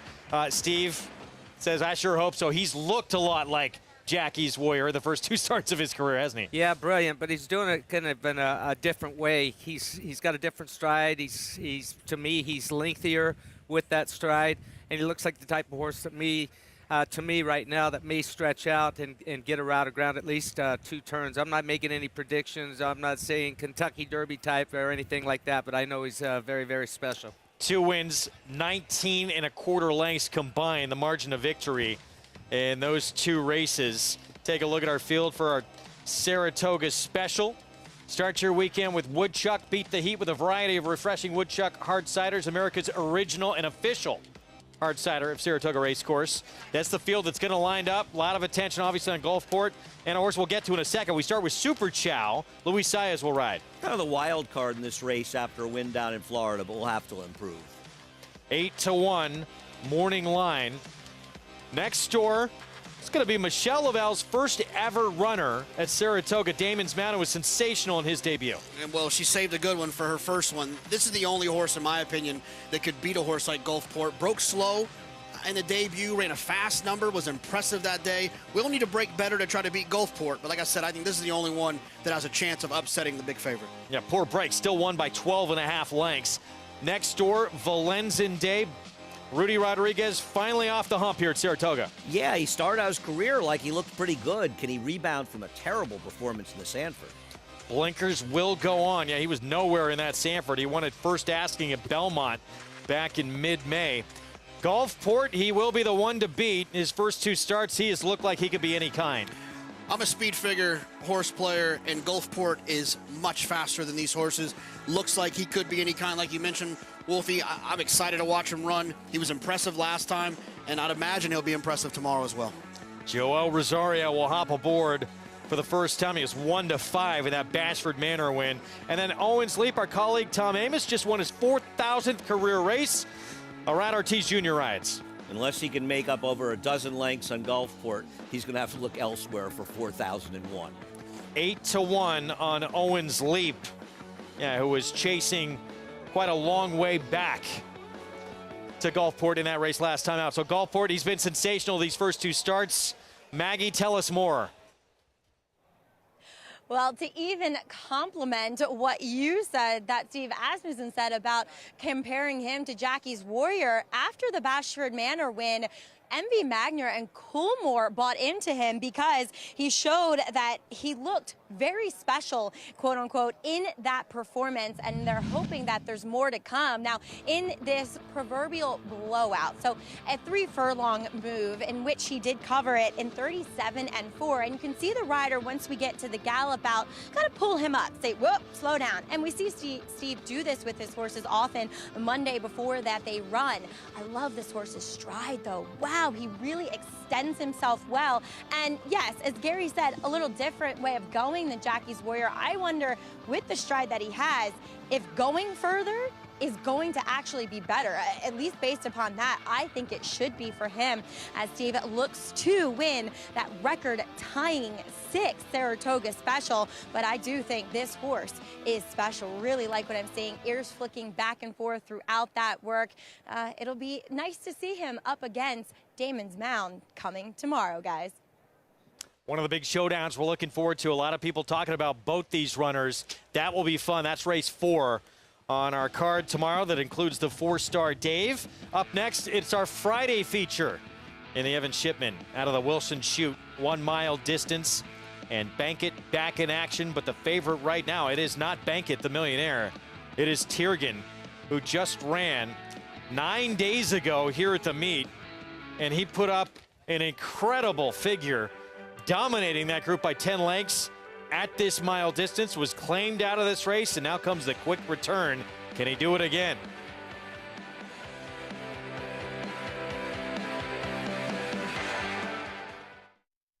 He was just put together like a machine, and he had a great mind. Everything about him was what you'd want. Tis the Law pops the cork in the champagne. Tis the Law is going to win the first leg of the Triple Crown. I've never seen him get tired. Respect the law. Tis the Law. His structure is just perfect. His bone is perfect. He's left the others behind. He's going to win the Run Happy Travers. He's everything you would look for in a horse. It's America's original sport, and no one covers it better than America'sBestRacing.net.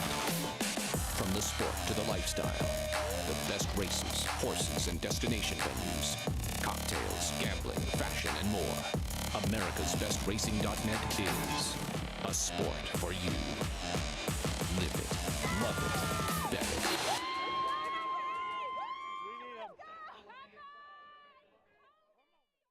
Unified, a 3-time graded stakes winner by leading sire Candy Ride, defeating multiple Grade 1 winner Mind Your Biscuits in the Gulfstream Park Sprint, and second in the Grade 1 Carter by a nose. With multiple stakes winners in his first crop, including Roger McQueen and Unified Report. Unified, a proven winner on the track, a proven stallion in the making. Racetrack Television Network brings you every race, from every track, on every screen, every day. With monthly packages starting as low as $5, RTN gives you great value and access to more live HD streaming and race replays than anyone. Visit RTN.tv today to sign up and watch on almost any device, including Roku and Amazon Fire. RTN has packages that start at $5 per month.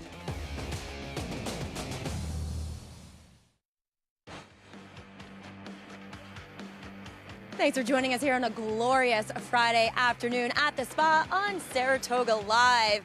3 New York-bred stake races. This is the last one. The Evan Shipman, as it looks to be a great showdown against some accomplished New York-bred stakes winners, as well as some ones coming back up through the ranks. And we'll take a look, though, at the accomplished ones, both of which bookending the field and coming off respective layoffs. We'll take a look at number 1, Bankett, for Hall of Famer Steve Asmussen. He comes off of the Dubai ship and layoff. Now, as he was training up for a return back in June, it was found that he did have an entrapped epiglottis, in which they did the usual tie-back surgery.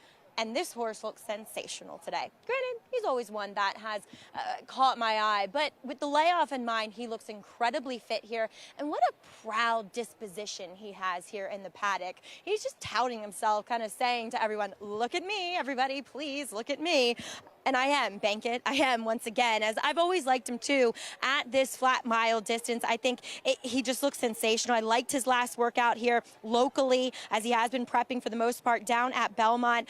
But that August 7th move, he looked great on the Oklahoma training track. Going over to number 7, Seafoam, whom I respect. But I do feel he's best when he can control around 2 turns, because the 2 turns give speed horses a little bit of a breather when they go into those turns. And dynamically, it's just not likely to set up well for him. But I got to say that off the layoff, dating back to December, Michelle Giangiulio, who did get her first career win as a trainer with this guy here, going back to the Evan Shipman last year, he looks great, well prepared, fit. He always gets a little hot. Don't mind him looking a bit washy, but I like what I'm seeing from him. As Greg, we do see number 6, Market Alert, who always gives people or his connections a bit of a apprehension getting to the track. He's going to bring up the rear here. He's coming out with the pony last.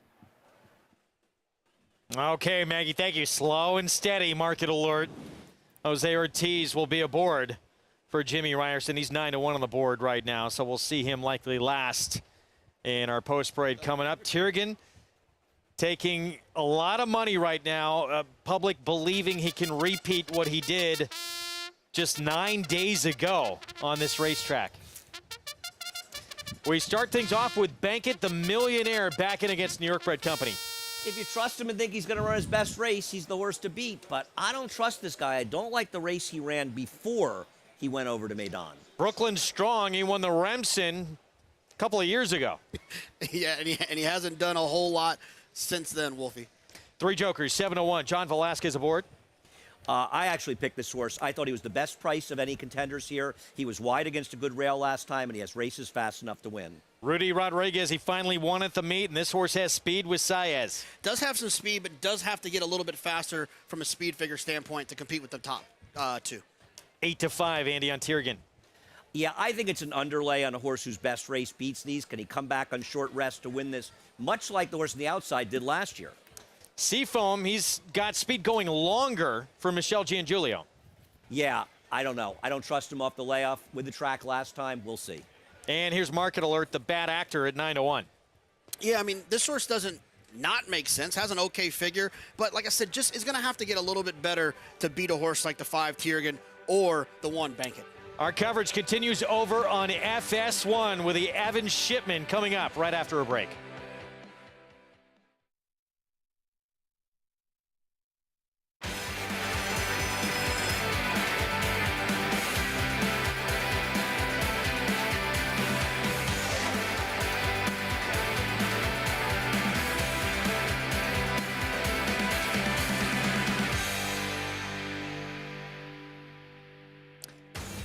Welcome to our live coverage of historic Saratoga Racecourse in upstate New York.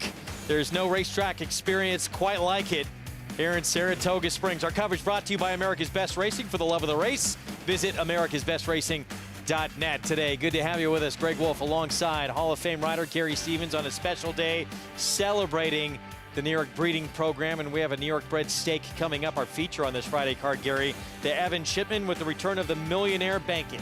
Yeah, and look what just happened. Tiergan was a heavy favorite. Now at 8-5, Bankett opened up. He was 4-1, now down to 9-5. So his looks out there in the paddock on the racetrack, I think people like what they see in Bankett. Quick look you got at that Wilson shoot. Again, we talked about several times, including opening day, the return for the first time since 1992. Seemed to have played pretty fairly so far, guys, as we look at the 8-5 favorite. Andy Serling, Jonathan Kinchin over Paddock's side. 8-5 on Tiergan, now 3-2. You like this horse a little more than I do. I get it, but isn't that a little short?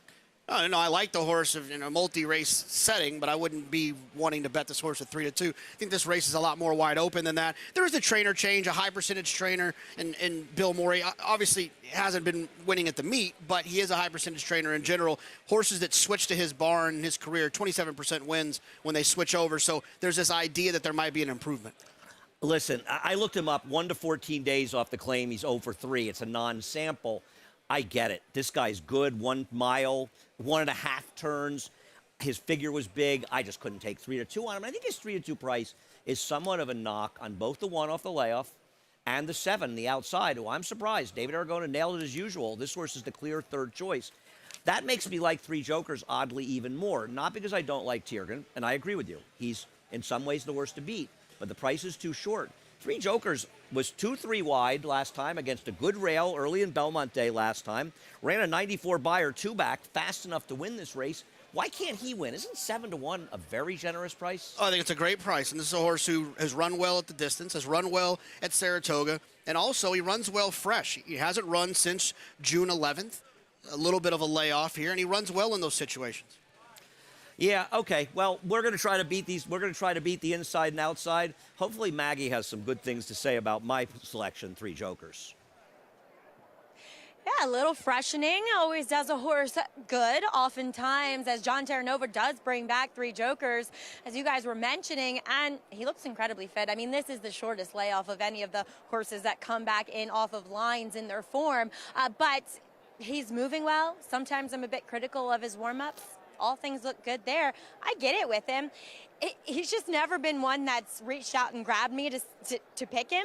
That's why I went with number 1, Bankit. I think he looks great, and I'm wondering that maybe his last few races you could use the entrapped epiglottis as an excuse, even though they did take a little while to discover it. He looks sensational on the racetrack. Number 5, Tiergan. He's your favorite, and he is the now horse. Coming off a short rest, energy is great, even more energy than what he had back on August 3rd here. He just looked so happy that day. I've never seen this horse look that happy and content and just really well within himself. And today he's kind of like, bah! You know, kind of spastic in a way. And his weight looks good. I know that Michelle said that she had him training over on Clare Court because he is such an aggressive horse. So I don't know. Maybe Bill Morey is saddled on the front, this side, not Oklahoma. So maybe he took him over there. I don't know. But it did seem like it kind of did something with Tiergan that made him better. He can win. I get it. It's a short turnaround, and he's ticking all the boxes that you want with horses off short layoffs. But I don't know if I trust him here. And I'm going with the more established runner in Bankit, Greg. All right, Maggie, thank you. Michelle, she mentioned Michelle Giangilio, previous trainer of Tiergan. This horse got claimed out of that dominant win. That's a big ask. Such a huge improvement figure-wise that he ran just 9 days ago to try and back that up again, but maybe he's just blossoming here at Saratoga. You can play this race and all the action all summer long and beyond by getting signed up and started with NYRA-Bets. Toga 200, that code to use for new members on the app or at NYRABets.com. Important race in some respects for Bankit, because those last 2 starts, and look, that was a Group 2 over all the way in Dubai. They weren't what we expect from him, and he's been so good over the course of his career. Well, it sounded as if he had some excuses with the tie-back surgery that Maggie talked about. She talked about his appearance in the paddock. You know, if a horse is not getting their air properly, they're not going to perform to the highest level. If the tie-back surgery was successful, which it appears it is, or he wouldn't be in this race right now, I'd look for him to come back to his old form. He's the second choice, but that's your favorite. Tiergan, can he back up that monster effort back on August 3rd, just 9 days ago? As we get set for this Evan Shipman. Market alert, set to load. We got a quick look at Kendrick Carmouche a moment ago. He's on Seafoam, who's seen quite a bit of Bankit over the course of his career, and he has not liked the results. There's Kendrick on the 7-year-old, the last in line here in the Evan Shipman. Let's go upstairs to John Imbrial.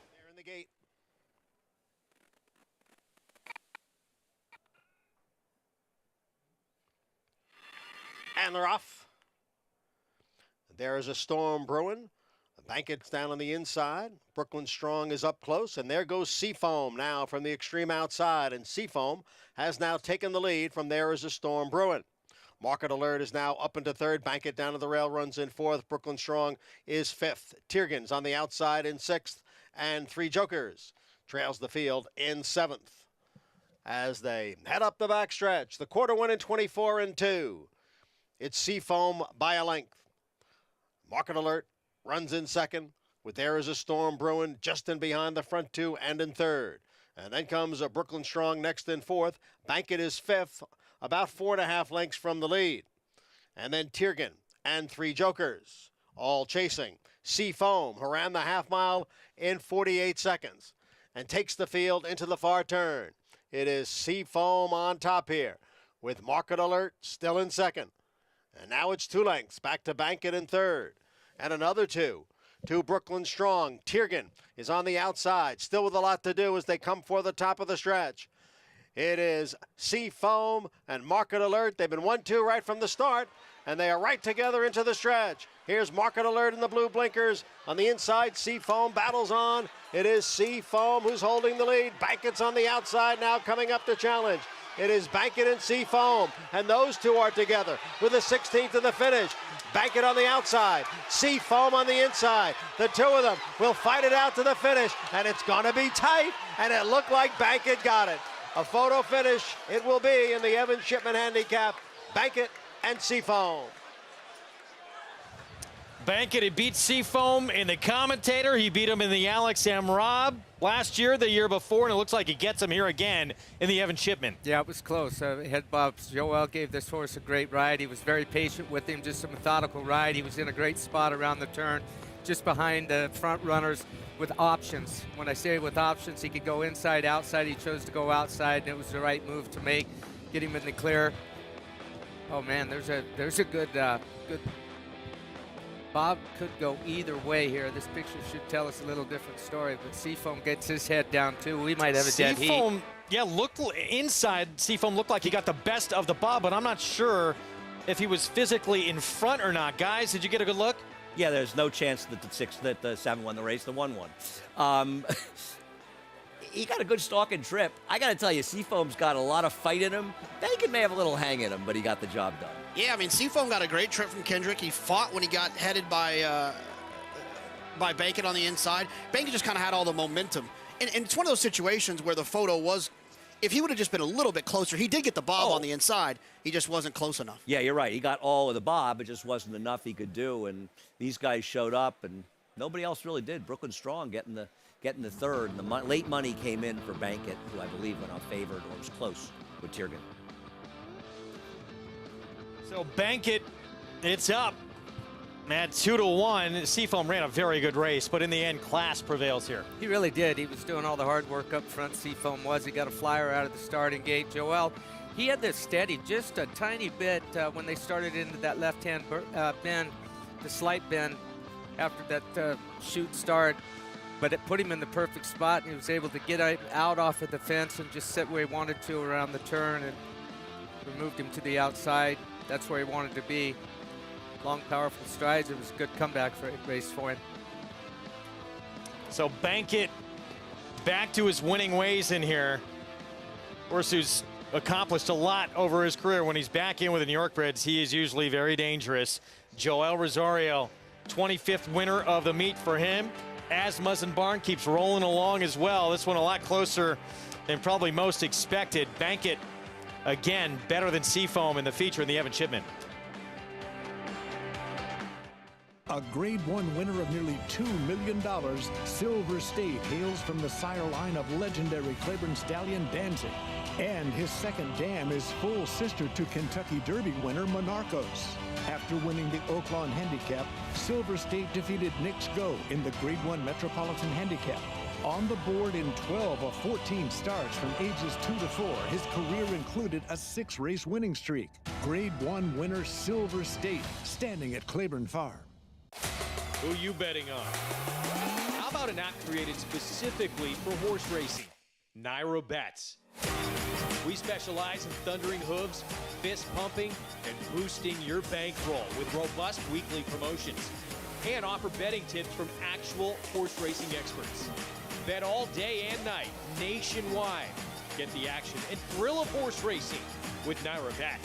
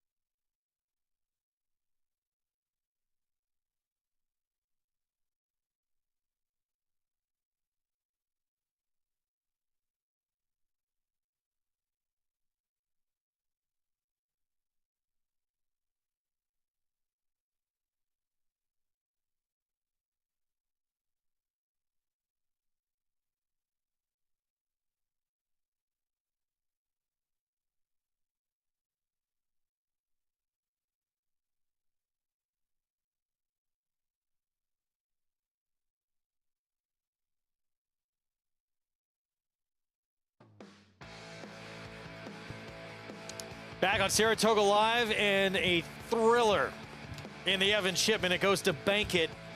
Poor Seafoam. He's seen enough of this guy in the course of his career. 7th win for Bankett. Joel Rosario, again, his 25th winner of the meet. Yeah, one thing about it, Seafoam, he hasn't give up. He fought. A long ways from it. Valiant effort, just coming up short. Let's go to Maggie in the winner's circle. Talk about an aptly named horse, Bankett. He's just adding to that bankroll, Steve. Over $1 million in earnings. And today, coming back off the layoff. Now, it was quoted that he did have the tie-back surgery. Talk about his training from the Dubai layoff till now. Well, he had, as you said, came back from Dubai. Toby had him in New York, had an entrapment. They did the surgery. Kind of was a little concerned if he had enough in him, but Toby, as usual, did a wonderful job. And, you know, Bankett's just a professional. We're very fortunate to have him. He's such a proud horse. I just look at him and he's just so proud of what he does. Well, Scott said that, you know, he'd be fun to run every time. We took him to Dubai. He acts the same way. He as you mentioned, I think a proud horse is a very good way to describe him, and he has plenty to be proud of because he's fun to be around, and the way he acts, he'll be around for a long time to come. Yeah, from a veteran to a new one, an exciting one. I got to ask you about Gulfport tomorrow. He's looked great in his training, Steve, and you even compared him a little bit to Jockey, but what are some of the differences maybe in this horse as you look for a 6th Saratoga Special? How they accept this level of competition and the pressure of running it somewhere like Saratoga is what separates them. Gulfport is, you know, extremely talented horse. Damon's Mound in the race couldn't have looked any better winning. They're both unbelievable physicals, and I think that's what makes Saratoga great. They put good horses together. I just got chills. I'm so excited. Me too. I am as well. You know, if they beat him, they went unbelievably fast. You know, because it's a race and he has that quality. Steve, congratulations with Bankett yet again. Good luck tomorrow. Thank you very much. Appreciate it. All right, Gulfport, so exciting. That showdown with Damon's Mound tomorrow, Greg. I can't wait. It's going to be fun. Again, that's race 4 on tomorrow's card. Steve Asmussen's brilliant Gulfport. Can he keep it going when he'll face Damon's Mound? Bankett, he's kept it going for many years. The 6-year-old, 7th win of his career. Racked up 10 seconds, 5/3, and well over $1 million in earnings coming into this race. Good for him to get it done and get back to his winning ways. I love these old warriors, and I love the news that it sounds like he's going to be around for a long time for us to enjoy more of it, what we just saw. Thriller in that Evan shipment. We got a couple more races remaining on this incredibly competitive card coming up. We'll get to the 9th in a moment. Right now it's back Paddock side. Andy Serling, Jonathan Kinchin have a special guest. We do have a special guest. We have the head of NYTBA, Joe Applebaum, and you have a very big project you're announcing today. Yeah, thanks, Andy. The New York Racing Association and the Horsemen's Association, NYTBA, are really excited to announce a brand new data science competition called the Big Data Derby. We're patterned after a competition the NFL's had for many years called the Big Data Bowl. And what we're doing is we're working with a site named Kaggle, K-A-G-G-L-E, you can see it on the screen, and we're releasing tracking data from 2019 at all the NYRA tracks. And what that does is it allows data scientists, hobbyists, enthusiasts, those with coding skills, to try to tell us something new about our game that we may not know. So I know you're a basketball fan, Andy. And I also like horse racing. Okay, yes, we know that. But in your spare time, you like basketball. And what do we know about the corner 3? It's the best shot in basketball. Right, it's the most efficient shot in basketball. Right, yes. Which, to be honest, when we were growing up... I didn't know this was a test, by the way. Yeah. When we were growing up, they never asked us that stuff, right? So, but what we've learned through data science and statistical study of basketball is that that's a really efficient shot.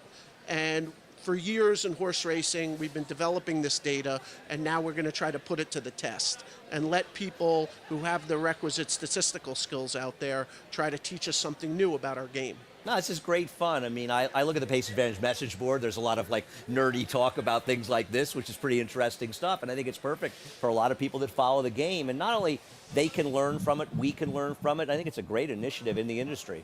Yes, all you nerds on Pace Advantage, this is And your nerds time. elsewhere. Yes, There are nerds nerds everywhere. besides that board. So a couple things I want you to know. This is a real competition. Go to Kaggle, search for Big Data Derby. You'll find our page. There's $50,000 at stake here. $20,000 to the winner, $10,000 if you come in second, third, or fourth. We're going to announce a panel of judges who are going to judge the entries in about a month.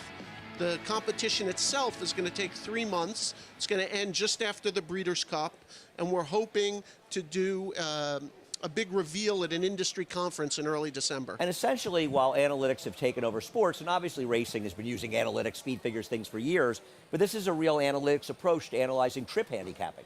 That's essentially a great way to think about it. We're looking for things that are new and that we've all surmised for years, but we're not quite sure. Is there a drafting effect, right? Jockey decision making, should they go inside, should they go outside? Are we able to really determine if there's a track bias or not, right? All things that we talk about and people talk with great confidence, but We're all confident in things we don't know anything about in racing. Exactly, That's the but we beauty of don't it. really have any answers. This is a way to start to learn some of these answers. And I think it's a great opportunity to expose our sport to all sorts of data-oriented people who aren't necessarily fans today. And sharing of ideas as well. And hopefully making a game that's very tough a little bit easier, Yeah, hopefully. it's really about, I hate to sound too nerdy myself, but the scientific method. You are nerdy. Yes, It's we okay. all know that. But, you know, the idea is you put an idea out there, you test it, you show evidence, people try to show that your idea is correct or false, and show more evidence. And we just gain more and more knowledge that way. Appreciate it, Joe. Great idea. Looking forward to it. Jonathan? It's a lot of math for me, guys. I'm just... Don't let him kid you, America. He's as nerdy as the rest Playing of the us. dumb guy up here is not working. Looking forward to it. Before I leave, I have to mention our sponsors. Naira and NYTHA are putting on this competition with Kaggle, but we got to thank Equibase, the Jockey Club, the Breeders' Cup, TOBA, and the KTA for helping us with prize money and as much moral and technical support as they can. Sounds like a lot of fun. Thanks, Joe, and everybody check it out. Could be a lot of fun and a way that for all of us to learn a lot more about the most fascinating game in the world, horse racing. We're going to take a timeout. When we come back, we're going to look ahead to tomorrow, the Grade 1 4-star Dave. Chad Brown, he'll send out the best filly mare, turf mare he believes in the country, tackling the boys. Regal Glory. Among those she'll face her stablemate Mason, coming off a Grade 3 win in the poker. Coming down to the finish, and it will be Matole. The level of racing that he's achieved is extremely rare. The quality fields that he's beat. That's what makes him the fastest horse in the world. The final time was a new stakes record. Matole, he did it again. Matole's a monster. Matole wins the sprint. Oh, what a horse he is. The mighty Matole.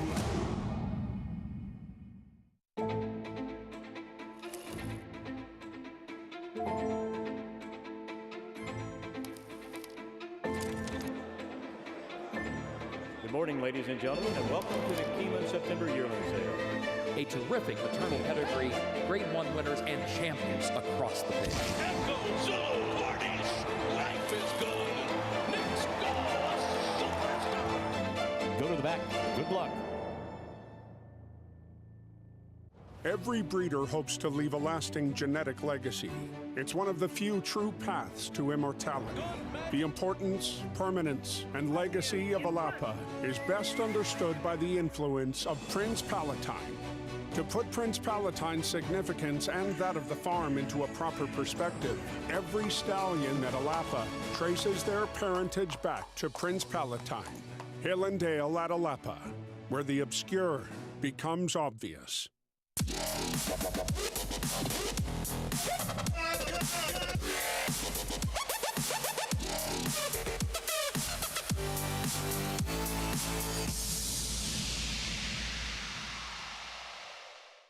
There are lots of ways to support our brave first responders. Drinking a rich and smooth proper Irish whiskey is one of them. For every bottle of proper number 12 we sell, a donation is made to first responders. Here's to the proper heroes. Shlonda.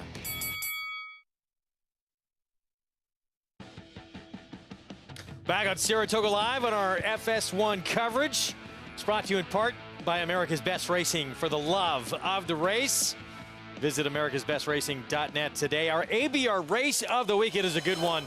The Grade 1 4-star Dave, named after fan favorite, the Sultan of Saratoga, won a race every single summer up here at Saratoga for 8 consecutive years. Chad Brown, surprise, surprise, holding a strong hand. He's got the Mare Regal Glory, and he's got Mason as well. Richard Migliori runs down the contenders for this year's edition.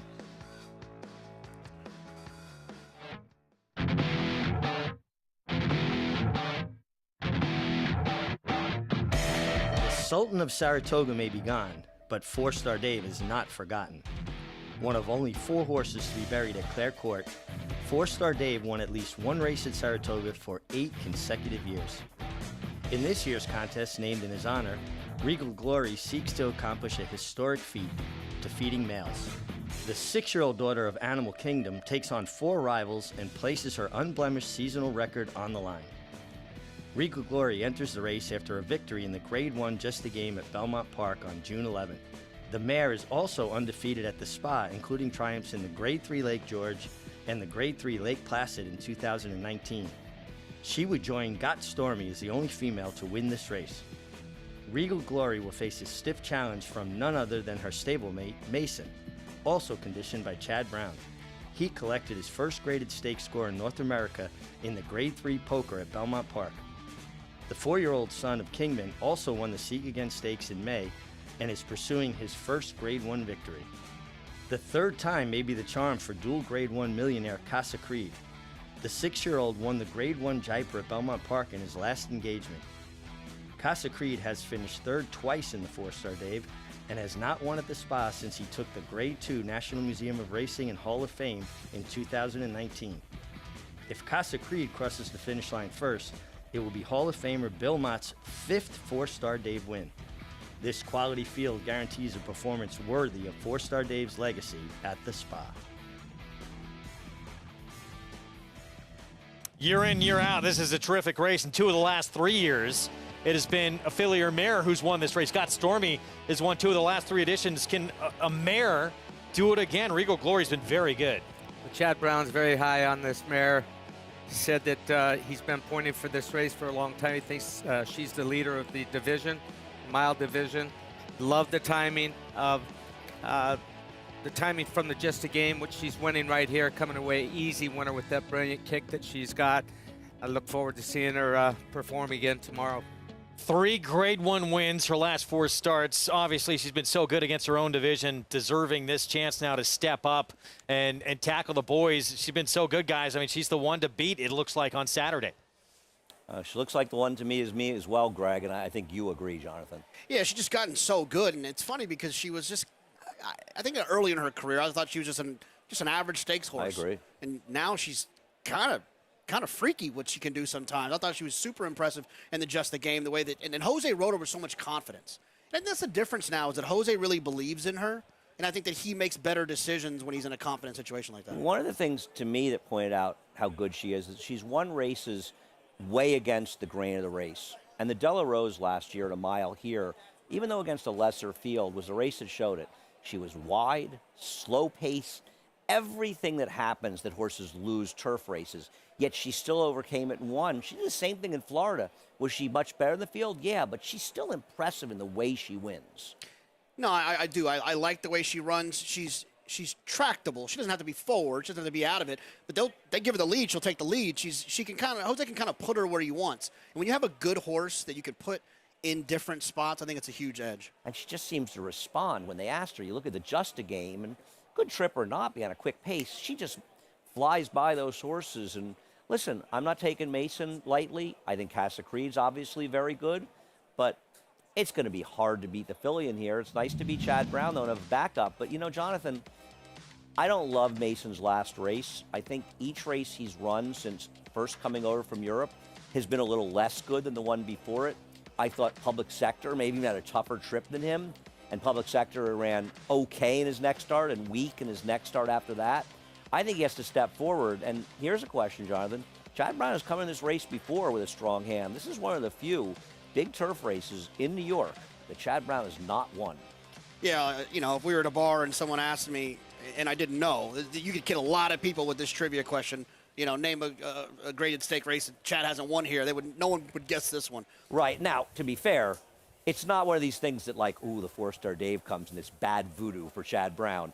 It's still a good thing to go into Grade 1 races with the first and second choice.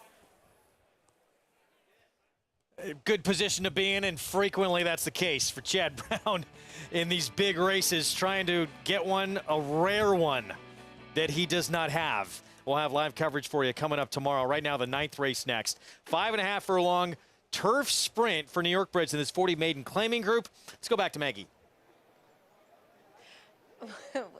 Got some bad actors in here. We'll start, though, with one that is behaving very well. Number 1, Smokin' Hot Kitty, as she will go first off the claim for trainer Linda Rice. And I thought she did have a bit of a trip last time. She broke well, then she was checked back repeatedly, stretching out to the mile. And then she managed to kind of re-rally and get back up for third in a race that was wired that day by a big long shot. I actually like, physically at least looking at her, the turn back in distance. She's smaller, she's petite. I think, too, she had enough of an excuse last time out, and I think she's just very intriguing in this spot off the claim for Linda. Moving on to one of those bad actors, that's the first-time starter, number 2 in here, Maddie's Surprise, as we do see Jose Ortiz riding for Gary Siaka. Now, there isn't much turf influence from Giant Surprise, but the dam did win early in her career, albeit on the dirt, and the half, albeit by Bernstein, who's a much better turf influence, did go 6 for 25 on the turf, and there are also 2 other individual turf winners.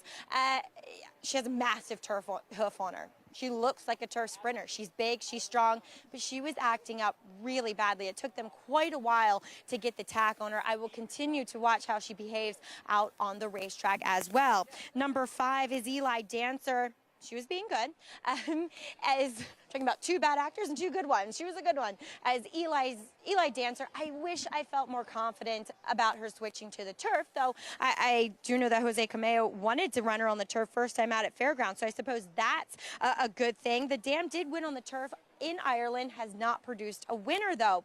She's just not that convincing physically, but I can see her transferring to it while she looks incredibly fit. And we've seen Jose Cameo just be so dangerous when he brings his horses to the NYRA circuit, which I think is leading to her favoritism. Another naughty girl is number 6, Sarah Splendor. She's been very keen and full of herself throughout her time in the paddock, which isn't the worst thing for a turn-back horse. She's just built like a sprinter, too. She has a mentality of a sprinting type as she does drop back to the shortest distance she's ever run, as well as the drop in class.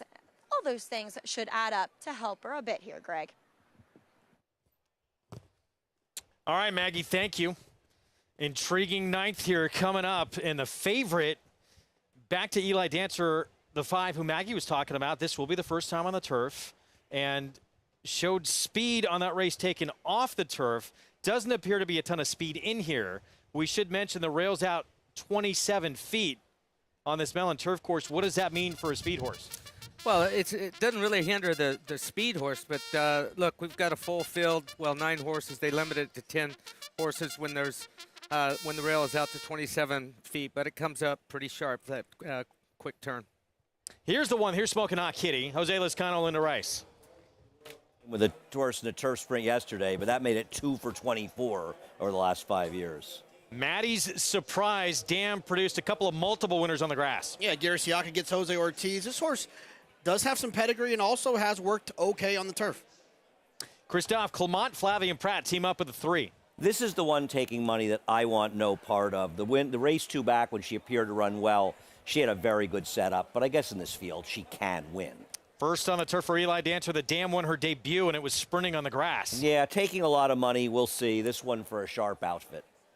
5-2 right now with the meets leading rider aboard, Arad Ortiz Jr. Sarah's Splendor rider change, Javier Castellano. Is in for a tag for the first time. The issue that I have here, this horse hasn't really picked up her feet, in any of her 2 races. Also rider change on ace upper sleeve, Trevor McCarthy.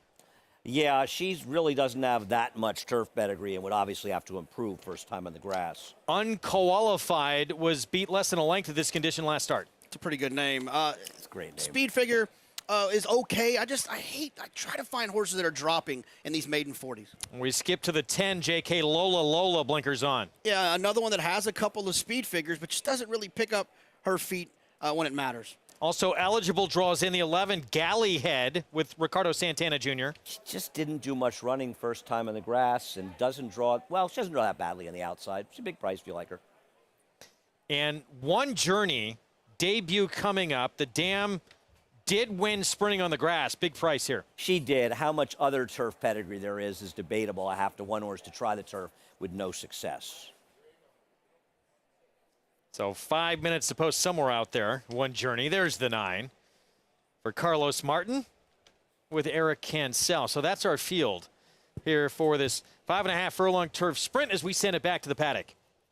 I think Jonathan and I are interested in similar two horses. We're showing the 6 right now, and I picked the 6, Sarah Splendor, but I do agree with what you said, Jonathan. She has never done any running on the grass. Here is a stat for you.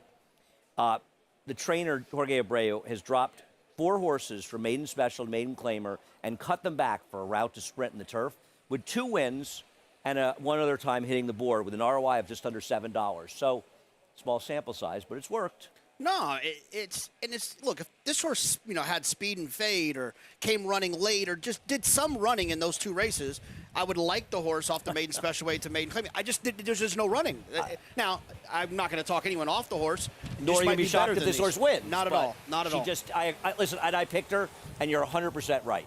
I would really like her. There's just no indication that she can run. But, aren't you kind of taking the worst of it with Eli Dance, the 5? It's that Irad Ortiz money. And maybe this horse is just well meant, but it is one heck of a race for a horse that hasn't tried the turf for the first time. The one difference I'll say compared to the 6 with the 5 Eli Dancer is there was some shown talent. The horse made the lead in the debut. The horse has taken some money. You get Irad. They had to probably tell, Irad must have liked something about that last race, maiden special weight, to give this one another shot. So that was the only thing that I saw. I don't love this horse at this price, but I think if you're playing multis, if you're alive in the pick 6, this is a ticket. This is a horse I think you're hopeful you have on your ticket. And this is also a very dangerous trainer.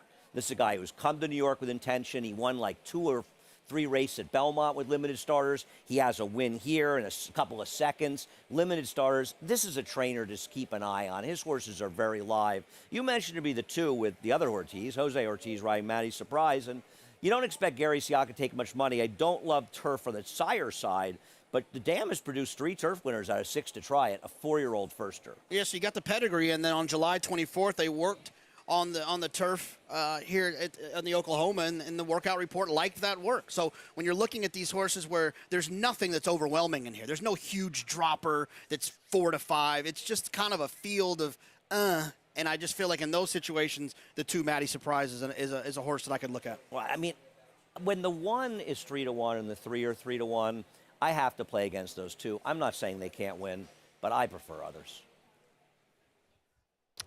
We have these conversations, Gary, a lot, with Jonathan and Andy are on the show, but how difficult these 5.5 furlong turf races can be to handicap. How did you feel riding these 5.5 furlong races on the turf or any turf sprint? I liked riding them, but here particularly, and when the rails are out at the distance they are, 27 feet, the reason they limit it to 10 horses when it's that far out is because the outside horse is literally braking on the outside fence. So you've got all this outside pressure coming to you, and it's not a long run into the turn on this Widener course. Oops, got a little activity here. 7 horse doesn't want to play right now. Ace upper sleeve. But it's very congested, and it's sort of a crapshoot riding it. You don't know how things are going to turn out. You're watching the big flow from the outside coming. You're having to use your horse more than you maybe want to down the backside to hold a position or get into a position. Great shot right there, guys. And, you're losing all this ground up against the hedge trying to get into this turn, and it's just more congested. And not a fun race to ride. You've got to have a lot of luck in these races. Got to be able to get position. There's a lot of things going on up inside of you, and I think we're going to see a horse come running in here that's going to wind up winning this race. Well, this 5 could be the one leading the way. First time on turf. Arad Ortiz Jr., the meet's leading rider, has the call. Let's go to Maggie. Hey, you could see in that great shot that we saw of the turf course, as Gary was explaining, the rails out on this inner turf course, and you could see the paths that are right up against the rail look to be the best ones to be in. So we'll see. It can get congested because now it creates a more narrow racing strip for these runners in what is a full field. Do you want to circle back to number 2, the first-time starter, Maddie Surprise, or excuse me, sorry, we'll talk about number 5, Eli's Dancer. Sorry, guys, I don't know what's going on. Eli's Dancer, Irad Ortiz gave her a big warm-up. So she showed speed, at least on the dirt first time out. I think they're trying that once again. And don't forget, we do see...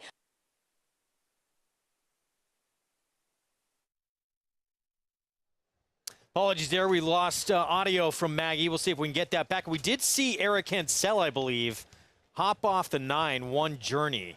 First-time starter, and yeah, currently see if they're tending to try and load her without him. Yeah, they may be. I'm watching on the racetrack feed right now, and the horse just standing there with the pony very peacefully. There she is. So she's up there at a huge price on the board. We talked about the dam did win sprinting on the grass. Let's go back to Maggie. Yeah, I'm wondering if we'll see number 9, One Journey, loaded without the jock. As I was saying, Greg, she was the one who broke post braid. She was a little bit obstreperous back in the paddock, too, so must have a history, as these assistant starters know these horses prior to them even making starts on the racetrack. But getting back to number 5, Eli Dancer, she was one that received a big warm-up, showed speed in that debut race at the fairgrounds, thinking Arad, who is good friends with Jose Cameo, sticking aboard, going to show speed. And then number 2, Maddie Surprise. She behaved much better out on the racetrack than she did in the paddock, Greg. All right, Maggie, thank you. We're set for the 9th. Let's go upstairs. John Imbrial, the call.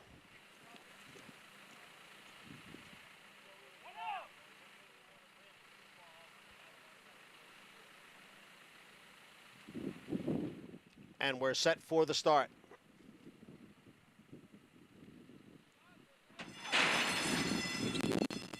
And they're off. Cool Cats and Kittens away well, along with Eli Dancer. And on the outside, moving up, is Lola Lola. So it's Lola Lola to the front. Eli Dancer runs in second with Cool Cats and Kittens next in third. Followed by Galley Head, who's running in fourth. On the inside is Smokin' Hot Kitty next in fifth. Ace Up Her Sleeve is in sixth position. Farther back is Unqualified in seventh. And Sarah's Splendor down on the inside races in eighth. Followed by the first-time starter, One Journey, and the other firster, Maddie Surprise. The quarter went in 22-1 as they come for the top of the stretch. It is Lola Lola with Eli Dancer right there on the outside. And gaining ground here is Galley Head from third. And Smokin' Hot Kitty is now kicking in late as they pass the eighth pole. It is Eli Dancer with Smokin' Hot Kitty driving up on the outside. Eli Dancer, Smokin' Hot Kitty. Smokin' Hot Kitty gives Jose Lezcano his third win today. Eli Dancer was second, and Galley Head finished third. A Friday triple for Jose Lezcano, getting by Eli Dancer in here. Smokin' Hot Kitty, first off the claim for Linda Rice. Yeah, and behind a wall of horses rounding into the stretch, and had to make an abrupt move to the outside, and luckily was clear of two horses that were outside of him coming off the turn. Had a lot of momentum coming off the turn. Gets out in the clear, lengthens her stride, and needs every step of this stretch here to get by. Eli Dancer, she ran a good race to be second.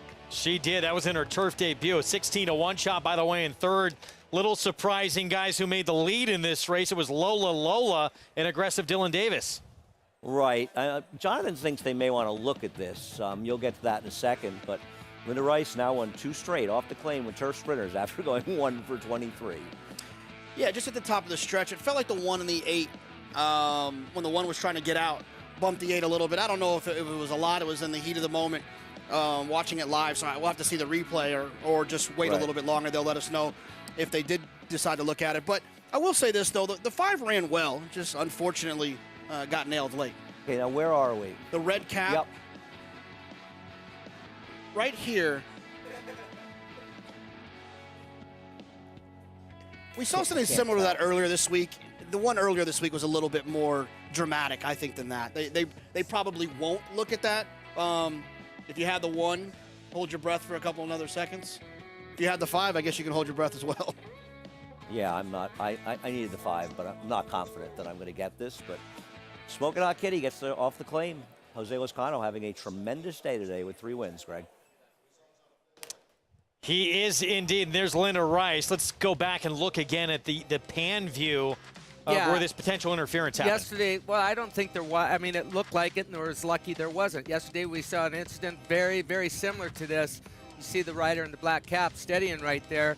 Dylan Davis made this same move yesterday, and unfortunately, a horse ticked the hill back behind. It was Eric Cancel, and he fell. And we see these moves. We talked about riding these sprint turf races. They get very congested coming into the lane. I said I figured somebody's going to come from off the pace here, and it's going to be whoever gets luckiest. But we see this move all the time. And Dylan Davis was just very unfortunate yesterday, not as unfortunate as Eric Cancel was, but we see this move all the time. It can happen 50 times, 90 times, and that 1 out of 90, we see what happened yesterday. Just a tick of a hill. It's it's very congested out there, and a lot of luck's involved with the horse that's behind and the horse that's moving out. Oh, especially in these turf sprints at 5.5 furlongs, they can get bunched up, and a lot of times you see there's your winning rider, Jose Lozcano. That's kind of that winning move, angling out off that turn, and it just so happened, just in that path was Kendrick Carmouche unqualified. Ground gets cut off. Didn't run on a lot, though, after that. So does that play in as a factor? I think it plays in as a factor, but he had the steady, but there was no contact. But that's because Kendrick took up. Otherwise, if he would have stayed down on that horse, he would have 8 hills. I mean, he would have fallen. So it's gone official. It depends on how you want to look at it. Yeah, I mean, he finished nowhere. I guess stewards figured that the unqualified finished where he was going to finish anyway. So we're making a mountain out of a molehill anyway. 3-win day, Jose Lozcano. Smoking Hot Kitty. It's 7-2 here in the 9th. Winning for trainer Linda Rice off the claim, who owns part of this one as well, along with Preferred Pals Stable. Prices when we come back.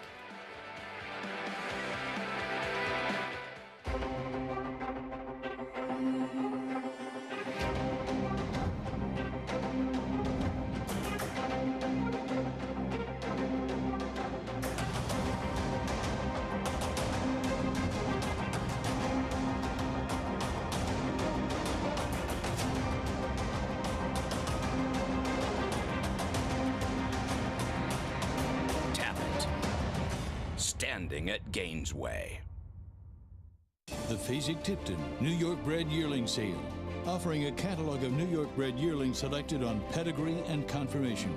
This sale offers New York's finest. Recent top grads include Grade 1 victors Tis the Law, Varda, and American Revolution. This year, over $60 million will be distributed in purse money, incentives, and awards for New York breds. Fasig-Tipton New York-bred yearlings, August 14th and 15th in Saratoga Springs, New York.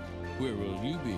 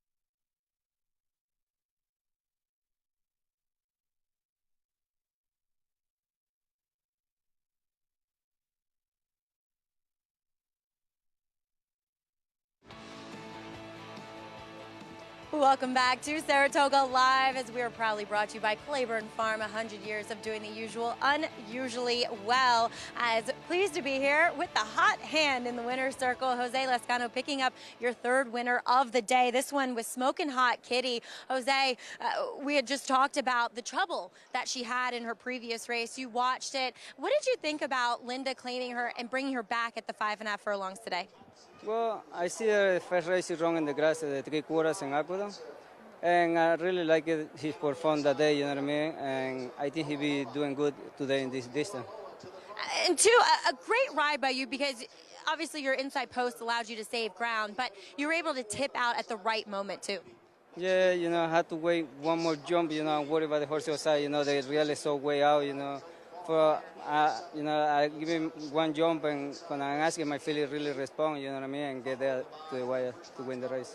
Now, I want to talk to you a little bit about, too, a stakes victory in the Union Avenue aboard Bank on Anna. Jose, she had trouble in her first race here at the Spa this meet, but so much better out of the gate this time. Yeah, that day she broke a little accurate, you know, like stumble at the same time, you know, and you know, she ran with a fast horse that day, I think, you know. And today she broke perfectly, and I'm right there, and out there asking for nothing, you know what I mean? The 3 go to Elia and sit next to her. When I'm asking, she give me everything to win the race.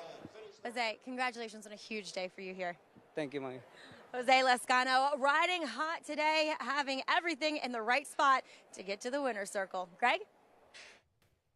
Maggie, thank you. That's big to have a 3-win day at this meet. He's had a great career. He's so good and so crafty on the lawn, but he can do it all. $9.80 for the win. Smoking Hot Kitty. Linda Rice, as we told you, owns part of this 3-year-old filly by Kitten's Joy off that claim last time out, along with Preferred Pal Stable. Eli Dancer, I think many are going to be eagerly anticipating the next start on turf for Eli Dancer. Ran very good in defeat. As we look at this pick 6 that started with 2 winners from Jose Lescano, Eloquist and Bank on Anna, $27 winner. You had Bahamian Club, surprisingly a price there from Chad Brown in this sequence. This is going to pay awfully well today. On a carryover day of just shy of $124,000. We move into our Friday finale here at Saratoga, mile on the inner turf.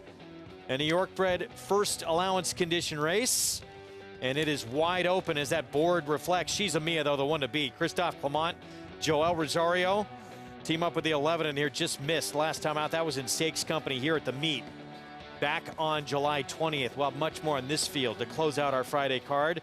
When we come back from a short timeout, big night tonight for the New York-breds. Divisional champions going to be named tonight, and American Revolution Cigar Mile winner expecting to hear his name called. We'll be back with more in a minute.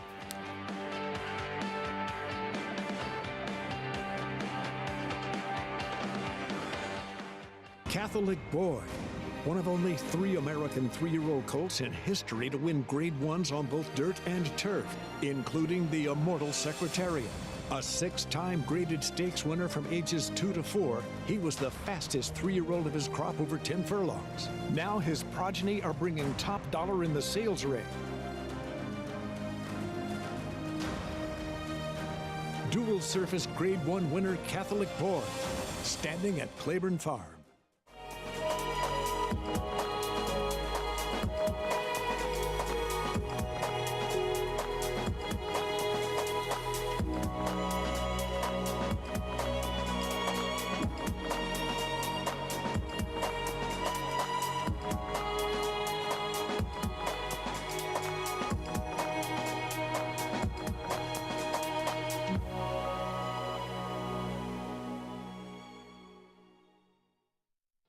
Speightstown.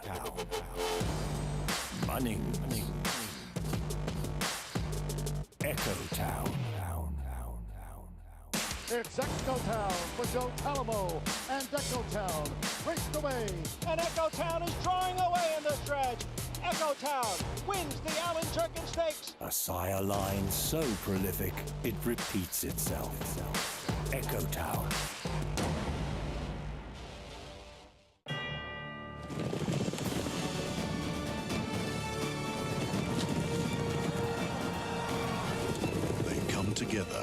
every corner of the globe. In pursuit of the one reward that sets the special few apart. The title of World Champion. Don't miss racing's ultimate coronation. The Breeders' Cup World Championships at Keeneland. Tickets on sale now. This yearling, out of the mare, Heaven's Humor, is being prepped for the upcoming Fasig-Tipton New York-bred preferred sale in nearby Saratoga Springs.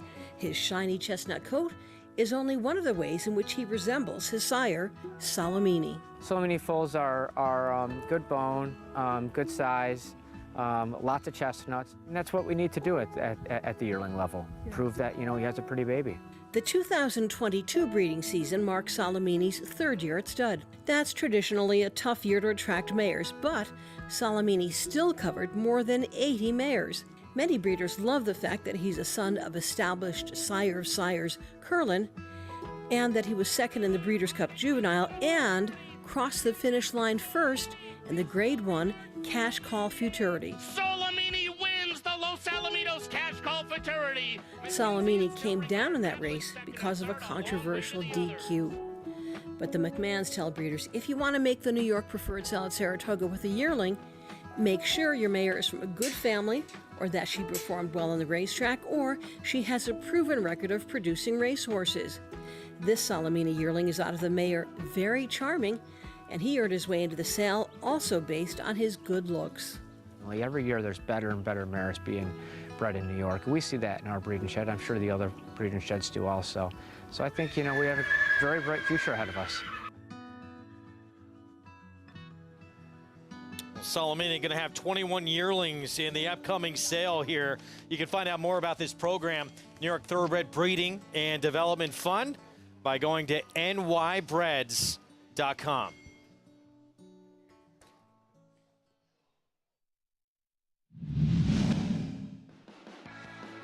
American Revolution and Plainsman appeared to bump there as they passed the 8th pole. It is Following C, who has come back again down at the rail. Here's American Revolution charging up on the outside. Fireworks in the stretch here in the Cigar Mile. American Revolution and Following C. And American Revolution, the New York bred, has won the Grade 1 Cigar Mile.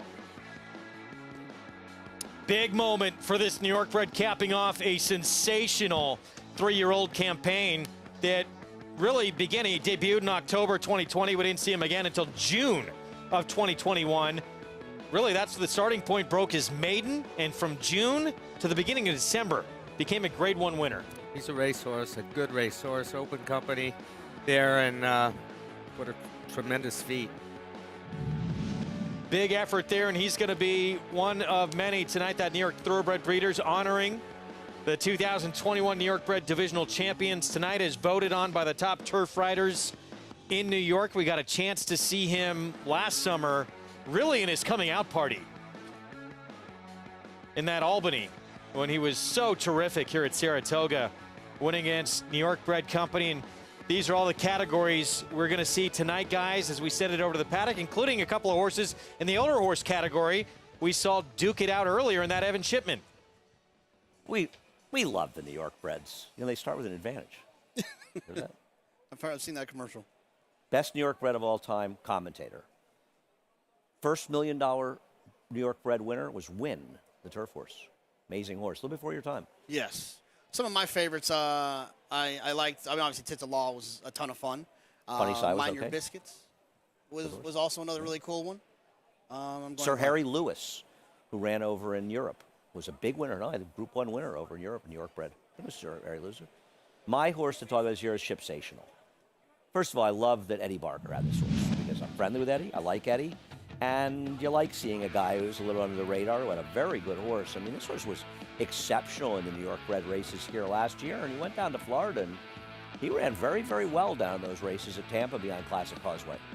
Yeah, and I think that a lot of the New York bred program here in New York has encouraged owners to get involved with New York breds, and it's why I think just overall they're It's one of my favorite state-bred programs. I think it's probably the best state-bred program. If you think about it, New York breds can go into open company, and they make noise, it seems like, every year in every division. Oh, there's always good New York bred. Every single crop, there's horses that compete at a high level against open horses. And I think the races are a lot of fun. And I know people like to say, oh, it's the state-bred races.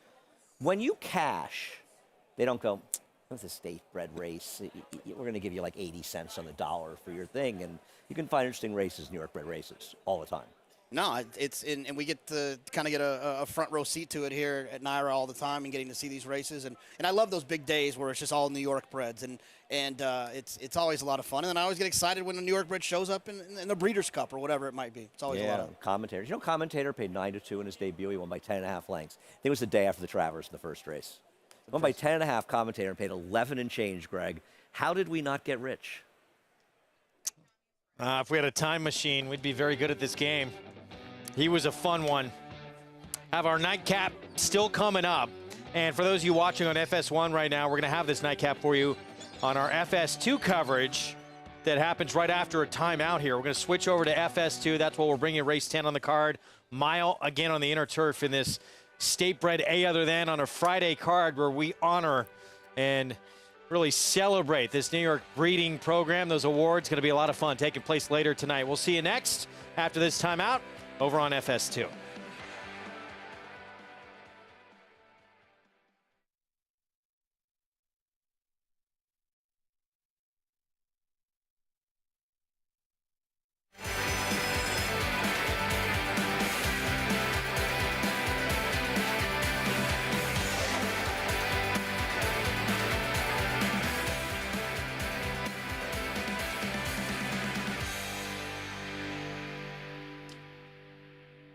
Welcome to those joining us on FS2.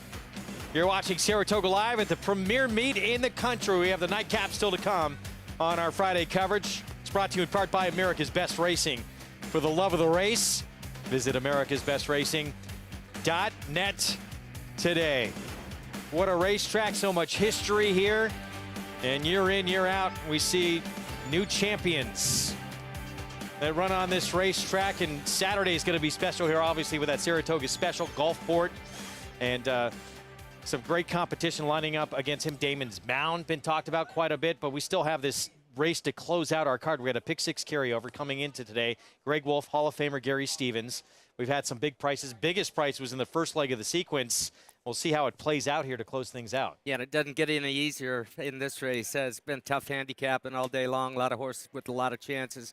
Turns out there's been some great performances this afternoon with this New York bred day that we've had. Exciting day, and it doesn't get any easier in this race, Greg. Christoph Clemente, Joel Rosario, a dream team, usually when they team up together, and they have the filly to beat in this spot. She's a Mia, just missed in a stakes race here at Saratoga at the meet back on July 20th. We'll see if she can seal the deal against this group. She's had 4 seconds in 6 starts, but she's run awfully well. Let's go to Maggie Wolfendale for more. Yeah, Greg, she doesn't do herself any favors, though, in her races, as we'll get to Shizamiya in a second. But I do want to check in with another horse who drops out of that Stallion Series race in number 6 in here, Classic Lynn, as she is second off the layoff for Joe Sharp. And she's a big girl. To me, she's one that looks as though she just attacks her feta because she doesn't look as though she misses an oat. And so last time, well, I noted that she grew up. She got a little bit more athletic looking. She did only look about 80 to 90% fit. But now with the addition of Lasix, she does look a lot more tucked up, and also obviously having that race under her belt. Furthermore, I just like the the flat mile for her. It just suits her physically, because I always personally thought, admittedly, she was more of a sprinting type, but she has shown a proficiency over a little bit more distance, and I just think this is going to be perfect for her. As number 7, Waterville, is the other Christophe Clement trainee, and and she comes in off the back of a bit of a layoff. We haven't seen her since nearly winning off the bench at Aqueduct, and we had seen many of these Christophe Clement horses just need starts coming back from their respective layoffs, but yet she's going to have to overcome another one. She is very fit in here relative to any of her previous starts, even as a 2-year-old. Now, she hasn't grown too much, which I wish there was a little bit more progression physically, but at least she looks fine-tuned for this effort coming back here. As we'll take a look at number 11, She's a Mia, the other Christophe Clement horse. She was ranked, as you see that comment line. I mean, I don't usually make too many notes during the running of a race because I will go back and watch replays, but I wrote down really, really headstrong early on for the first half a mile, going back to that Susie O'Kane stakes early on in the meet. Now, they try to do everything with her to keep her quiet. She has the pony. She has cotton in her ears. And like she was last time, she's quiet back here in the paddock. It's just, will she behave herself when they spring the latch, when they break from the gate? So I think that's a big thing that Joelle Rosario has to keep in mind with her. And maybe just let her have a forward position. She's going to have to do so from that outside post, which is never an easy thing to do. Andy, JK? Thank you, Maggie. Jonathan and I are on the same page in this race. We are both hoping Classic Lynn, and this is kind of a speech you give a lot, which I agree with. A horse that showed enough ability at 2 with the expected improvement is good enough to win this.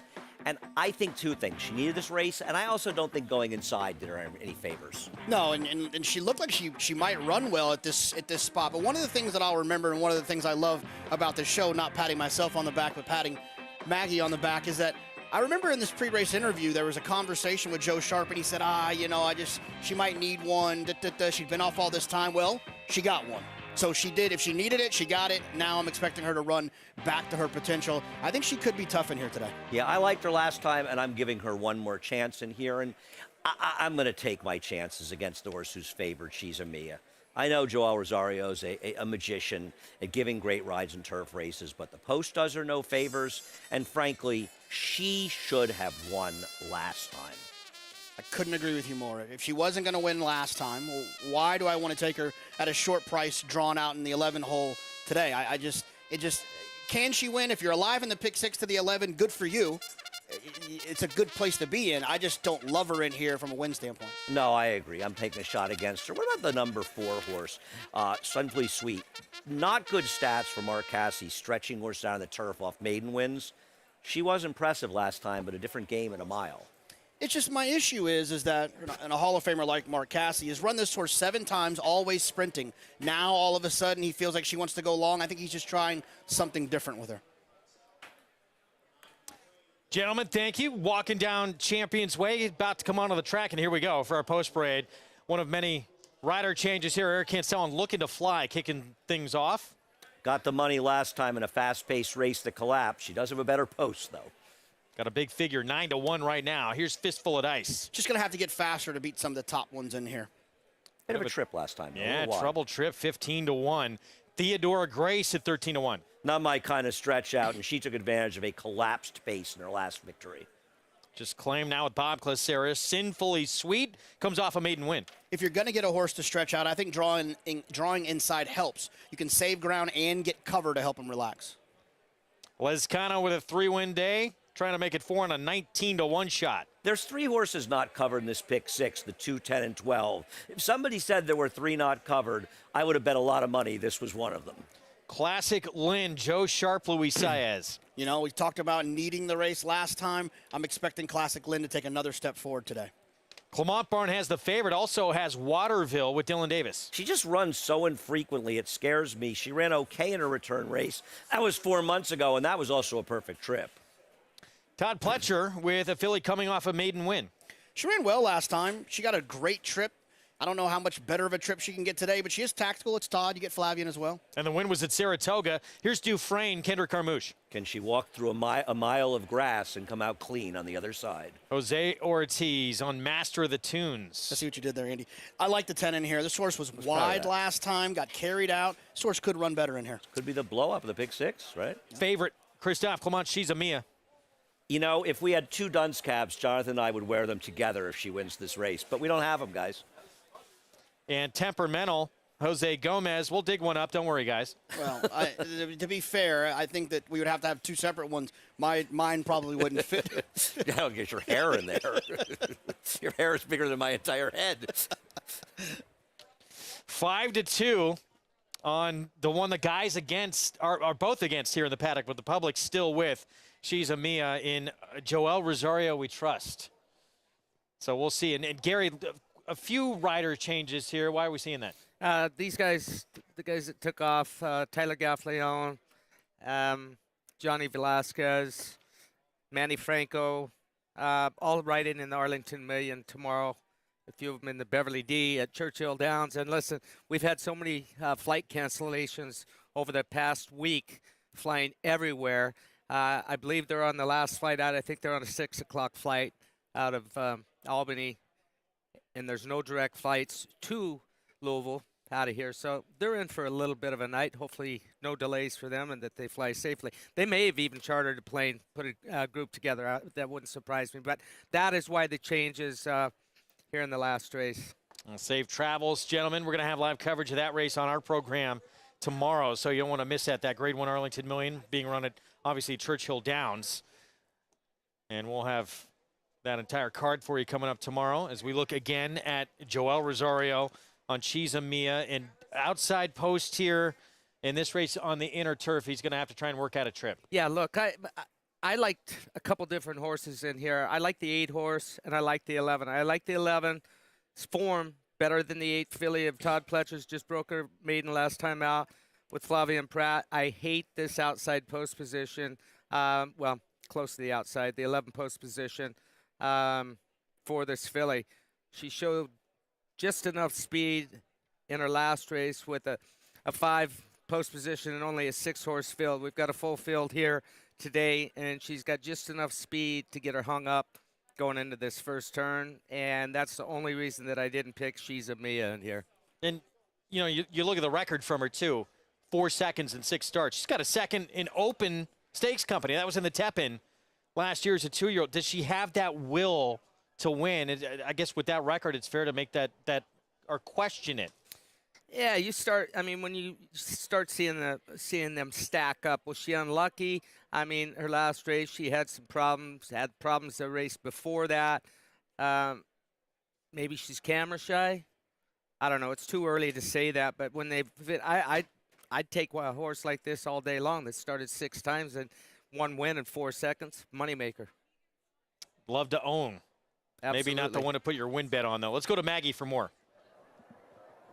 Yeah, that's the difference, right, Greg? As we'll take a look, though, at number 4, Sinfully Sweet, who did finally break through to get the maiden score last time out early on in the meet, going the 5.5 furlongs here at the Spa.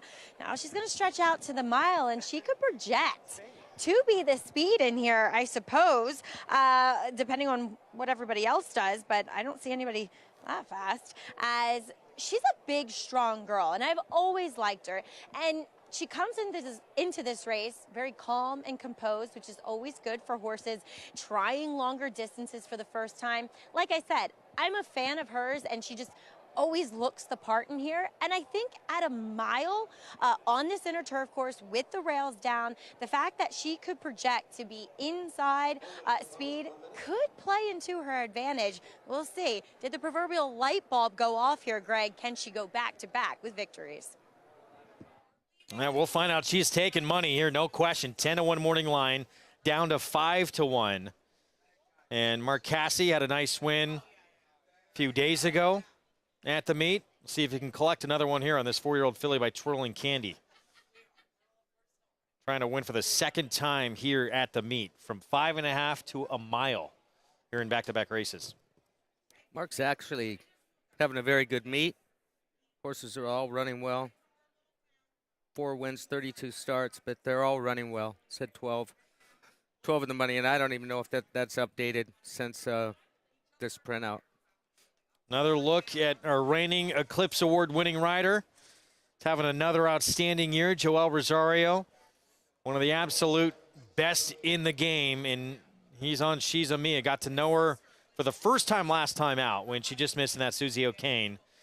And we'll see if today's the day where she can break through. By the way, the pick 6. to the favorite who you're looking at.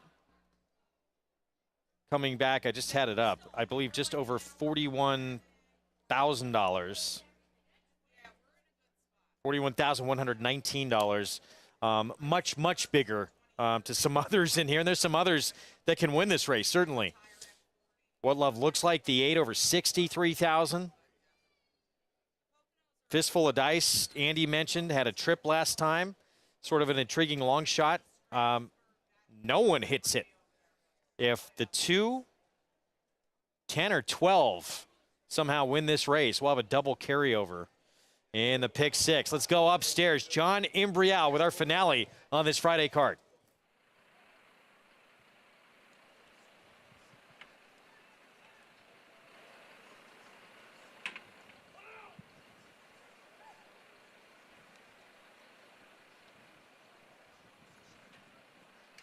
Set for the start.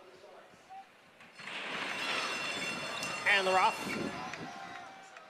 Dufresne is sent out for the early lead, and Classic Lynn is right there, along with Sinfully Sweet. So 3 of them vying for the early lead. Waterville is next. Theodora Grace is down at the hedge. On the outside is Master of the Tunes, who went wide there, also forcing Temperamental wide.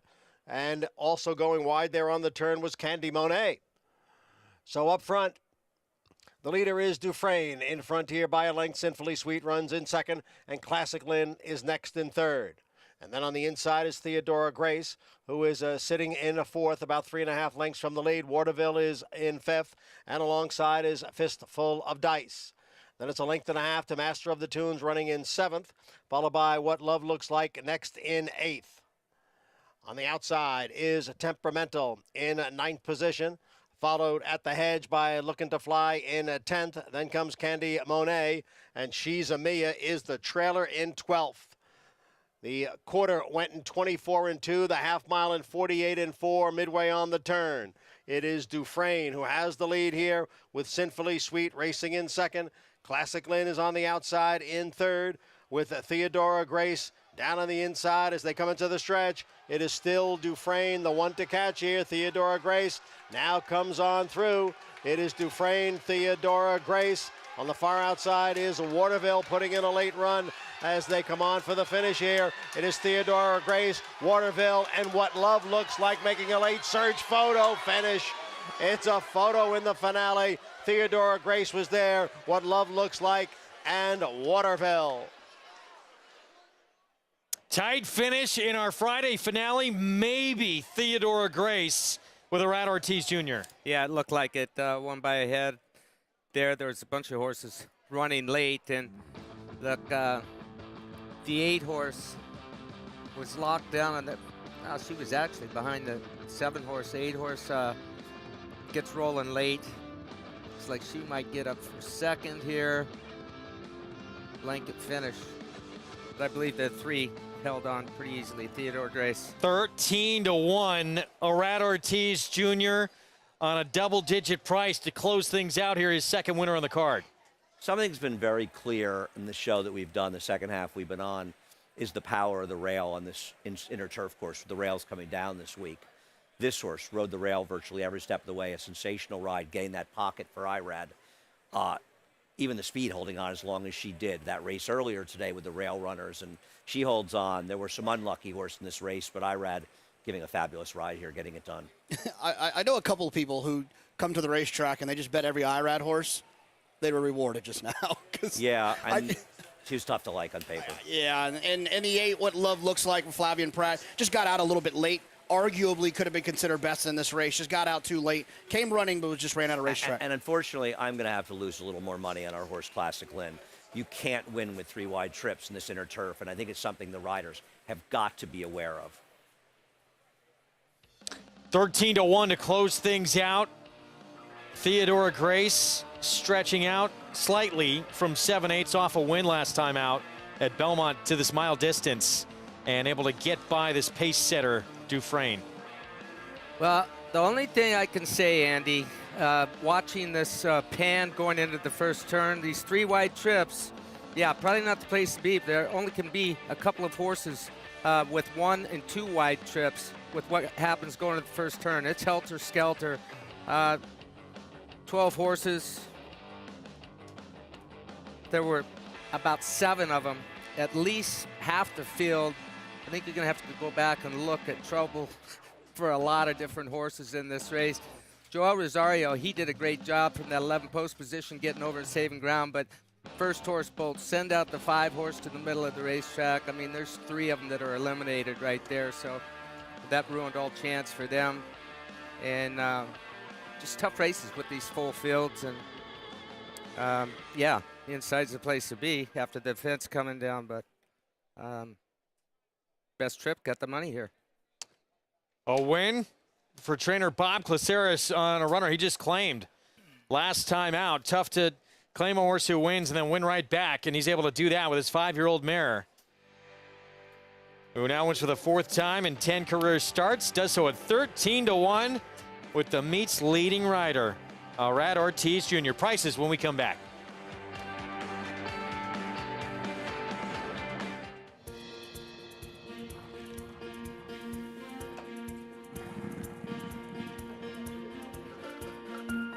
We take pride in what we do. For me, it's more of a passion than actual work. I'm an assistant trainer. Carpenter. I'm a peace officer. I'm a jockey. I'm a gardener. I'm a groom. Clocker. Assistant starter. Trainer. ESL teacher. I love what I do. There's so many jobs that come together every day. It's a collective effort that really makes this ball go round. We are New York Racing. I couldn't imagine working anywhere else.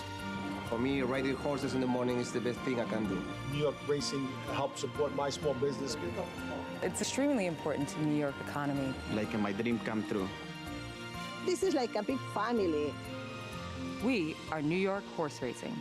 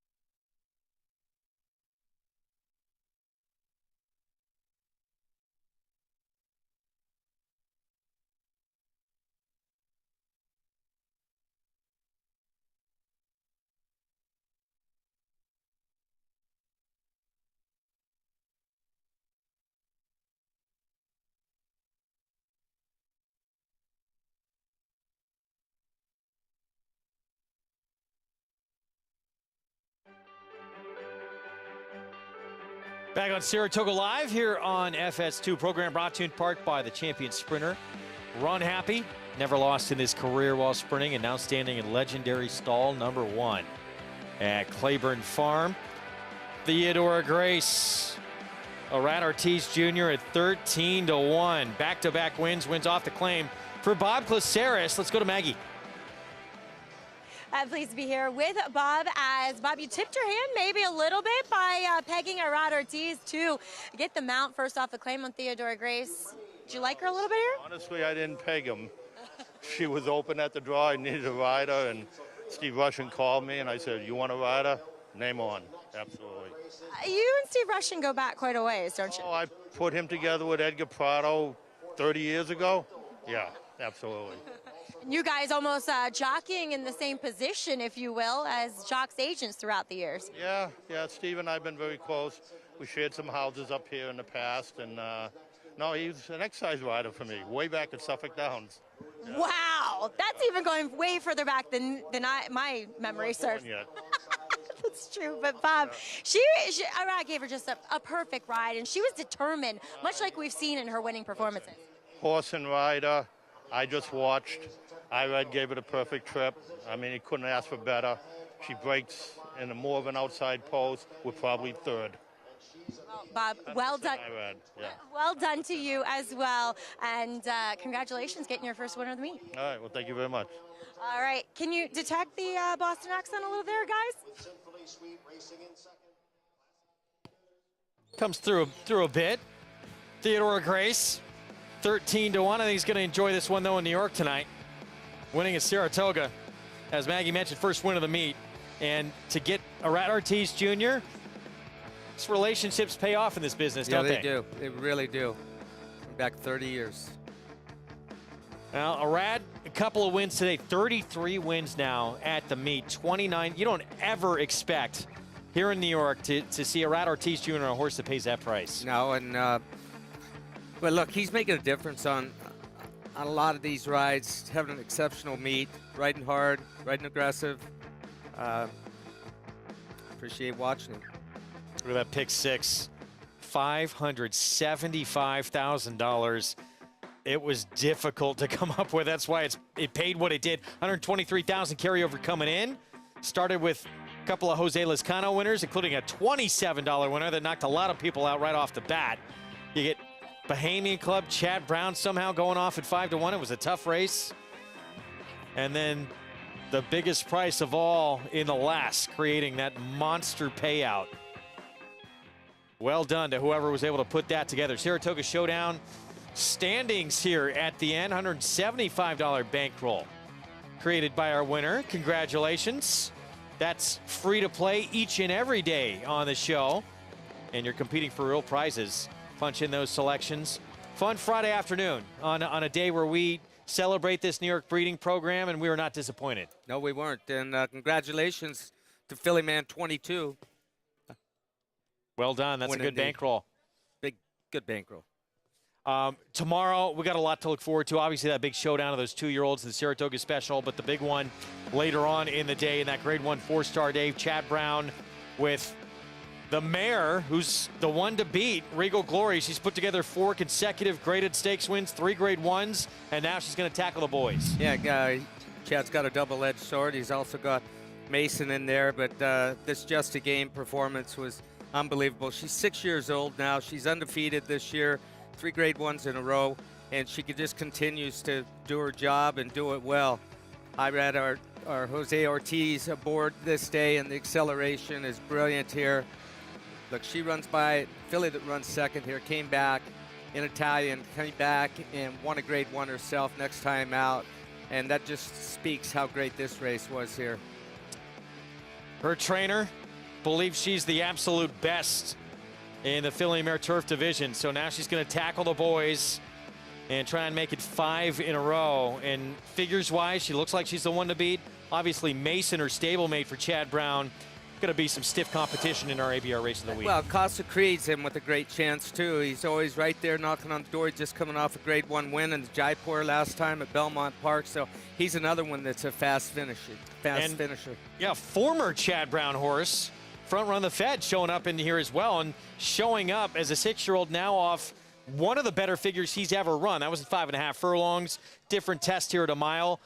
We'll see what happens. Again, 2 of the last 3 years, it has been a mare, Got Stormy, who's won this race. Yeah, and I'm really looking forward to the Saratoga Special tomorrow with Gulfport.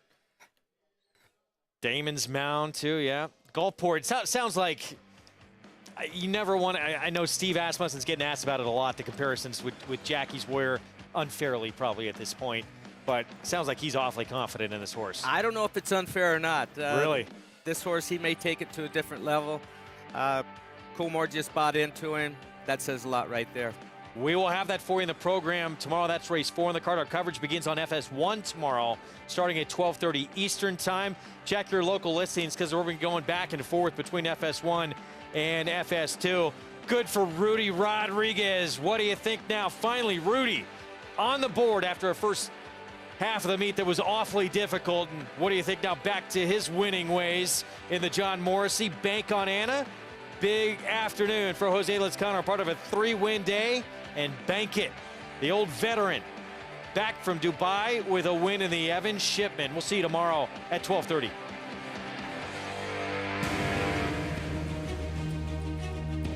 Precocity. Strategic speed. Some speed at 2, but can carry it on through their later careers. Improbable, full of run. Improbable, now a Grade 1 winner. It is a complete runaway, an authoritative run. It's improbable to win the Whitney.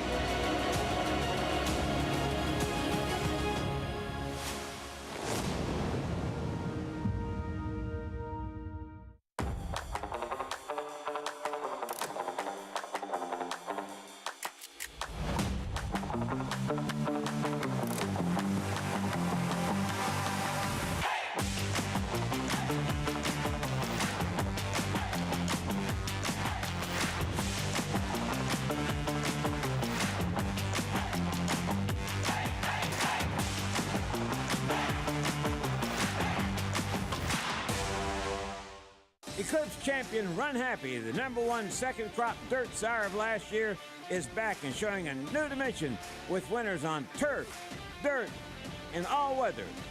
A record-breaking sprint champion, Run Happy is also siring winners at all distances, from 7 furlongs to 1.25 miles. A sire whose runners can carry his speed over all distances and all surfaces. Run Happy, price for value, and standing strong at Claiborne Farm. Racetrack Television Network brings you every race, from every track, on every screen, every day. With monthly packages starting as low as $5, RTN gives you great value and access to more live HD streaming and race replays than anyone. Visit RTN.tv today to sign up and watch on almost any device, including Roku and Amazon Fire. RTN has packages that start at $5 per month.